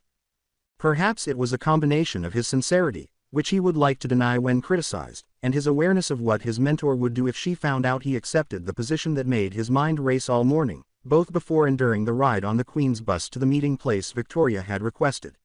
He usually felt like he was being followed, and this alertness was like a thorn on his cerebral cortex. Perhaps it was something more real and less hypothetical than his illogical fear of seeing Hinoka smash through the window above the window seat he was sitting on. Someone was observing him. Repositioning his phone in his coat pocket, Sirius allowed his senses to sharpen without being distracted. At what point was he pursued? That initial stop in Manhattan. Who did it? He would have recognized Victoria in this small group of passengers, so it couldn't be her. Despite the bus's shaking motion, he remained motionless like a statue, attempting to avoid making any abrupt movements that might alert the source of his uneasy feeling. However, a pair of heels clicking against the metal floor answered his apprehension, so it turned out he didn't need to after all. She was like a flower blooming exquisitely from the cracks of a concrete road, both unusual and captivating. She was dressed in a light gray turtleneck dress over a black suit. As soon as she sat next to him, Sirius felt his entire world freeze. His field of vision shrank as their gazes locked, leaving him to focus only on the patterns that resembled flowers swirling inside her pupils. "It's about time we meet," the woman said in a husky voice, a tiny smile dancing across her lips. Sirius was unable to remember the exact moment in their conversation, or lack thereof, when she found out his name, but this seemed to be a fairly common occurrence in recent days. He chose not to consider it. Sirius smiled back, Hello, and you are." The woman just stared at him. Her expression remained expressionless, as though she had anticipated his reaction and was unable to show genuine surprise. The woman's voice trailed off a little as she said, "So you have forgotten. After all, of course, it has been almost 10 years. Something clicked in Sirius's brain, reminding him of the fact that Origami had shared with him. Sirius deduced, "I take it that you're the informant." The woman's smile appeared to brighten slightly in response. Sirius relaxed. It didn't seem like he needed to be overly confrontational for his next move. "I see," he thought to himself, "I suppose she'd already know I'd be wanting to meet her." Nevertheless, he felt as though he had stumbled upon another invisible game because of something in the air. He wasn't sure if this woman was working against him or if it was Victoria. "Why haven't you contacted me all this time?" they asked after a brief pause during which they gazed at each other's nearest empty spaces. "You left," the woman said, looking back at him, and for a moment, Sirius felt a strange weight on his shoulders. She turned away before saying, "And I didn't want to impose." After speaking with her for a few seconds, Sirius could tell that she didn't want to hear those words. "I would have come back if I had known." No, those are the wrong words. "That's not what she wants to hear from me," he said. He just wondered what he would have wanted to hear from himself if he had been in her position. "How is Miss Hinoka?" "Alive," Sirius realized, his response coming a little too quickly. In order to clear his head, he cleared his throat and said, "And hasn't changed a bit in 10 years. A sigh of relief was heard, followed by, "I see." He was now certain that she was someone from his past because she knew Hinoka. Foolish. How could he allow himself to forget? He had been waiting for this moment since the crisis for a very long time, and yet he couldn't keep skirting the issue. He had to put this right. "I'm sorry, It all blurred together after that night," Sirius said, staring at the bus floor with a hideous frown on his face. "What happened?" he asked. The enigmatic woman tilted her head slightly to the side as if amused by his query, attempting to decipher the significance of Sirius's abruptly dejected expression. "The state found me right after I was listed as Mia. They figured out that a dead woman was easier to order, as I had nowhere else to go, so even after the entire major command was disestablished I kept working in secret."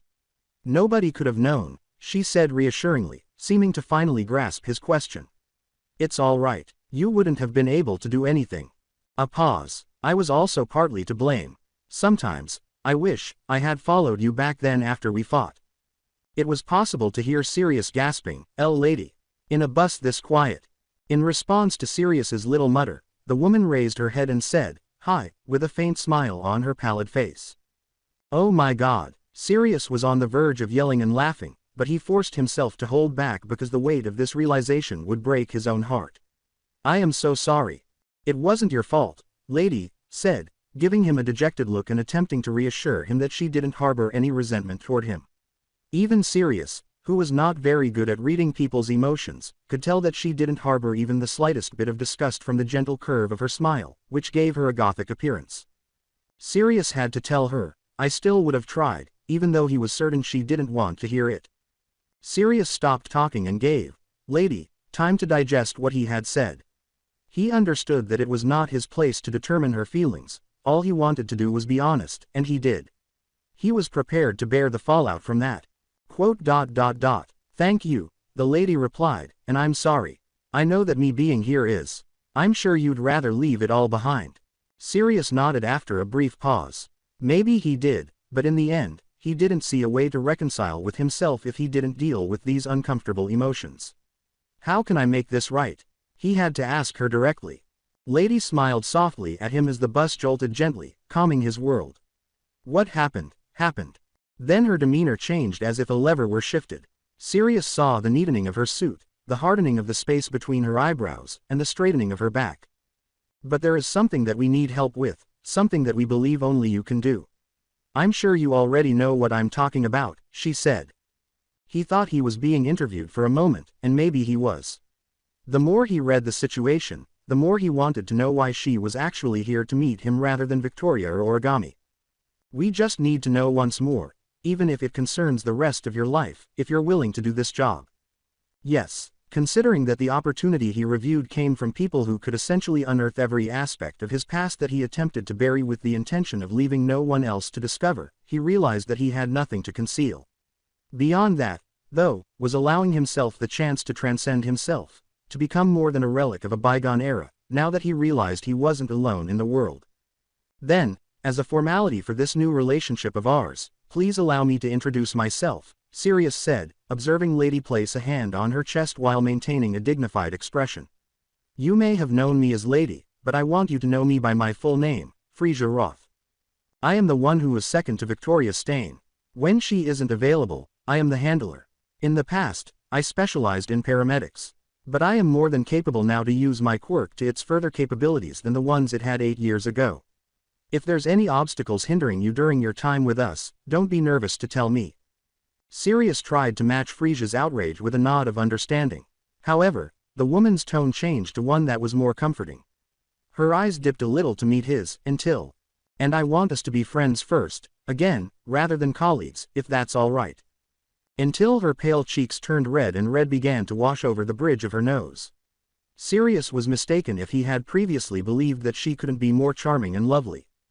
Sirius was clumsily bobbing his head up and down, unsure of how to stop himself. "Oh, right. Thank you," he said. "And I hope you can share the sentiment with everyone else here." "Of course, wait, here." Then, in his blind sight, he sensed another strange presence. 20 minutes. It took Sirius a moment to realize that Frisia had not said that. The man in the black leather trench coat on the opposite side of the bus, across from their seat pair, was the same one Sirius had previously seen in the back of the specialist's mind, until, of course, he spoke. He was a taller man than he was. His arms were crossed, which gave him a menacing appearance and added to his larger-than-Sirius build.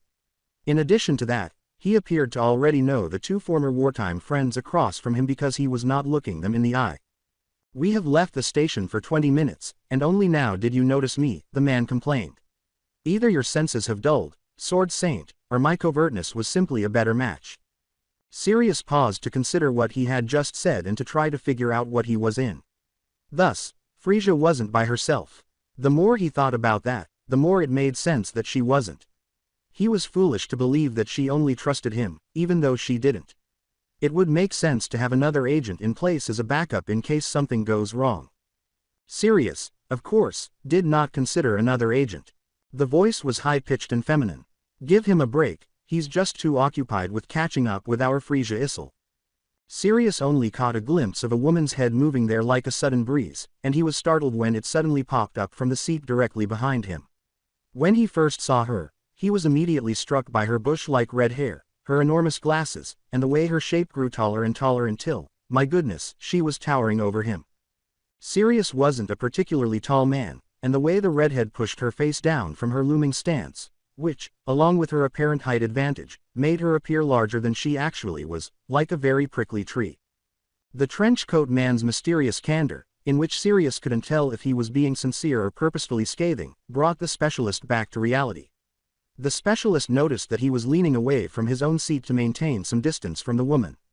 "I was merely just making an observation, is all. Seeing as we are here to scout our recruits," the specialist said. With her deep emerald eyes still fixed on Sirius, the redhead hummed to herself, seemingly turning the other cheek to the man's skepticism. "Well, based on my observations, he appears to conceal more than what is initially apparent. Do you agree, Sirius?" The redhead brought her hand up to her face and made a circle with her thumb and index finger in front of the right side of her glasses, looking through them as if they were magnifying glasses, before Sirius could open his mouth to ask her what she meant by that. "Oh, very peculiar," she cooed. "Yours is a peculiar one, friend." To stop the squeak from escaping, Sirius had to hitch it inside his throat. "Grace," Frisia's voice interrupted, soothing Sirius' bewildered panic like a beam of light. "Give him space, please." With a sly smile on her face, Grace, the redhead, returned to her seat. Sirius stood up straight and made an effort to ignore the embarrassment he knew he was displaying in front of his three new conversation partners. Despite the stress of being surrounded by strangers, he could still be relieved that he wasn't experiencing something he didn't want. Speaking of those strangers, he also realized that the bus he was riding wasn't just any ordinary bus because he had a number of distinct modes of transportation that he occasionally used to reduce the trace he could leave for unwelcome parties to find, along with the fact that he couldn't afford a private vehicle. Since public buses are among the most common, he should have been able to tell that the bus he was riding was something that appeared to be a regular public bus based on the glaringly new advertisements placed inside and the unusually clean metal railings surrounding him. He felt his suspicions were validated, that Frisia wasn't merely there to bring back memories of them. To go to such lengths to surround him in this manner should indicate a more detailed intent, perhaps a pre-event for the mission briefing. That was highly likely. Sirius had barely finished dissecting his thoughts when Frisia raised a hand and pointed to the redhead with the bespectacles behind the two. "This is Grace Ulster," said Frisia. "She's our intelligence analyst." The redhead gave Sirius a hearty, wave. In response to her greeting, Sirius could only make an O shape with his mouth and nod. He had heard of intelligence analysts before, a job that is frequently encountered in a military organization, but he had hardly ever encountered them in the old task force, so he wasn't too familiar with what they did. Frisia went on, as if reading his confusion. "She studies singularities, and handles the majority of the work that involves gathering and evaluating data. She is the most trustworthy person when it comes to singularity forensics and profiling. Do you know what soul sensitivity is?" Sirius tilted his head to the side, remembering that phrase from a few online articles. It was a rather unusual term, but it wasn't unfamiliar. It was like a buzzword that lingered in his mind, though he wasn't sure exactly where he had picked up such semantics. Perhaps it was because he vaguely remembered attempting to assist Hikari with her homework.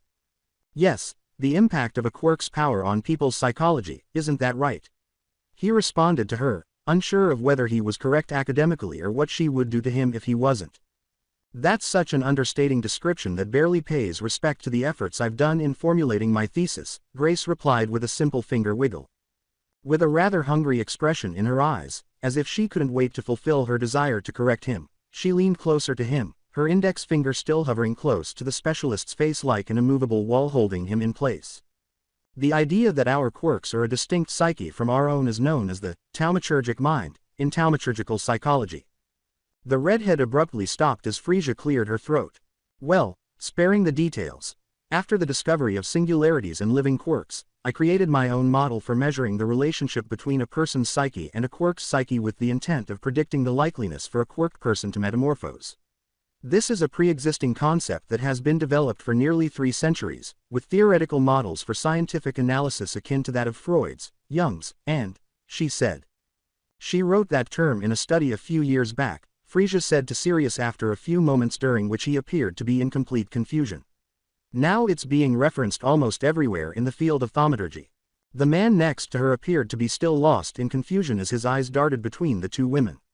As a result, he was only able to utter the rather boring and dry words, "That's incredible. I'm glad to have met you.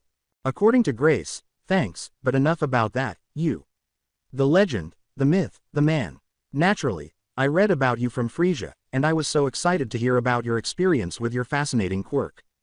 Then she feigned a dramatic swoon, a tone change so abrupt and effortless that a stage actor would be jealous. "Unfortunately, I've discovered that you haven't read my paper through to the end. I was hoping we could have an in-depth conversation about the realities of this universe, Pooh." "Sorry," Sirius said, scratching the back of his neck in regret. He knew exactly how taxing a thesis was to a university student, even though he had never been one himself, and he didn't spend nearly 4 years in the general studies program to not be able to appreciate the efforts that go into developing a thesis.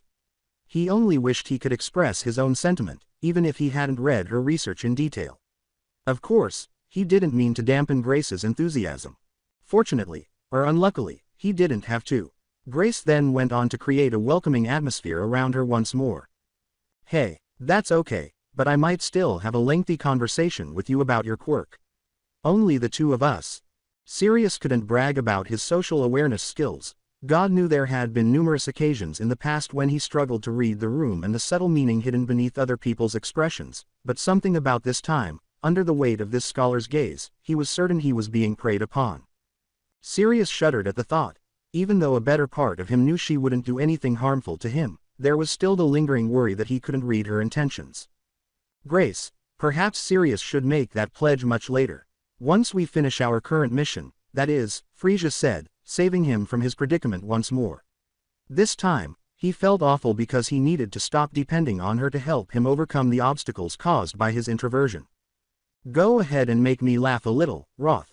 Oh, what a breakthrough your research was. As what everyone keeps saying.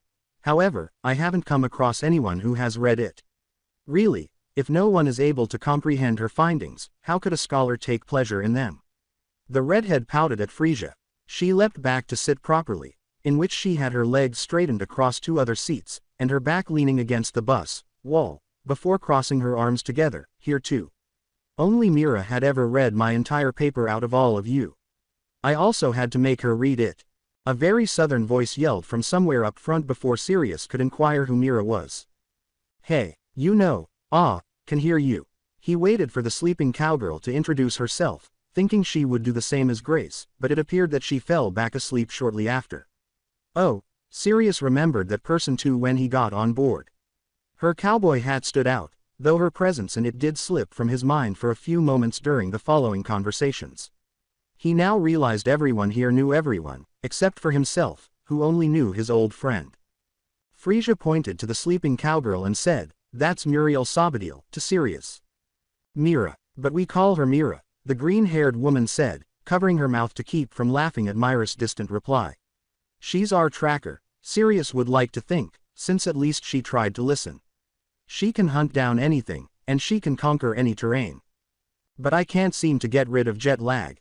Grace laughed to herself, but Mira did nothing to acknowledge her, so the redhead gave the cowgirl another whiny pout. "Like you, She worked as a private specialist, but her primary area of expertise was the South. Her old organization keeps the wilds clean and safe from singularities for almost 10 years now, Frisia said, interrupting the other two agents' teasing. She has worked with the tribes, Comanche, Navajo, you name it. That's amazing, said Sirius, who would tip his hat if he had one. Perhaps he should have anticipated that from another member of Victoria's team. Frisia abruptly whispered in Sirius' ear, don't let her carefree demeanor fool you, almost making him jump once more. Like you, she is good at being incognito, to hide her training in plain sight and appear harmless. She has the potential to be more dangerous than Marianne if she so chooses. She is so adept at being normal. In any case, Mira had to be good at what she did. Even if Sirius did not understand the depth of her facade, he could stray far enough from the fact that she was nominated first before he spoke of her competence. Sirius was unsure if she was being sincere or just playing tricks on him. His ego did feel a little flattered when she compared Mira to him to demonstrate their capabilities in becoming an unassuming citizen. Frisia continued her introductions, noting that Mira had made no other noises and had likely returned to her deeper sleep despite her uncomfortable position on the bus seats. This is Matthias Brahms, a former military specialist, she said, pointing to the other male nearby. He is our best sniper because he has earned an expert badge in both rifle and pistol hits. As our weapons specialist, he is in charge of our equipment, ammunition, tools, guns, and any other support items you might require both in and out of the field. Following Frisia's additional explanation, Matthias Brahms gave a sidelong glance and a small nod that would have made any young adolescent fan of silent, dark characters flush. Then the distant man came back from a slight change in posture from crossing one arm and one leg over the other. Ah, feels familiar, Sirius said, laughing at the figure of Matthias and the others around him. Sirius was startled out of his reverie by Frisia's next move, pointing to the far front of the bus and saying, and I'm sure you remember Origami there. Sirius's head jerked toward the driver's seat, where an unfamiliar face was waving a trucker's hat at them. If it was Origami, then the face must be one he had never seen before, one that was very feminine, though a strong, sharp jawline was still familiar if one looked closely, with flowing black hair framing facial features that gave Sirius a modest, long-eyed, red-lipped smile. Mr. Wilsh, they said. Sirius could hear that husky voice everywhere now, but he could also hear the slight changes in Origami's voice, as if they were getting used to sounding higher-pitched, as evidenced by their abrupt, unwary purr. But I suppose I should call you Master Wilsh now, don't I? That was meant to suggest that Sirius didn't know and didn't want to know. What mattered was that he didn't feel his chest tighten and want to leave the room, which should indicate that he had moved past his annoyance with Origami, not that he had forgotten what they had done, instantly forcing his own attention to return to Frisia. Their face-changing abilities and eloquence in several forms of speaking is why they're our main espionage agent, she merely said, that and there are, well, you'll see. Origami put their cap back on and idly resumed driving without saying anything more. When Grace saw an opportunity to join the conversation again, she did so between Frisia's amusement at her own laughter and her own distance from Sirius. And of course, you met our little Marianne. Ah, yes, Sirius said, scratching the back of his neck. The idea of being blindsided by someone he didn't know was close by all along gave him chills, much like Pavlov's dog. Is she? She's with Victoria, Frisia assured him, her tone tinged with confusion. We originally planned on introducing each and every one of us at the safe house, but Grace insisted on meeting you on the way.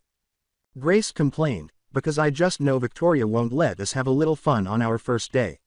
At least give me a little time to enjoy our introductions before jumping into work. Frisia abruptly raised her voice for the whole bus to hear, saying, well, that aside. Apart from Miss Stain and Marianne, there's one other person that I notice isn't with us right now.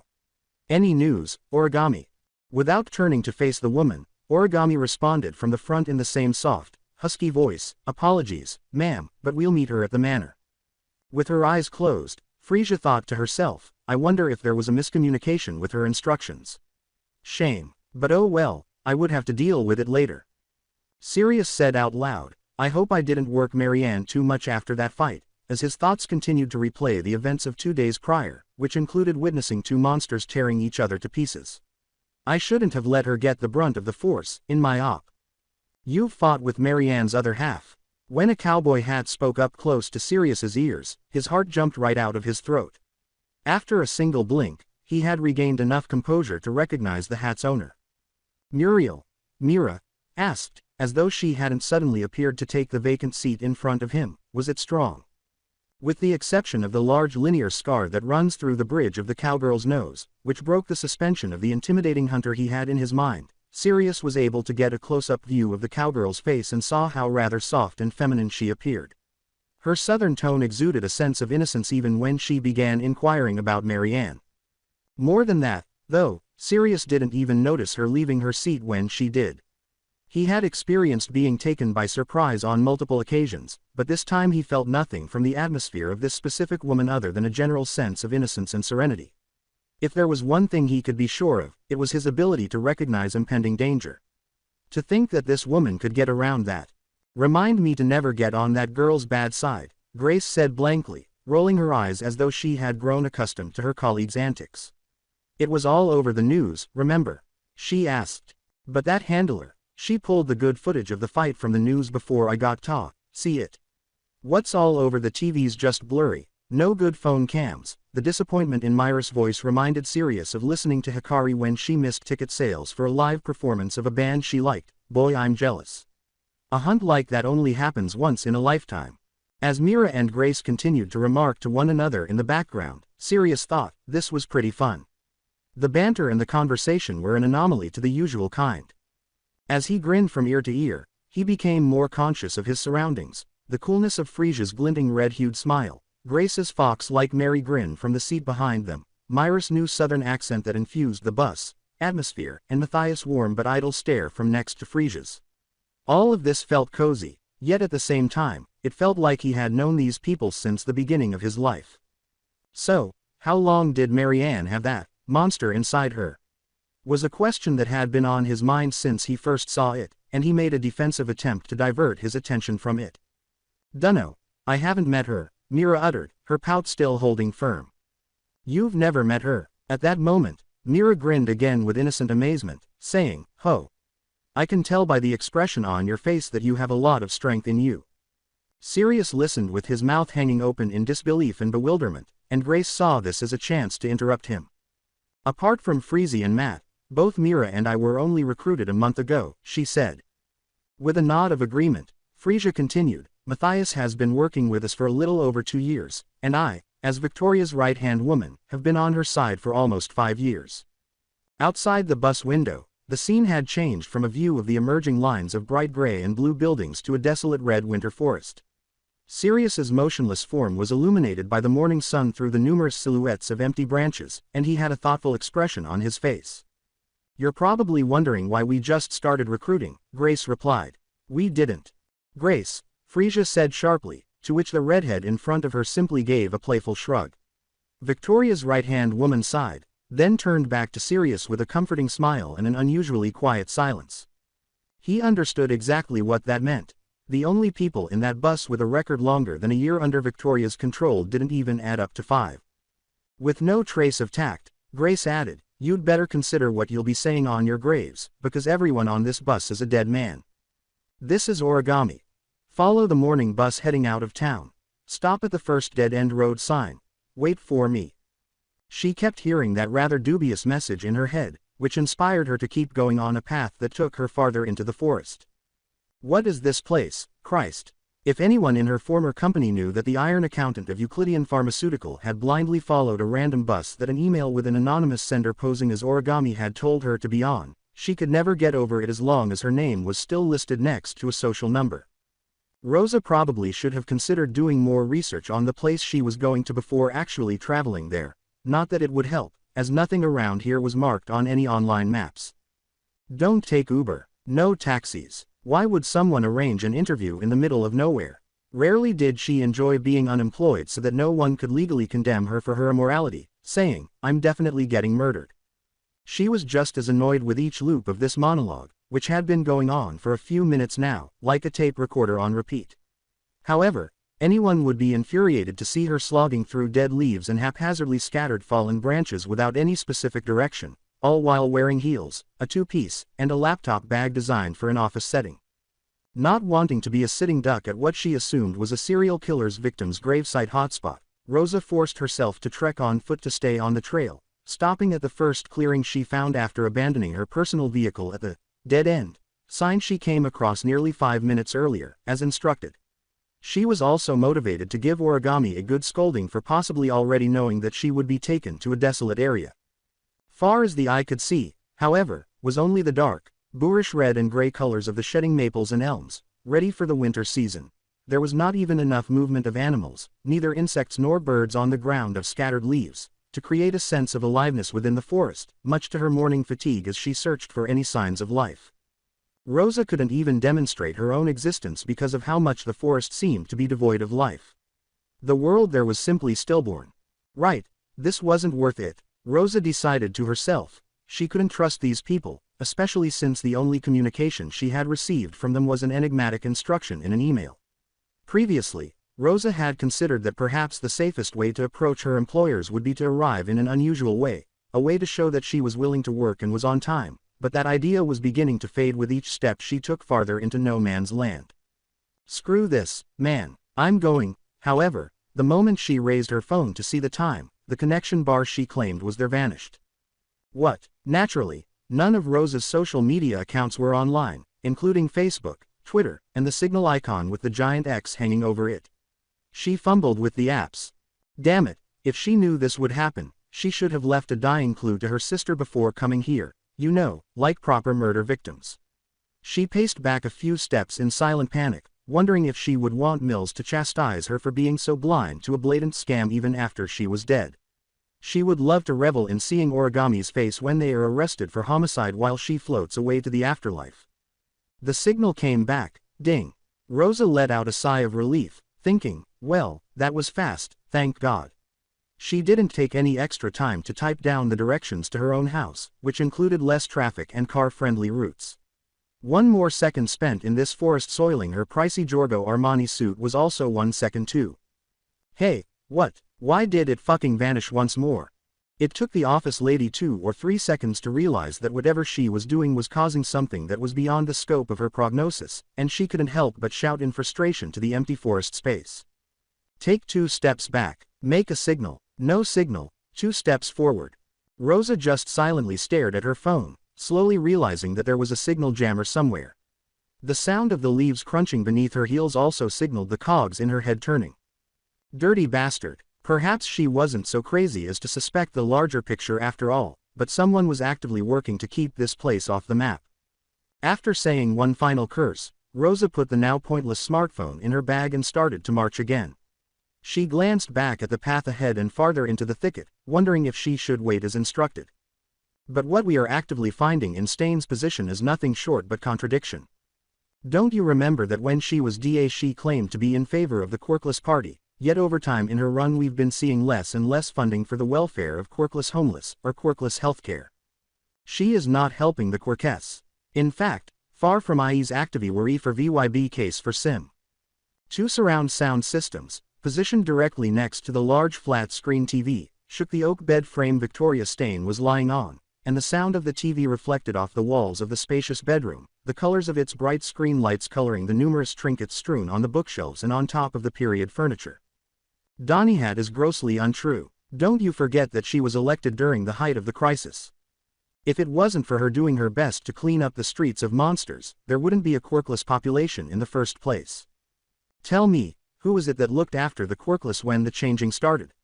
It is only because of her that the Quirkless of New York is safe and protected from singularities. The 2 news guests continued to argue in the same muffled volume in her ear as Victoria reached for the TV remote control that was resting next to her on top of her heavy wool blanket. Without even looking, she used one idle finger movement to turn up the television's volume. It appeared that she had overestimated the extent of her injuries, and even after 2 days, her hearing hadn't returned to normal. That was Omicron years ago. What she's sitting on right now is millions of dollars of Social Security money that she's just going to waste once she's a congresswoman on destructive promises trying to help the majority population. When she could be focusing on the root of the problem, education, welfare, things that actually affect Quirkless people. It's bad enough as is with her as DA, what do you think she'll do once she has the rights to bills? Victoria has no right to hoo-hoo Imsog. Instead, she turned off the TV entirely, and it was obvious from the composed expression on her face that she wasn't paying attention to the chatter anyhow. Regardless, she would say, as though she had witnessed the whole thing, as though the discussions going on around her would always be appropriate given the stream of events her mind followed like the veins in the back of her hands. Ironic. Tick. A tugging sensation in her right arm. The wrappings around her wrist, which had been fresh for about 8 hours, kept her strained tendons in place.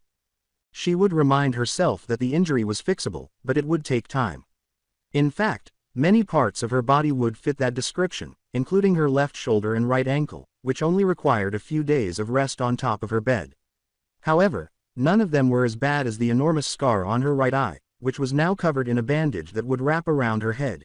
Even Frisia, let alone any other medical professionals, would require a new approach to correct her. In any case, anyway, she could consider it later. Victoria sank back into her two-pillow tower. The smell of oak and old air freshener grew stronger as her consciousness slowly slipped away from reality, and the woman let her eyes rest and let the tick-tocking sounds of the old grandfather's clock in the room's corner hypnotize her to sleep. Miss. Anywhere she looked, she recognized that squeaky, childlike voice. Victoria opened her eyes without moving an inch, and she saw a girlish little figure in a white nightgown meekly peeking part of her body past the door frame to the hallway outside the bedroom. The girl's black hair framed her youthful complexion, but she said nothing, so Victoria started talking. Yes, what is it? Despite her current condition, the woman's voice was quite friendly and inviting. The girl by the door said, "There's a bus driving here," in a meek yet unflinching voice. "I think it's them." Like a predator stalking its prey, large blank eyes gazed at the wounded and defenseless woman in the bedroom, but Victoria did not bat an eye.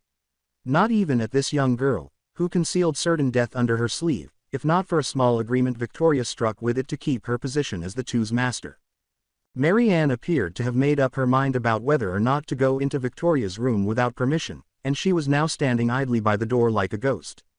"How much time?" Victoria inquired. Mary Ann raised her head, more especially, her right ear, to the ceiling in a manner akin to an animal searching for a specific sound amid a sea of forest sounds. 10 to 12 minutes. With a guttural hum, Victoria slowly lifted the heavy blanket from her, and as she forced her still healing body to leave the comfort of her king-size bed, her wrist, ankle, and shoulder creaked painfully. Her hand reached out to the side of the bed, where a waist-length walking cane made of ivory and black wood stood leaning against a small bedside table, and she pushed herself up on the cold wooden floor, barely trembling from the weakness of her joints.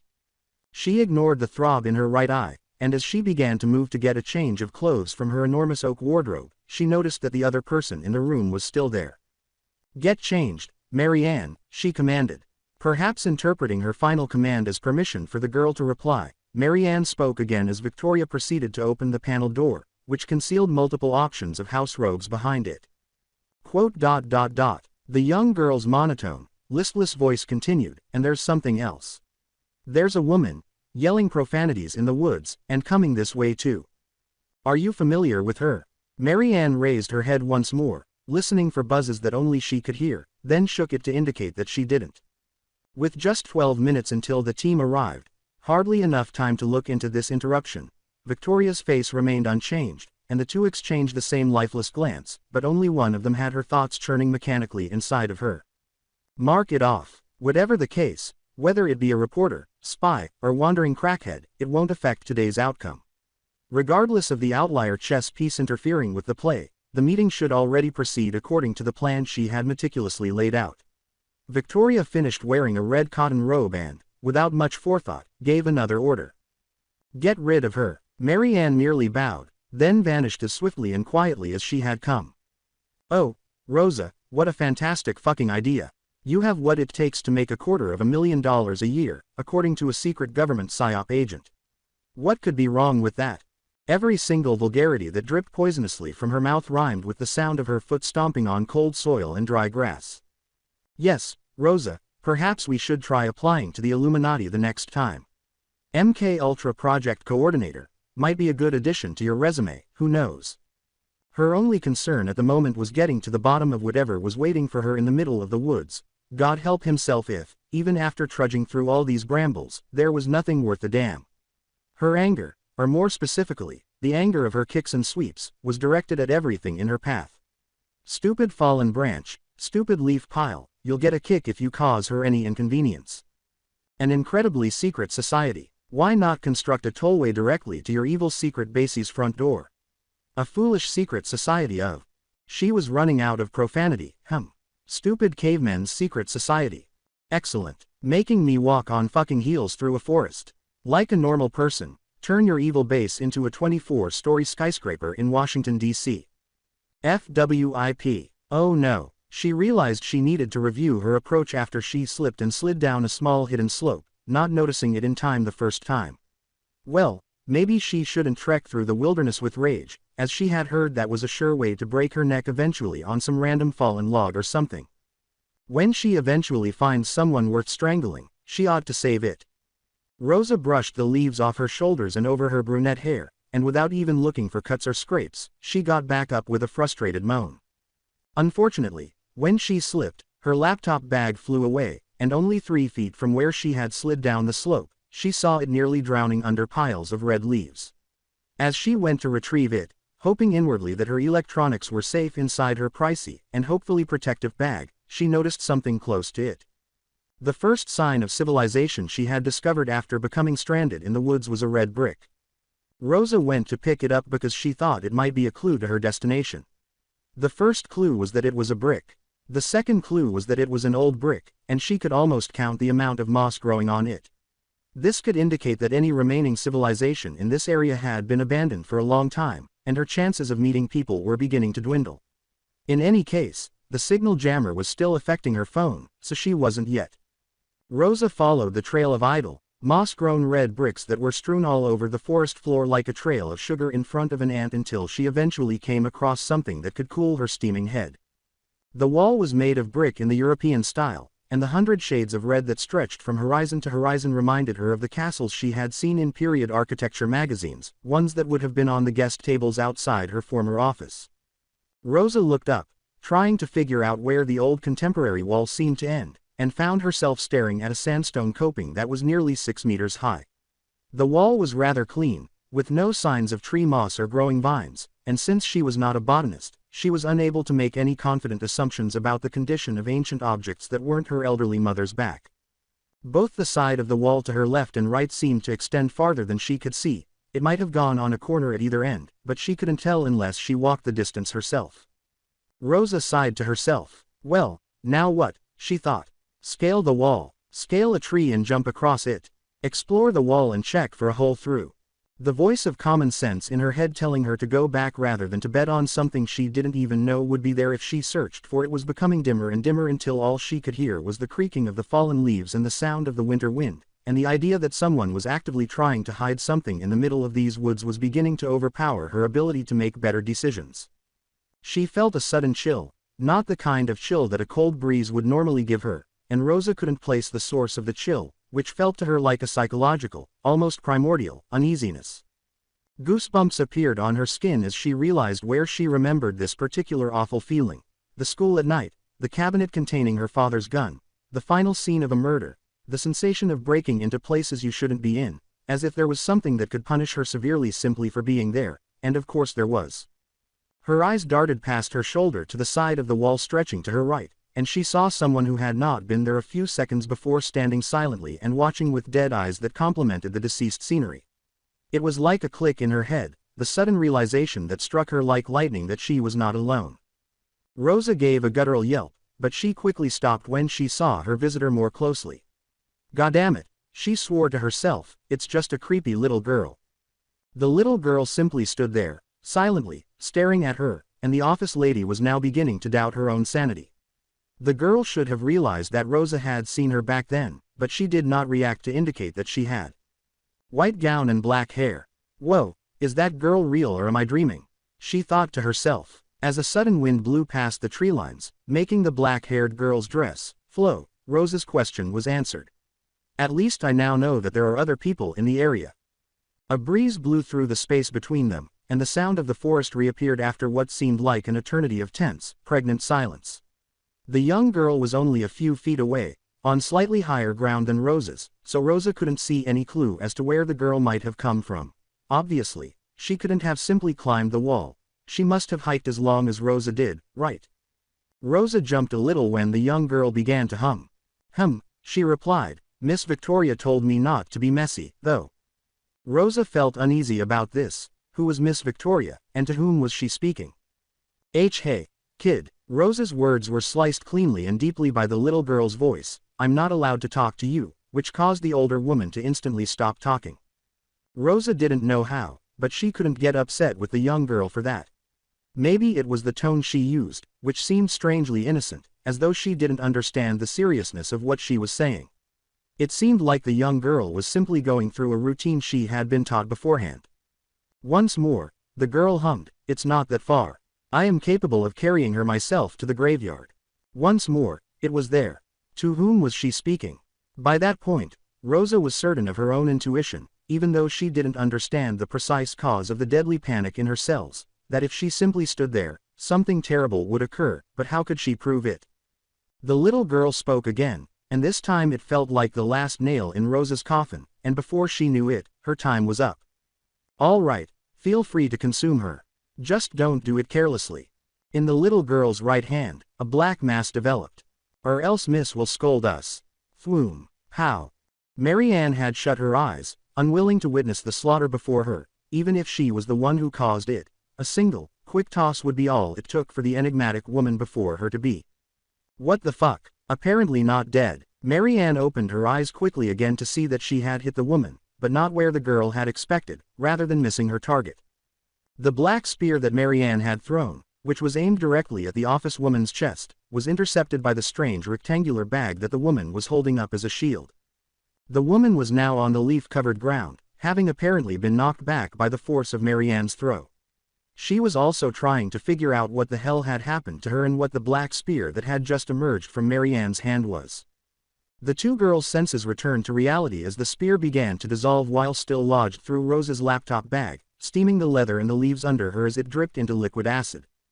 Hey, just before Marianne was able to conjure another temporary weapon, Rosa had made a run for it, ditching her bag right where she had almost been killed.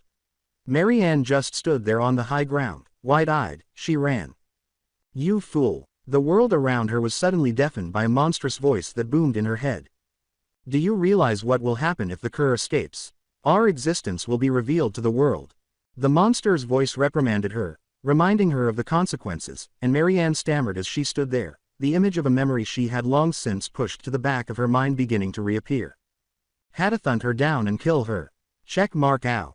This organization was founded with the intention of addressing the issues that arose following the crisis.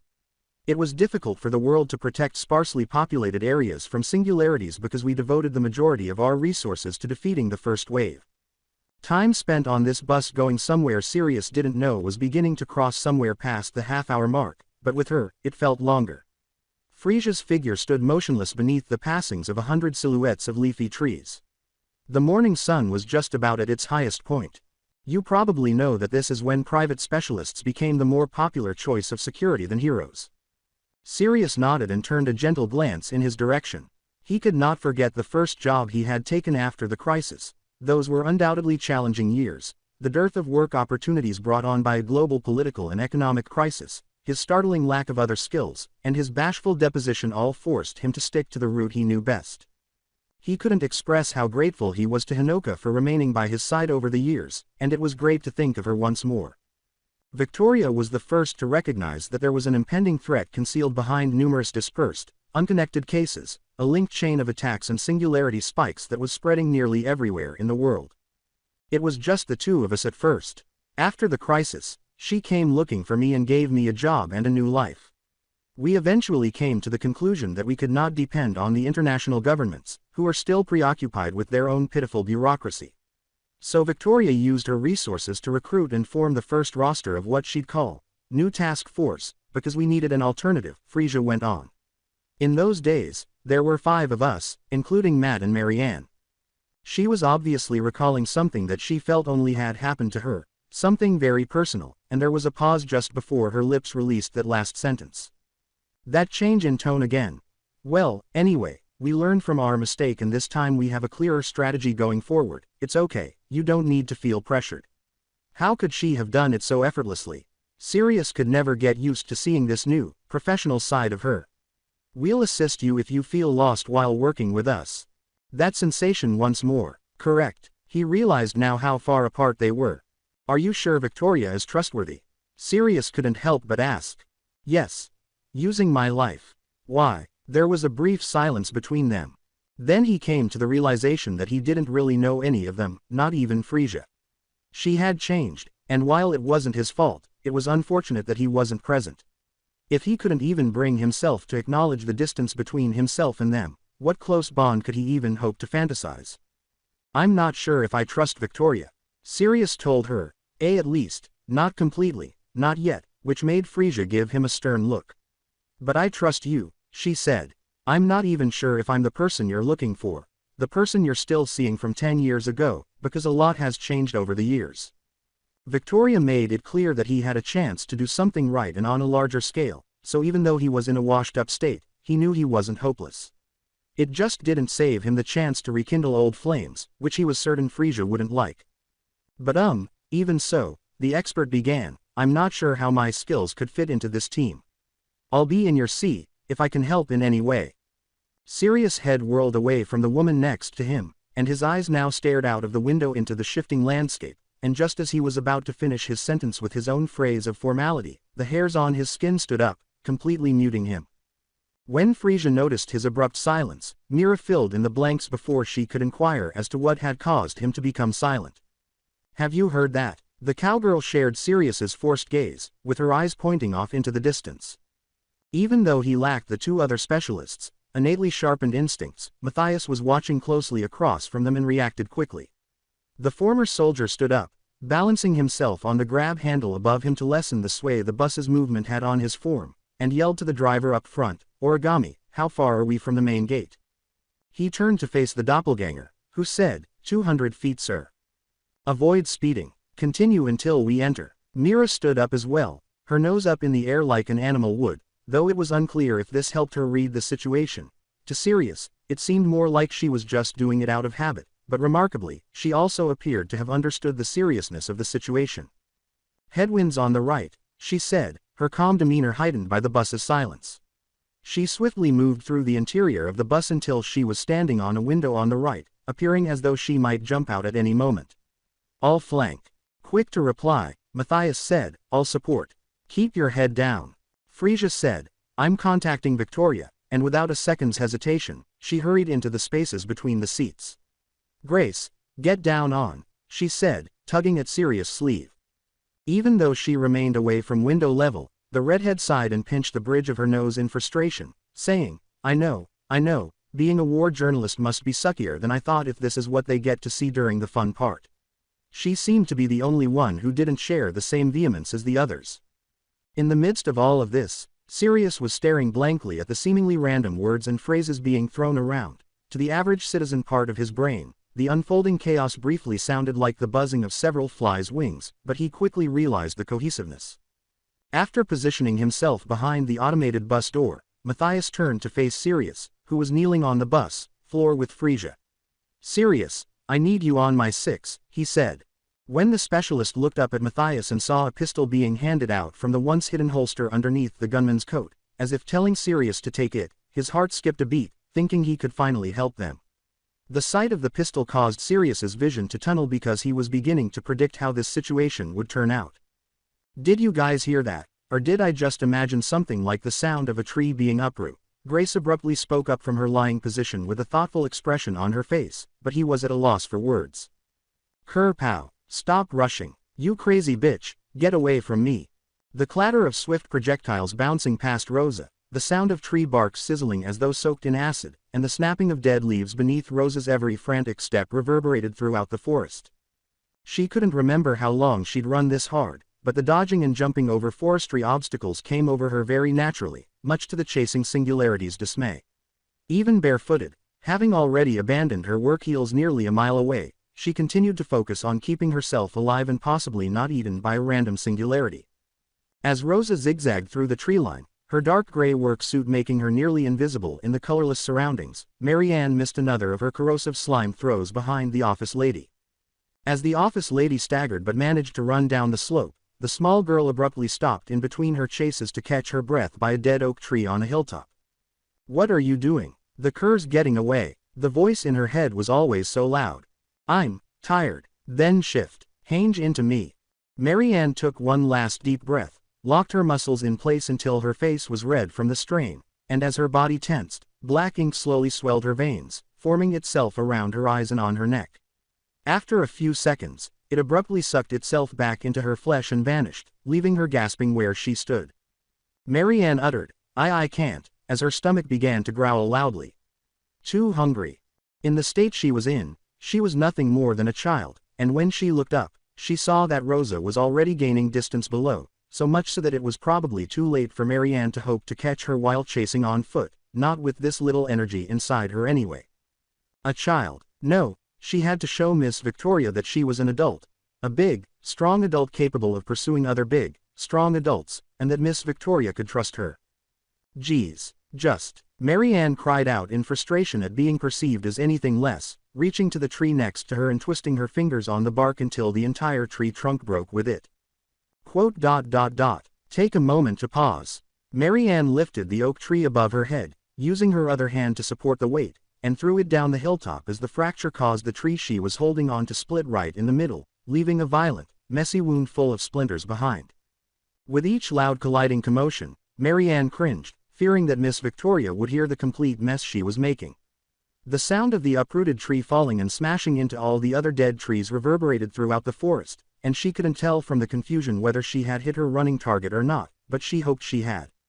When Marianne realized that the tree she threw was rolling and not stopping at the spot she had assumed it would, her face flushed. Instead, she heard the tree strike a big metallic object, and something responded with a loud alarm that would drown out the sounds of falling dead trees. Marianne could only say a little, "Oh, boy," in response to the mistake she had just realized she had made. Stain had a spacious manor. Every time they went 10 feet inside, Origami thought it had the supernatural ability to transport them to a new room they were unaware of.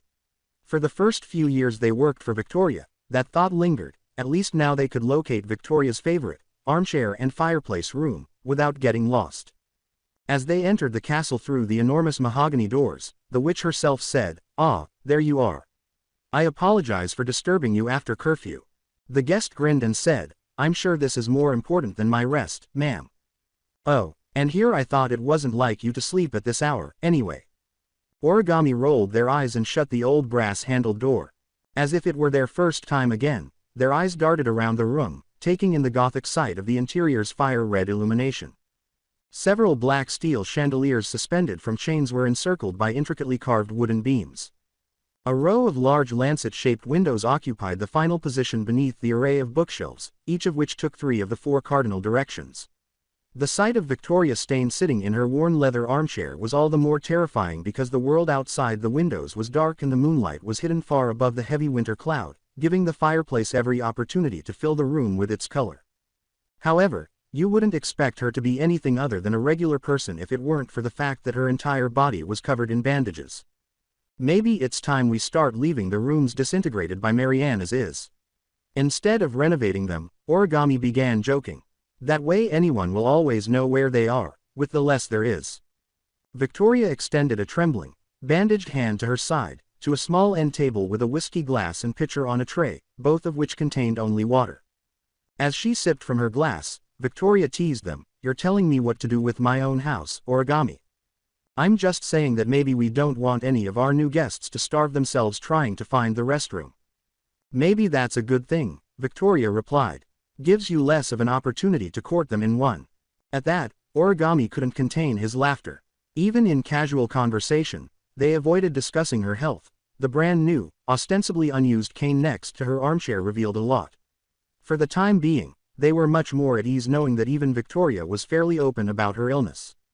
"Speaking of our guests, I want you to note some changes for tomorrow's briefing," Victoria said, waiting for Origami to approach before the face shifter eventually became aware of the tiny tablet resting on her crossed lap. Something tiny buzzed in Origami's nightgown pocket after Victoria tapped the screen a couple of times.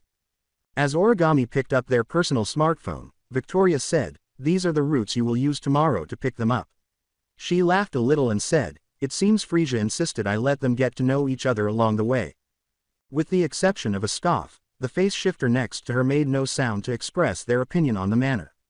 By this point, they had grown accustomed to the antics of some of their visitors, so even a seemingly innocuous request was just another errand to run. However, they had hoped to learn this a few hours beforehand.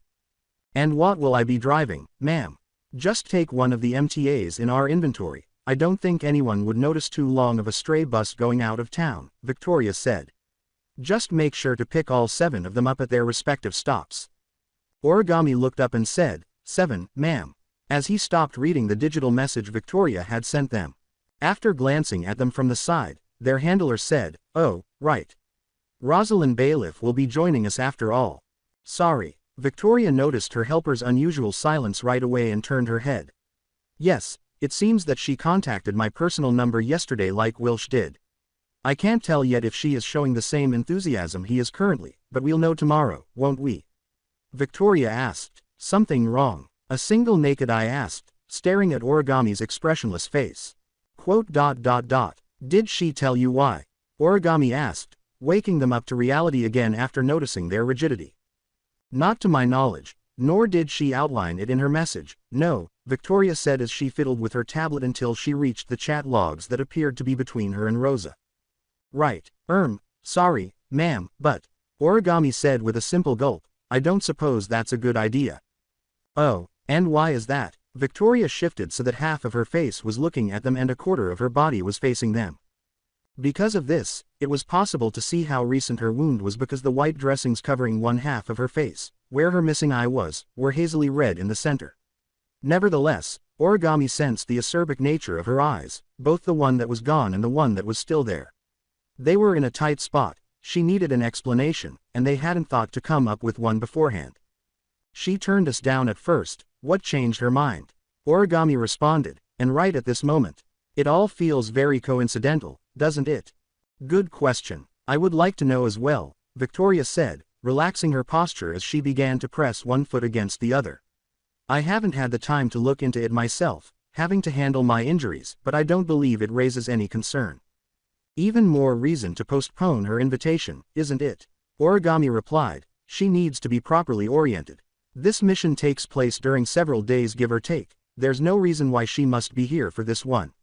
If it's too troublesome to gather the necessary manpower. I seem to recall considering her as a candidate for her workplace reliability and good instincts.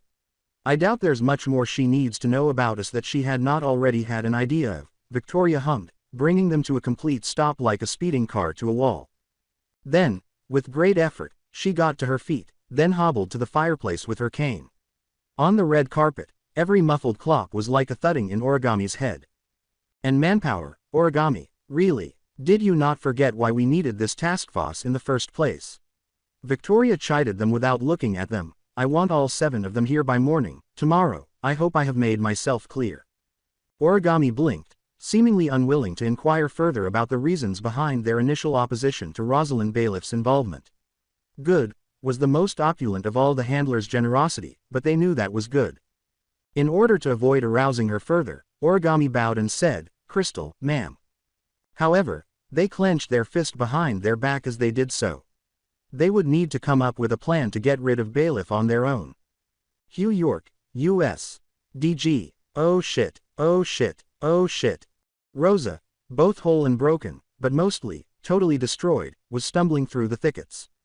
If it hadn't bounced an inch past her head on an alternating elevated ground behind her, the thrown tree, had nearly hit her. However, it caught nearly every other tree in its path, scraping off the dried bushes and hill dirt, so her surroundings weren't so fortunate. Luckily for her, something metal and apparently big down the hill stopped the tree from rolling. It wasn't that it would roll up the hill to try to hit her again, but she was fortunate that something caught it in the first place. And as soon as she broke free from the tree lines and entered the loud car alarm, she was going to see what it was. When Rosa noticed the tree from earlier protruding from the front entrance and what she recognized as the city bus overturned in the middle of an empty and debris-filled road to her right, her heart briefly stopped.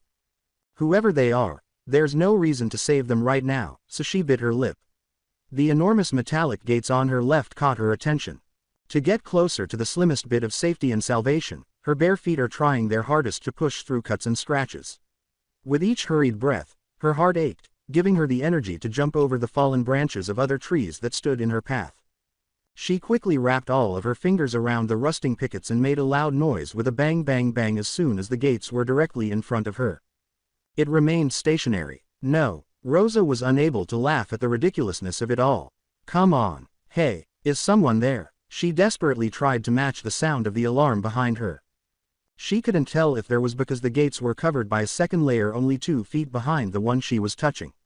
This prevented her from seeing the other side and only gave her a glimpse of the icy, dark metal plates.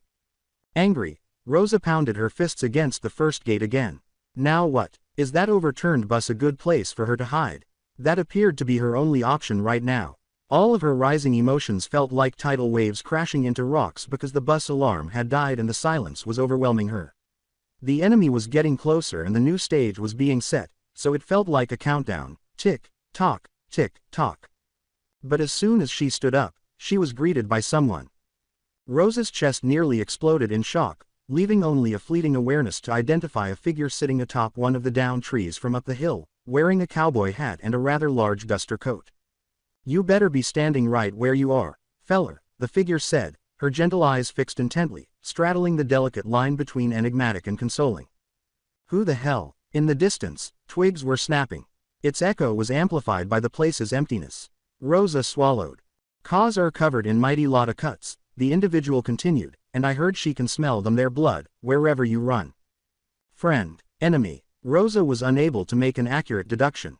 She couldn't be certain after what had happened that the cowgirl in front of her wasn't armed. It was enough to set off an alarm in Rosa's mind that she was unable to detect her movement using any of her 5 senses. This woman could not possibly be, no. This was not something she had time to think about. Fuck it, Rosa swore, concluding that this girl's personality would be revealed no matter what she did, so she decided to sprint in the direction of the overturned bus. The left-behind cowgirl, Mira, sighed to herself and turned her gaze to the underside of her coat. Can't say I didn't warn. Right, Fe. He could only imagine dark brown eyes for some reason. See, this is why I called you weak. Then the still image of Hikari looking down on him smugly with her arms crossed took over. Since you're too busy thinking about me instead of saving your friends. Sirius was about to yell at Hikari for making fun of him in front of his new coworkers when the teenage girl let out a loud, deafening honk, which roused him from his reverie. As soon as he opened his eyes, he became aware of the strange sting on the sides of his crown.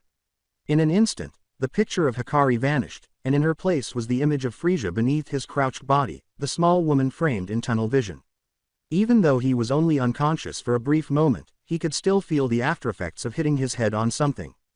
However, the honking sound persisted until he woke up a few seconds later, at which point he realized it helped him figure out his location. He was able to see his surroundings more clearly after the blur in his eyes cleared.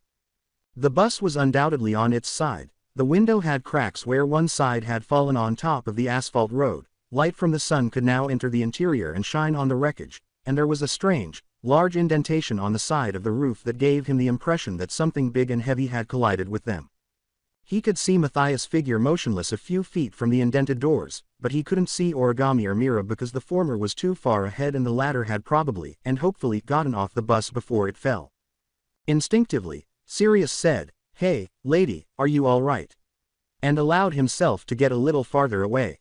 The woman beneath him moaned, "I'm fine, Sirius. What happened?" "Don't know," Sirius said, biting his inner cheeks. When he became aware that whatever had struck his head was keeping him from recalling the series of events that led up to this, his uneasiness increased. He was reminded of the one other person with them who had briefly slipped his mind when he heard footsteps approaching. "A tree crashed into us," Grace said, sounding more irritated than worried. "I saw. Hell of a thing. Must be my unlucky day. That's what I get for missing this month's horoscopes." Correct. Now he remembered. Bus. Tree. Crash. Bing bang boom. God, he had to avoid Hikari and her jokes for a time. "How are you doing that?" Sirius asked, gesturing to Grace's posture. For her, gravity seemed to shift sideways. She approached the two of them with ease as if nothing had happened to the bus, but Sirius could tell by the look on her face that she was just as cautious of her surroundings as they were. With her face closed and still facing away from Sirius, she said, "Not important." "What do we do?" He was now awkwardly staring at her nose and lips. Did Stain get our distress call? He asked. As Frisia was pushing herself up, fragments of broken window glass crackled beneath her as her weight shifted. She did. Don't worry, she said. But then she realized it was her smartphone, which had regrettably been crushed by her weight, rather than the sound of shattered glass. Oh no. A sigh began to escape Sirius's throat, but he quickly stopped it to maintain his composure. I'm going to check on Origami and, Matthias. I didn't see Mira leave, but I'll assume she's safe. Grace complained as she began to squat down. Oh, this is just like Hong Kong, but because of her height, she was still in Sirius' field of vision. Would you believe me if I said that Mira also ditched me in the middle of the Chinese mountains? It's true. That dang fight nut. I hope she isn't dead yet, because I'm going to give her a piece of my mind first. She was stopped by a loud shushing noise. Sirius and Grace quickly turned their focus to where Matthias was, and they witnessed the dark, brooding man give them an unusually angry, dagger-filled look. Hissing, "Be quiet, or we're dead." Sirius could see how hard Grace was trying to keep herself from panicking by the way she stammered and raised her hands in compliance. She must have been coping with a stressful situation by prattling earlier. Right. Sorry, I'm just a bit shaken as you can see.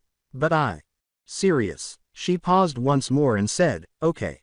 When he heard his name called amid Grace's digression, Sirius turned his attention again to Matthias, who was now approaching him and the two women at a leisurely pace while wiping any shattered glass from his vest.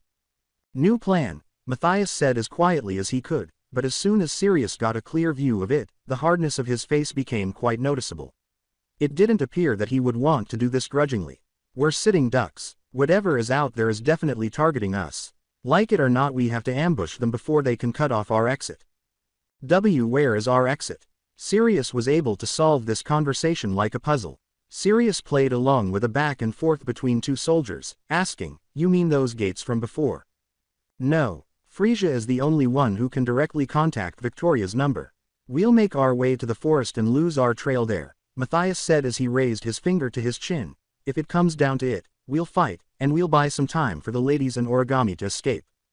After giving a curt nod in response, Sirius looked around, found his suitcase tucked under one of the seats, and grabbed it. The four of them then made their way slowly to the front of the bus, where the daylight shone down on them like searchlights, directly beneath the front entrance.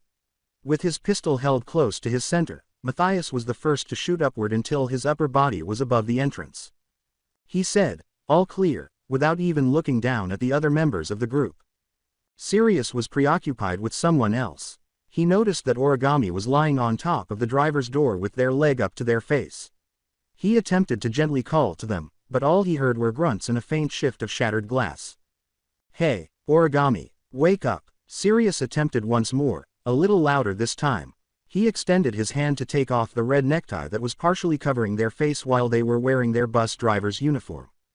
The face shifter did respond to him at that time, looking deadpan but unscrambled, saying, I had hoped you'd find me in this position in different circumstances. Thinking they were hurt, Sirius quickly picked them up by the nape of their neck and said, you'll be fine. Oh, thank God, I definitely wouldn't have been able to tell myself. The best scenario for Sirius was that Origami was simply stunned and didn't understand what they were saying, so he did his best to ignore any rambling they might have left in them. When Origami was helping themselves instead, he felt as though a burden had been removed from his shoulder. Frisia assumed responsibility for bearing the majority of Origami's weight.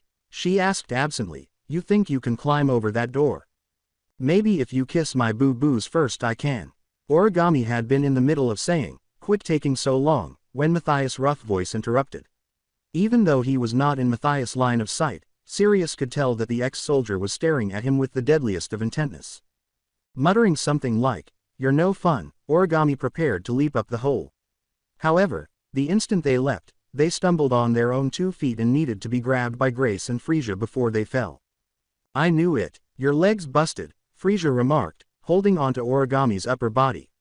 The face shifter appeared disoriented. Turning to Matthias, Frisia said, we'll have to take turns carrying them out. After giving the suggested plan some thought, Matthias holstered his gun once more and said, all right.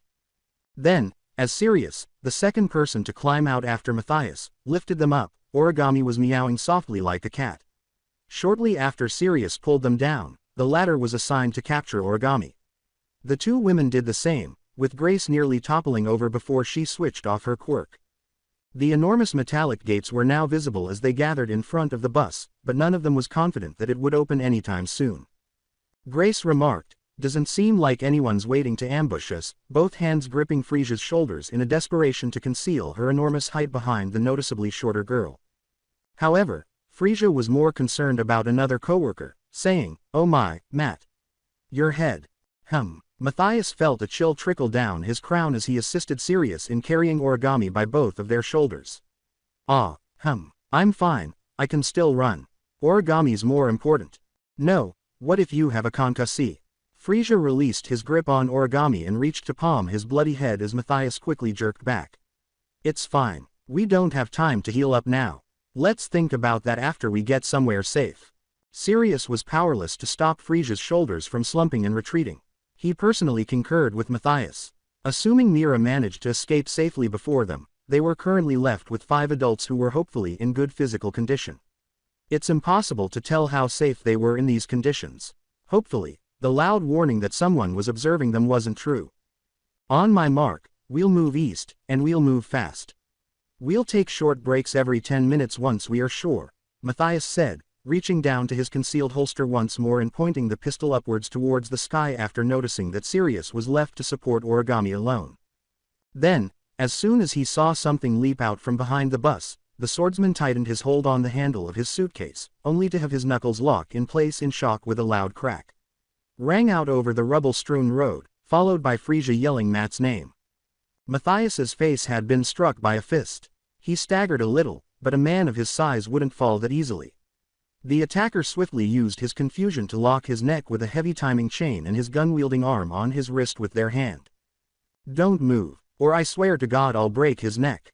Sirius was aware of manic episodes. During a singularity attack, many of the people he had interacted with over the years exhibited frantic behaviors in a fight-or-flight state.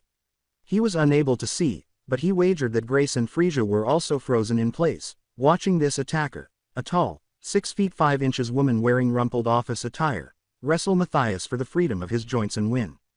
You're, Frisia stammered, but the office woman yelled again before she could finish. She yelled, "Origami, you piece of shit, I should have known you're the one behind this." Her enraged gaze turned to the person Sirius was clinging to, unfazed by Matthias's struggles. It only took Rosalind Bailiff a few seconds to let her anger out. She snapped when she realized that the reason this morning had been the worst of her life thus far was because she was being put on a hit. The other 4 strangers with Origami were unknown to her, but they couldn't possibly be good enough to be working with them. Sirius reflected on his unfortunate circumstances, especially the fact that he could have unsheathed his katana and struck the woman before she had even approached Matthias if he hadn't been holding onto an injured person. The gunman fought against the tightening cord of the timing chain around his neck, which Rosa had most likely discovered from the wreckage of the bus. He gritted his teeth and watched helplessly. The swordsman calmed his breathing and relaxed his hold on his sheathed weapon, saying, "No. Think for a second, Sirius. If you engage her, you're risking fighting an unfamiliar opponent. Everyone's life would be at risk. It's safe to assume she destroyed the bus, right? What did she mean by Origami being behind this?" he asked. Speaking of Origami, he felt their body tremble in his grasp the instant he thought about them. A slight movement of his eyes revealed a look of horror on the face shifter's now weathered face. "I knew it. I should have known this was a trap. I'm a fucking idiot for thinking you'd just let me off the hook after rejecting your stupid organization." Rosa screamed, "You slime. Rat, yellow-bellied, lily-livered, chicken shit. Listen to me, couldn't even kill me yourself so you got a living quirk to do it. Miss Bailiff, how about I let it eat you here, huh? How'd you like that?" "Rosalind." Rosa snapped her head in the direction of the woman wearing the turtleneck and exclaimed, "What? Who are you? How do you know my name?" The moment he saw Frisia move forward to put more distance between herself and the woman who had just punched him, Matthias stopped. He and Sirius both had a bewildered expression on their faces. "You're Rosalind Bailiff. You were scouted, yes. You turned us down, but you changed your mind," Frisia said, her hands stretching out in front of her as though to signal the office lady to put her colleague down before she fears the latter will suffocate him. I don't know what's going on, but, my name is Frisia Roth, I'm supposed to be the one meeting you," she said. Rosa looked up and down at the woman, and although she seemed to relax her hold on the fastened timing chain, she remained vigilant. Quote. That doesn't answer my question. Who are you? Rosa asked. Sirius and Matthias looked at each other anxiously, as though they weren't sure whether they should use the chance to attack Rosa together or see where Frisia was taking this. Rosa's unconvinced squinting forced Frisia to change her approach. If you can just let our friend go, we'll gladly explain everything, she said. Look, I'm unarmed. We're all Sirius. Matt, please put down your weapons, she said, opening her outer suit and appearing naked. Matt, on the other hand, remained extremely watchful, saying, Frisia, this is absurd. Sirius was initially hesitant but eventually obeyed her orders. It took a loud but succinct, just do as I say, to persuade him without first causing the gunman to sigh in defeat. Matthias kicked his Glock backwards and out of his reach after letting it drop onto the asphalt right in front of his shoe. When he was finally released, a line of motor oil was left behind as the timing chain was swiftly released from his neck. He and Rosa moved apart right away, not wanting to be caught off guard by one another. Once again, Sirius was on Matt's side, which eased his tension. Thank you, Frisia said with a gentle smile and a sigh of relief, her hand flying to her chest. I'm glad we could resolve this in a quick and calm, Rosa said, mirroring her ease by letting the timing chain in her hand slack. Krakhom.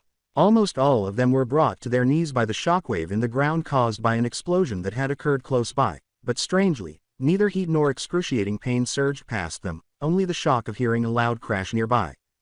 However, from where he had nearly fallen to his knees, Sirius could see that the bus had abruptly raised its head, as though something heavy had landed squarely on top of its side and bent it in the middle as it crashed through the metal hull.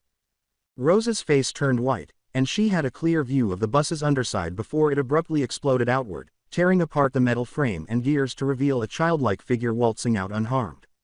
Shit, was all she could manage before the world started to spin around her on its own. When Sirius and the others there realized what had happened, their mouths fell open. Rosa was hit by a single blow from a blur of black and white that appeared next to her like lightning. Because of how quickly Marianne had moved, the swordsman felt a gust of wind and tremor, and he was now in danger of passing out. Marianne, he said, hoping that the girl in front of him would still be able to maintain her humanity, but he knew that the universe wouldn't give him that. Again he found himself looking into those empty eyes of Marianne's. Her hair was swimming in the air like she was underwater, and black goo covered the entire upper half of her face. In the back of his mind, Sirius wished he would wake up and realize this was just another dream because he was so utterly unsure that this encounter with Marianne would be the one in which he had survived. Only after Matthias grabbed him by the arm did he look away from the Marianne thing and instead saw his female coworkers running while Matthias was glaring at him. Run, cried the shooter. He did not even glance at Marianne as he tried to yank Origami and Sirius from their frozen positions. With each step erasing the sensory deprivation brought on by fear, Sirius was nearly stumbling as he followed Matthias lead into the tree line while dragging Origami along, when his nose caught something he had never smelled before: emissions from gasoline.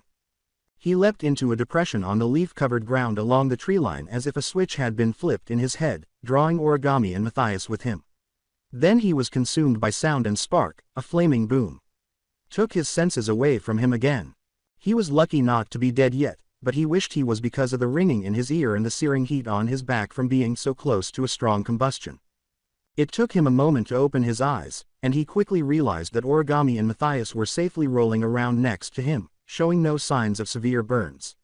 Additionally, he saw a bright glow from the bus's location, and as soon as he turned to look at it, the warmth of fire greeted his face. Sirius noticed a massive black smoke rising toward the gray sky from the burning rubber and metal. The bus's shape had been buried by a fire similar to the one he had witnessed a few weeks earlier. Frisia and Grace were safely cowering from the explosion when he noticed movement behind one of the fallen trees close to his hiding place. His heart eased. Other than seeing his suitcase a few feet from the fire, he was unharmed. His heart eased again. However, one of his other senses detected a sound that sounded like a young girl's cries from close by. His heart fell. Ow, it said, and he recognized it instantly. Sirius got to his feet with a pant, his gaze now fixed on the expansive, disorderly road. Holding his breath now, he looked around for movement and saw a small figure shivering among the rubble. He saw a blackened and burned white nightgown on her body, but no black goo anywhere on her face other than the look of sheer agony. He started to walk toward her, feeling both relieved and concerned, but he stopped when he noticed a dark figure emerge from behind the fire, seemingly a part of the flames themselves. With a big pulsing red spear in her hand, a black coat and cowboy hat appeared. Marianne was cowering, but Mira the hunter didn't even wait for her to approach before aiming to pierce her with her spear. Clang! Sirius's ability to quickly draw his suitcase sword from the ground and parry her piercing spear in a single motion appeared to have escaped Mira's notice. In order to put some distance between herself and the swordsman, who was now defending Marianne's figure, the cowgirl took a few steps back. She asked innocuously, almost childishly, "What do ye think er doin'?" As though she had not considered the possibility that she was going to murder a young girl.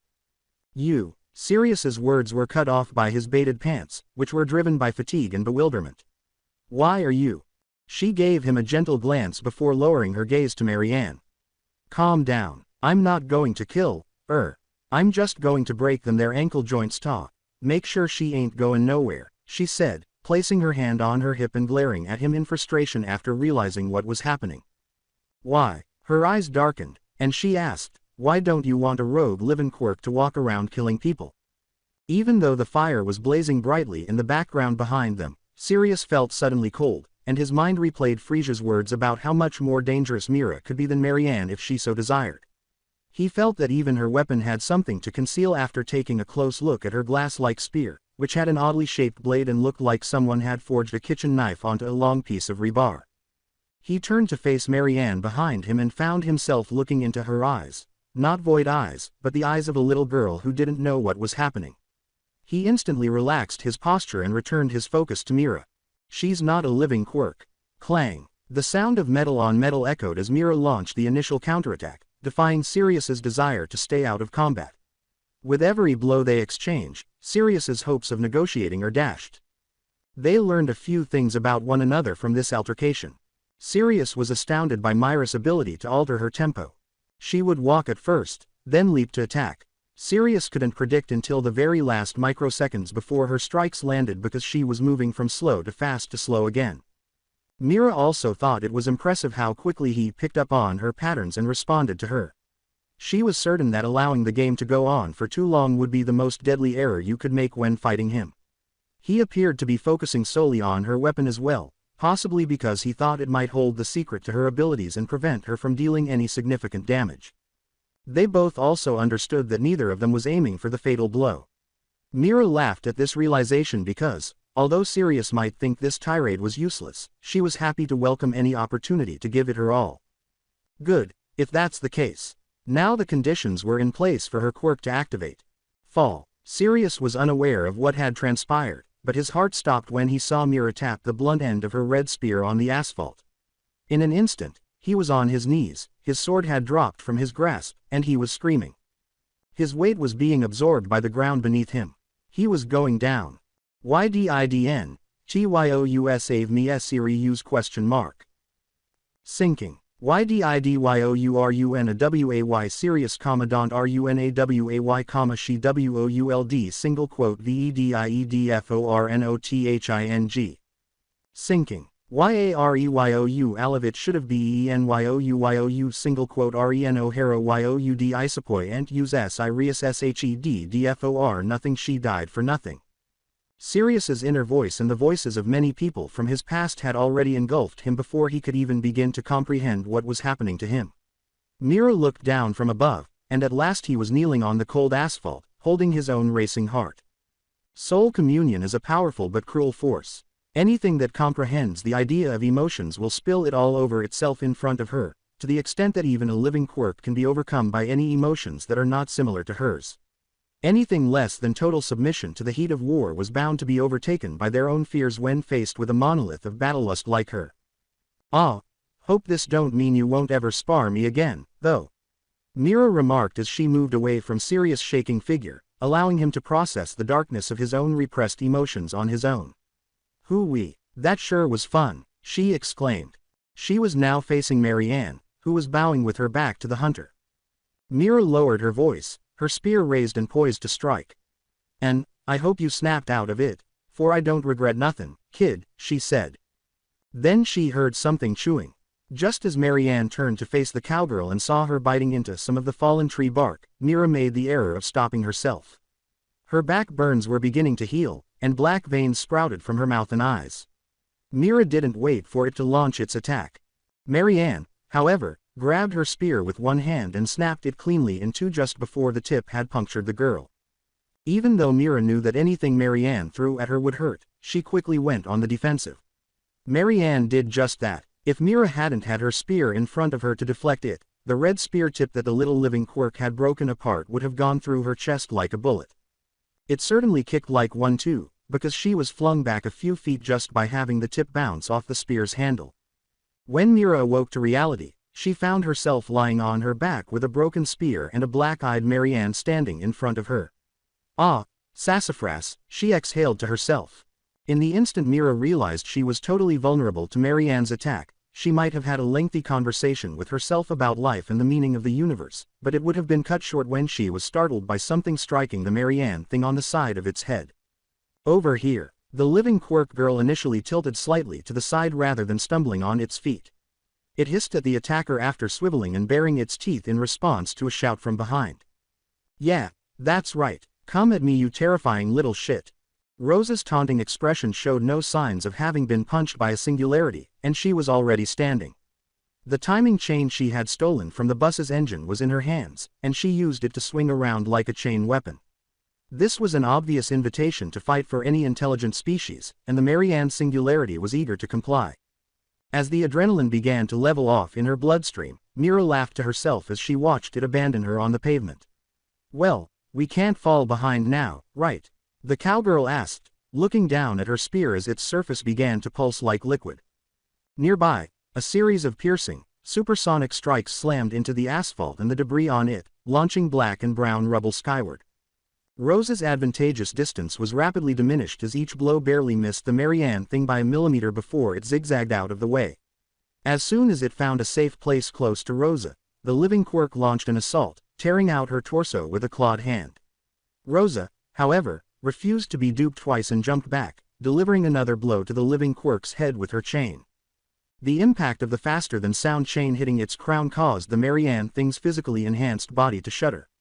The living Quirk growled in rage as it felt as though a portion of its mass had been shaved off in that single blow. The living Quirk swiftly reached for the chain that had hit it, intending to use its greater strength to draw Rosa closer, but it hadn't fallen yet. Rosa, who apparently already understood the purpose of the living Quirk, replied in kind when she saw this. The chain in her hand danced to the beat as she quickly twisted her wrist, creating a lasso that would ensnare the Marianne thing's wrist and prevent it from moving its upper limbs.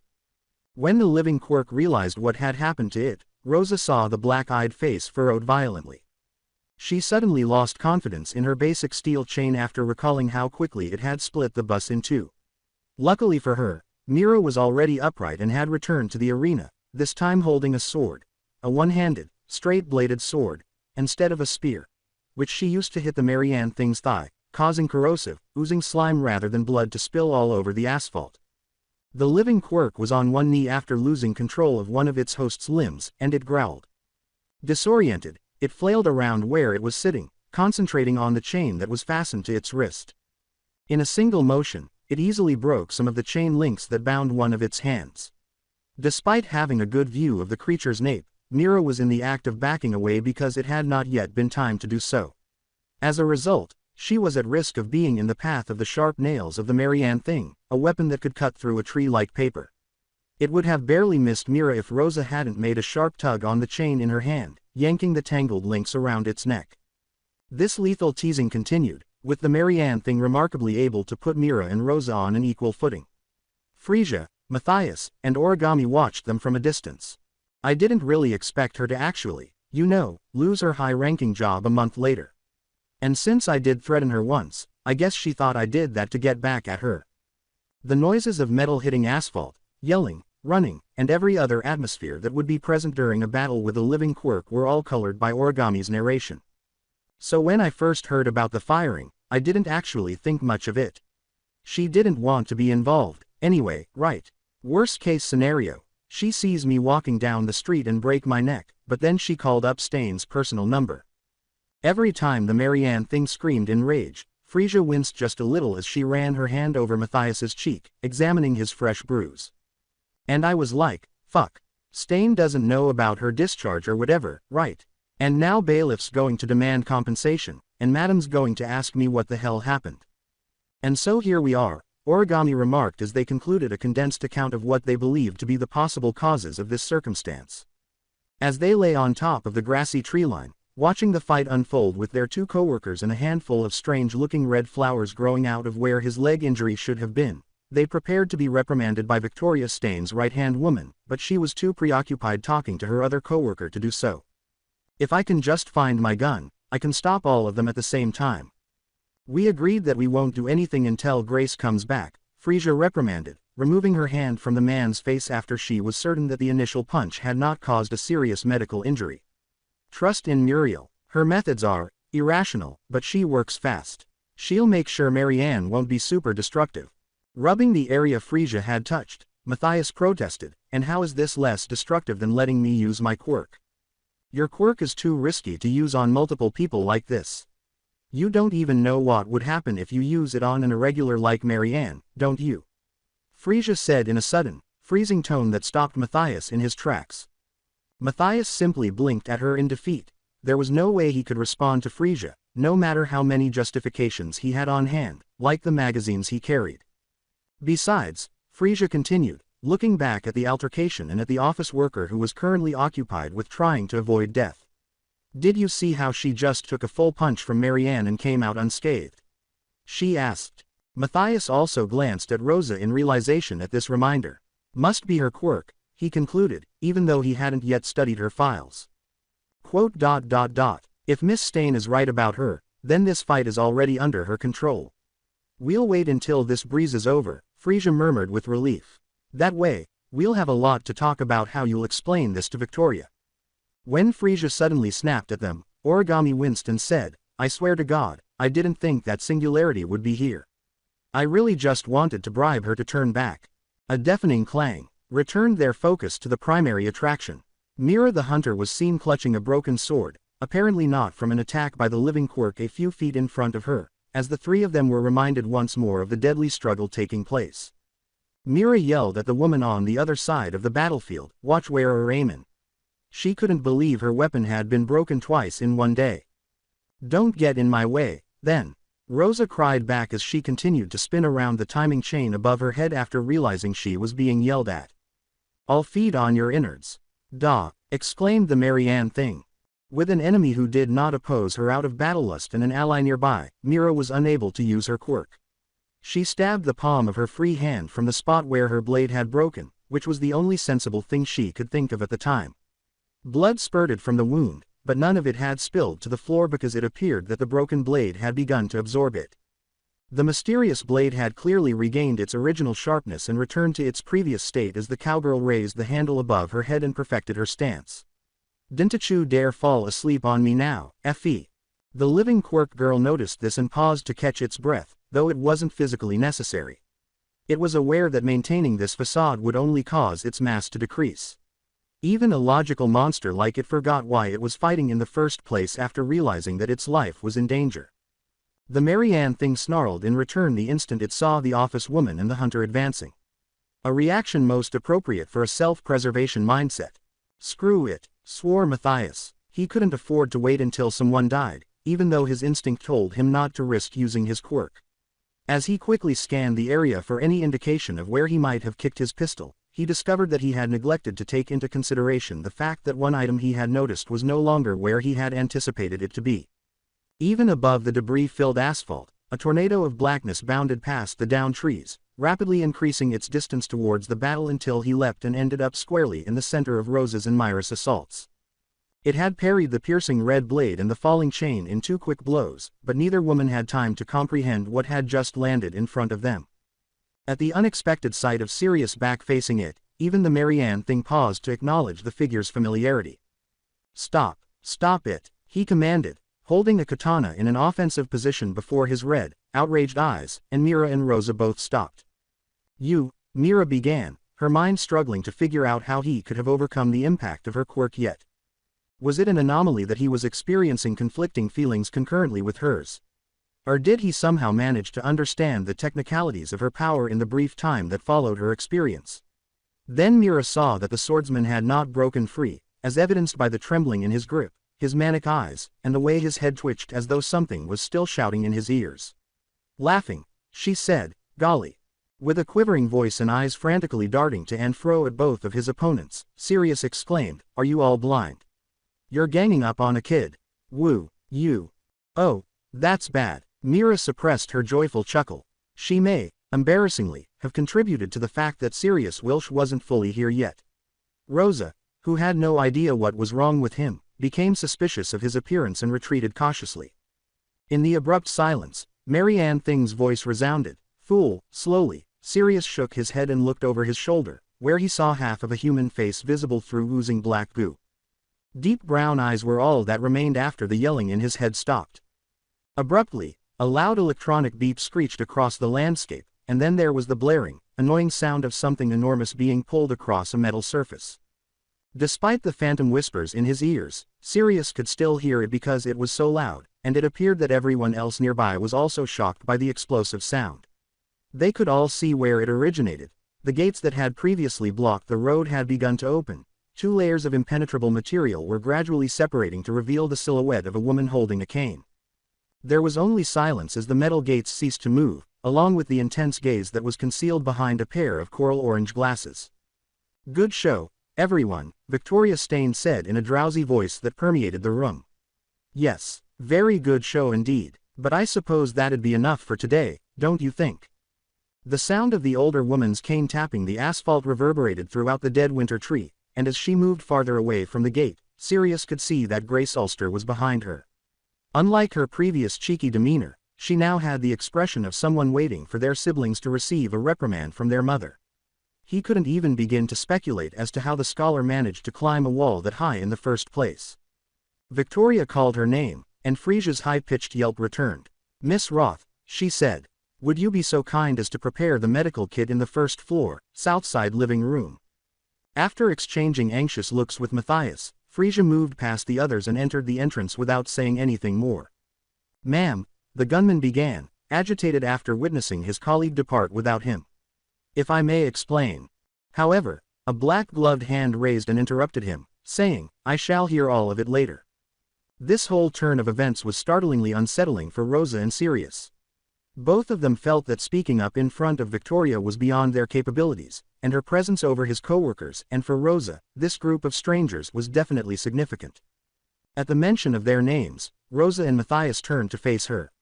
"Mr. Brahms, Miss Sabadell," they said, "I have prepared the necessary equipment for you two to present your findings from your last mission. If you'd be so kind as to set them up for us, please." The atmosphere between the two specialists was filled with a pregnant pause. After searching for his gun for a moment, Matthias followed Frisia's previous route. With her sword still out in the open, Mira followed the gunman, but not before letting out a quick, "Anything you say, boss," as she began wiping her strangely balanced hat, which never seemed to fly away during her battle, off her sleeve. "Should be wearin' off 'bout now, that quirk of mine. Let's do this again, sometime," the cowgirl said, stopping just in front of Sirius and the Marianne Singularity. She tapped Sirius on the shoulder and smiled broadly. "You're insane." What surprised Sirius even more was that Mira didn't take offense at what he had just blurted out. "Ahahaha, that am, my friend. That am." The swordsman and the 3 others remained in the middle of the road when Mira left before he could even consider answering her again. But Sirius reflected that she was correct. He was in the process of regaining his mental equilibrium, as if he had just woken up from a bad dream. "Now you two," Victoria began, pointing to Rosa and Sirius, the novices. "I'm sure this is all very confusing to you, but I'll explain in due time." Then, with her gloved hand already extended to close the gap, she went straight up to the unkempt office woman. As Victoria brushed the dust and debris from Rosa's unquestionably expensive suit, she said, "Why don't you get yourselves patched up? And we'll begin with today's mission." Although it took some time, Rosa had undoubtedly jolted out of her reverie the instant Victoria had ceased talking. The handler took a few steps back from the office lady after she roughly slapped her hand away with a backhand. Rosa stumbled as she said, "And no. You're all. How the hell can you just ask me that after everything?" She was obviously getting tired. However, Victoria merely gave her a slow, unchanging look. My dear, what did I promise you when I first sought you? Rosa looked up. Wait, that doesn't matter now. I don't have a job anymore. That deal's off. Is this true? Victoria asked, but it didn't seem like she was addressing the office lady because her gaze was now fixed on her assistant, Origami, the face shifter, who was giving her a gloomy look in return. But surely you came here to negotiate something, right? Rosa seemed to have regained her footing and was now comfortable raising her voice. I wanted my job back, duh, she said, but I don't care anymore. I'm going home. Don't bother taking me, because I'll walk. Victoria watched Rosa swivel and huff away like a distressed horse, tossing the timing chain of the bus onto the ground. Victoria gently reprimanded, you should at least have your wounds checked, dear, despite Rosa being quite far away already. However, the office lady was so obstinate. I'm Phi Huaweiwin, she couldn't have predicted that she would collapse in the middle of the road. However, it appeared that she was still conscious. Okay, 5 minutes. Mr. Wilsh, if you will. Startled to hear his name called out of nowhere, Sirius shot his head at Victoria. Victoria simply gazed at him with a hopeful expression, seemingly requesting that he assist the other rookie. He briefly considered doing so without giving it any thought, but then he remembered that another one of them was still awaiting referral. The swordsman looked back at the living Quirk. No, the young girl, behind him, and his eyes grew wide as he noticed how diminutive and frail she had grown. He would never be able to forget those empty eyes of her other half, and the sharp contrast between that memory and this much smaller, atrophied form gave him a whiplash. Victoria's voice interrupted, drawing Sirius's focus. Ah, Marianne, she said. Why don't you get something to eat? I need you to help me with one more thing, will that be all right? Sirius thought there was something wrong with the way she said it, as if she had just remembered the little girl. Marianne looked up, breathing rather raspily, and her eyes were weak and tired as she gazed at Victoria. She sounded so hungry when she opened her mouth, and even her voice was like sandpaper to Sirius. Yes, Miss Victoria. Sirius stood dumbfounded, watching Marianne pick herself up while in ruins, her pale skin covered in asphalt dust and her figure covered in a burned nightgown. Only Rosa remained with him after she got up and hobbled past him to the gate, and Victoria had also left his side to approach a defenseless Origami. The office lady instinctively pulled her arm back and gave him a frustrated look as the swordsman was about to reach out to try to take the brunt of her weight. She spat out, I'm fine, emphasizing the word. Sirius would prefer to curl up into a ball at this point and reconsider his choices in life, but Rosa spoke once more as she turned to leave, saying, worry about the girl. Sirius's focus shifted as a result. Marianne's pace was so slow that she was falling behind. In order to avoid waking her other half again, he swiftly reached for her side and remained by her side until they entered the manor at the end of the road. Now that it was just the two of them and the face shifter was unable to flee, Victoria's voice was like stabbing daggers to Origami. Now then, she said, what shall I do with you? So this was it for the series. I hope you enjoyed it. To watch more series like this, subscribe to my channel. Till then, bye bye.